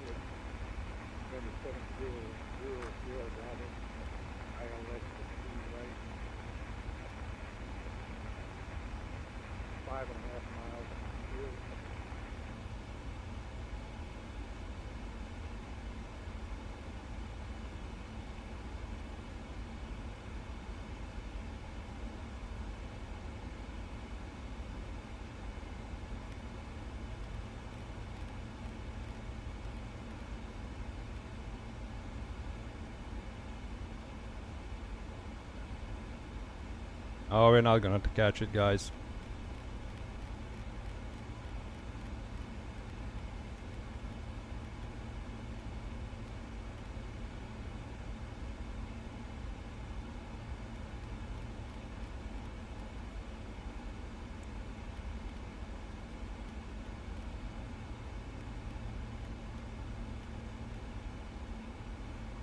Just at 4,000 feet.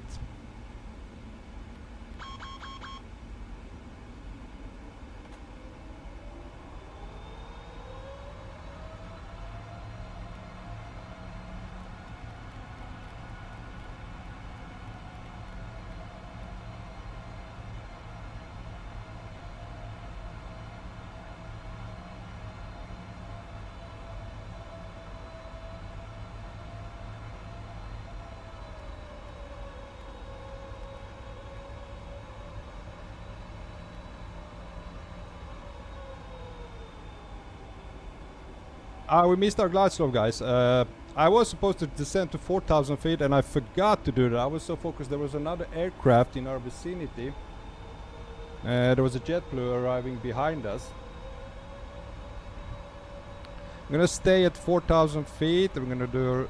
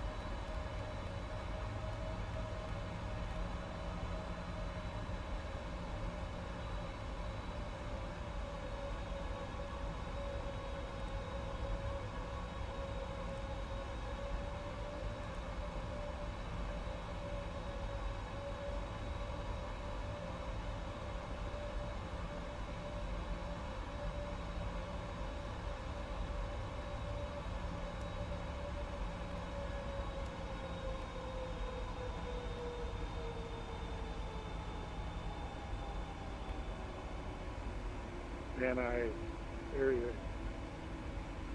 traffic, November 7000 Sierra Bravo, clear to 16 right on depart.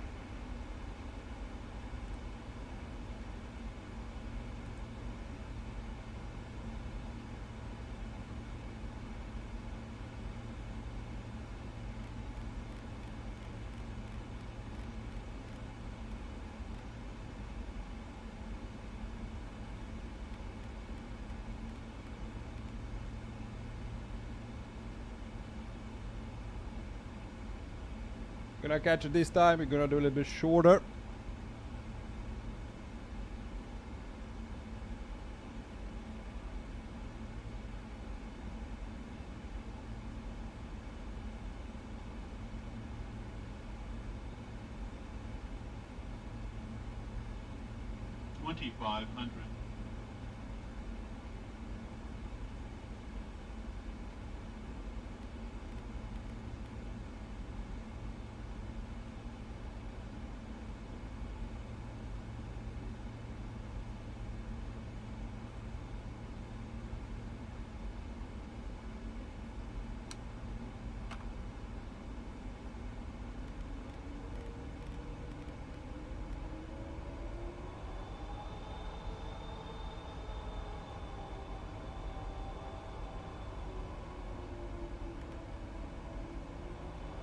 Just get a little bit below glide slope, just in case.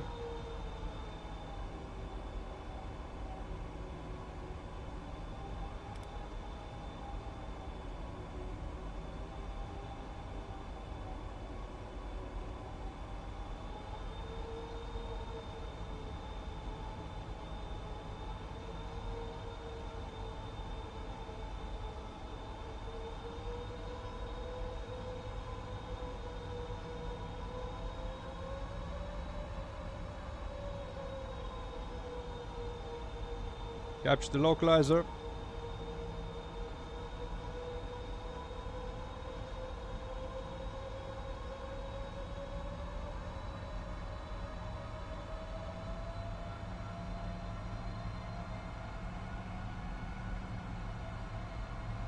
Yeah, it's much better now. But we can't see anything. Let's go. Flaps 20.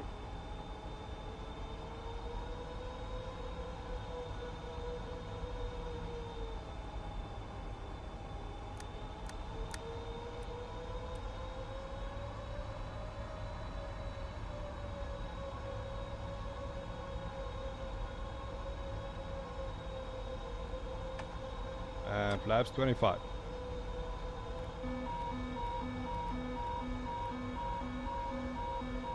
Geared up.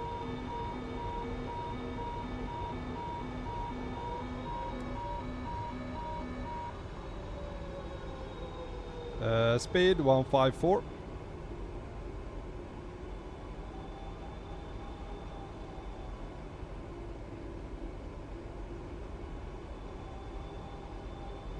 LA traffic, United 780 on localizer, runway 24 right, 7 miles out.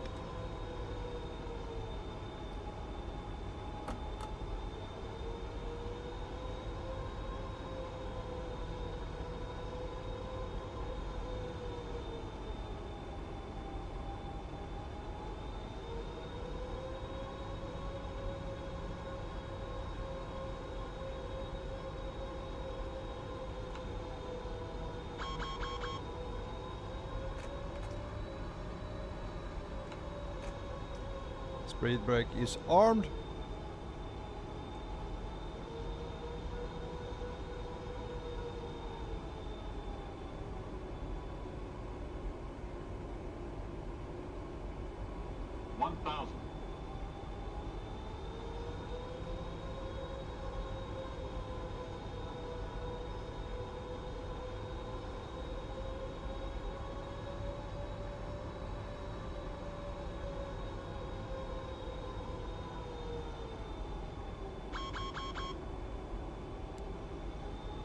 Runway side. Auto brake off. Or autopilot off. A little bit below glide slope. 500.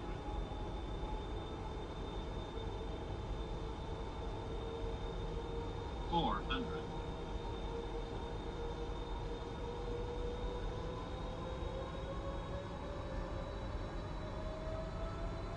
300. Approaching minimums. 200. Minimums.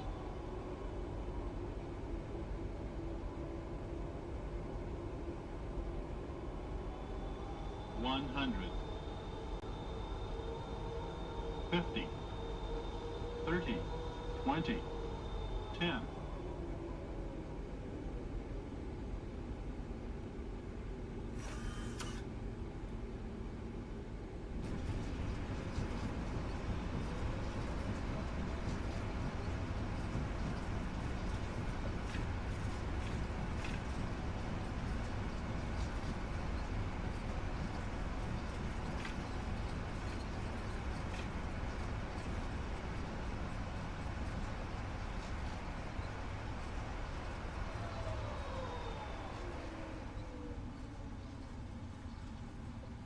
My dear friends, ladies and gentlemen, my dear passengers, welcome to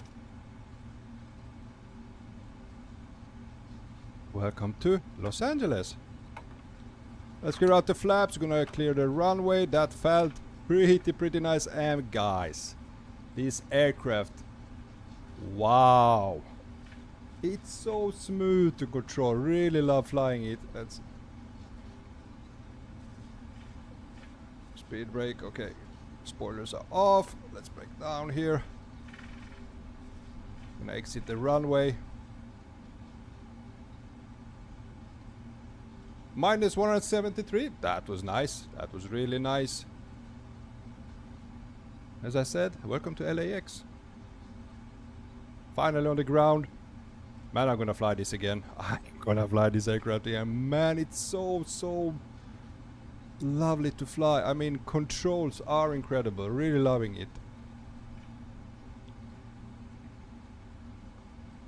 Los Angeles traffic, United 780. Clear the runway to far right. Okay, we're gonna taxi to, I think I have pre-chosen the gate 134.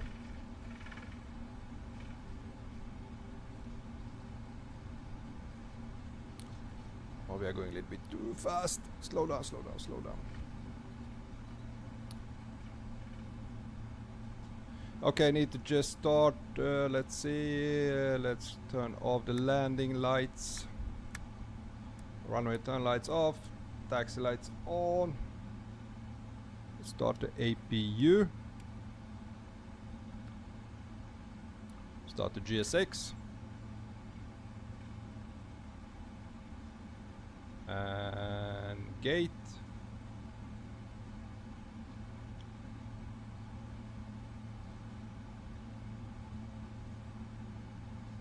Lots of gates here. 134. Nope. ATS Airport Terminal Services gonna use for that. From 7, that landing looked so good. It was. I'm so sorry I messed up the initial approach, the first approach. I was checking my map. I didn't want to come too close. There was another JetBlue coming in. I thought like, we can squeeze in beforehand. And I totally forgot to start my descent. We needed to be at 4,000 feet. But no problems. We did a short circular approach again. That was an awesome landing, yeah. Finally we can do some really nice landing, and as I said, it's down to because of how it feels, this aircraft. I felt totally in control all the time. I still can say that about A350. It still feels very weird. It still feels like it's some delay when I fly that aircraft. This one on the other hand, it's so good. It's so good. It like you would expect it to behave. Now let's see.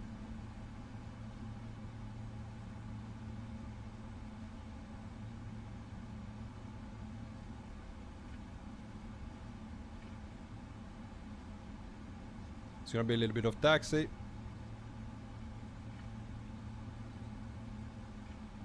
And the smog, guys. The smog.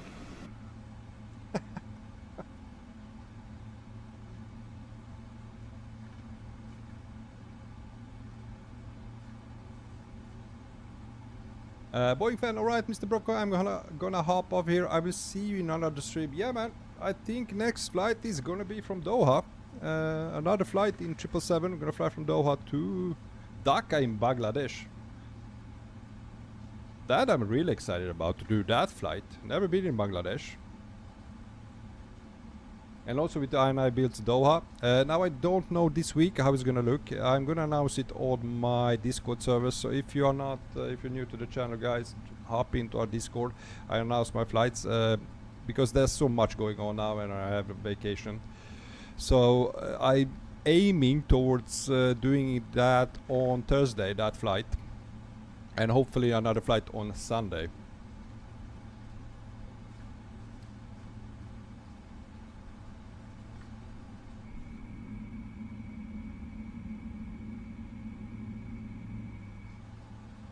But I don't know if you noticed, it doesn't help what the hardware you have. You still have pop-ins on the way in. Lots of scenery textures was popping in. I can't wait for Sim Update 3 to drop, to be able to download all of my scenery, so we don't have that. I think that will fix the issue. Is the streaming, that streaming is not that good for that.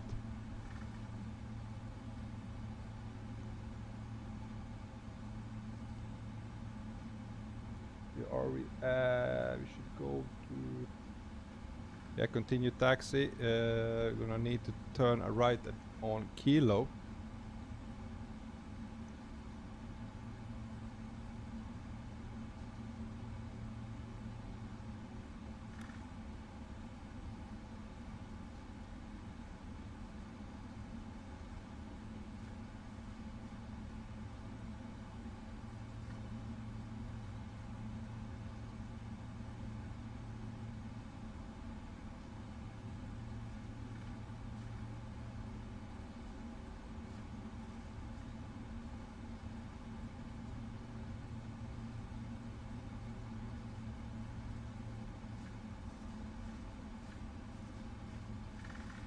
Okay, the Kilo is here.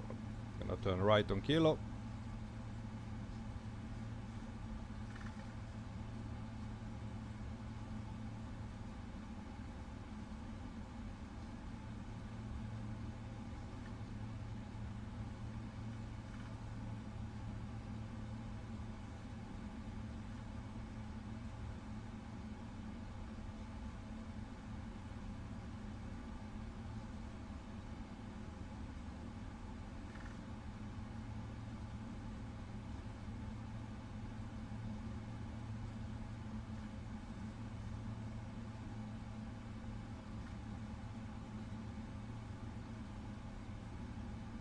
And the gate 134 should be on our left, which is just here.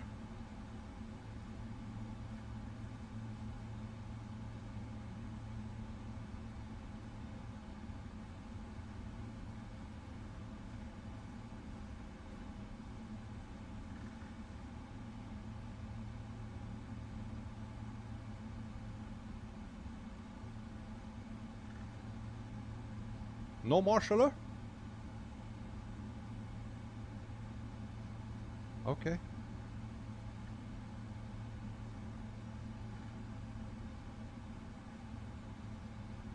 Hello, my love. Quick, quiet. Oh, God.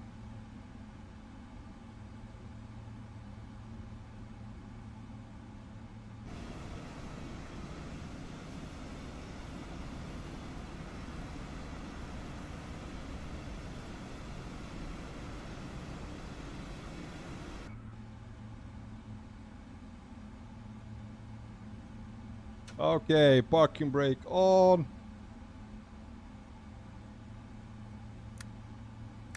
Those were off. Taxi lights off. Perfect. Seatbelt sign can go off. And let's switch off the engines.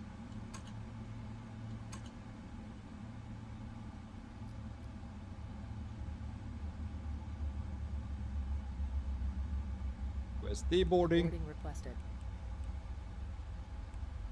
Oh, look at that! We have a working gate. That must be the first for a very long time. Frame 7, now let's hit the beach and look at the LA babes. In this weather. Oh, weather, look at that smog. Okay, just for the reference, I'm gonna turn that off. Let's see how the LA looks in the real life, or yeah. Let's turn that off. Well, hello color.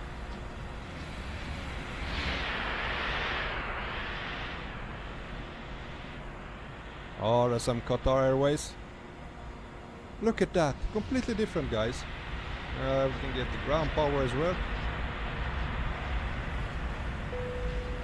Passengers deboarding starting. Okay. Crazy Frank, come on, let me off this thing already. Open the damn doors. I think the doors are open. Man, I love this aircraft. I didn't like this flight, I must be honest. It wasn't that fun crossing the Pacific. Too much water. Let's see. Entry left is open. Yeah, it has worked automatically. The door is open, the gate is almost there. And the passengers have to jump through that. Yeah, that's okay.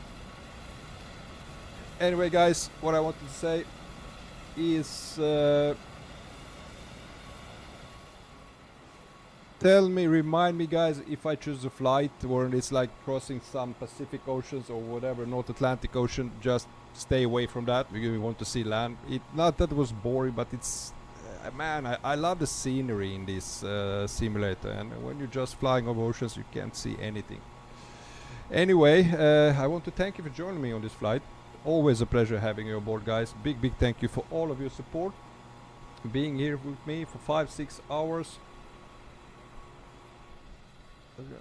And yeah, it was a pleasure being with you, my friends. Big thank you for that. Yeah, if you haven't hit the like button, hit the like button, guys. And if you are new to the channel, want to see more flights, hit the subscribe button as well. And if you are not part of our Discord, if you're not our Discord member, the link is down in the stream description. Feel free to join. Next one hopefully on Thursday, as I said, and we'll be flying this again because man, I love flying 777. I can't say that enough. Did you see that landing? That was so smooth. It's so good. I mean, PMDG, hats off to you how you did this aircraft. It's a masterpiece in controlling, in flying. It's, yeah, I can't say enough how good it feels. Down on the ground, hand flying it, it's spot on. Really love it. Alright, that will be it for today. As I said, hopefully I will see you on Thursday, my friends. Have a great week, have a good night's sleep, and once again, big thank you everybody. Bye bye.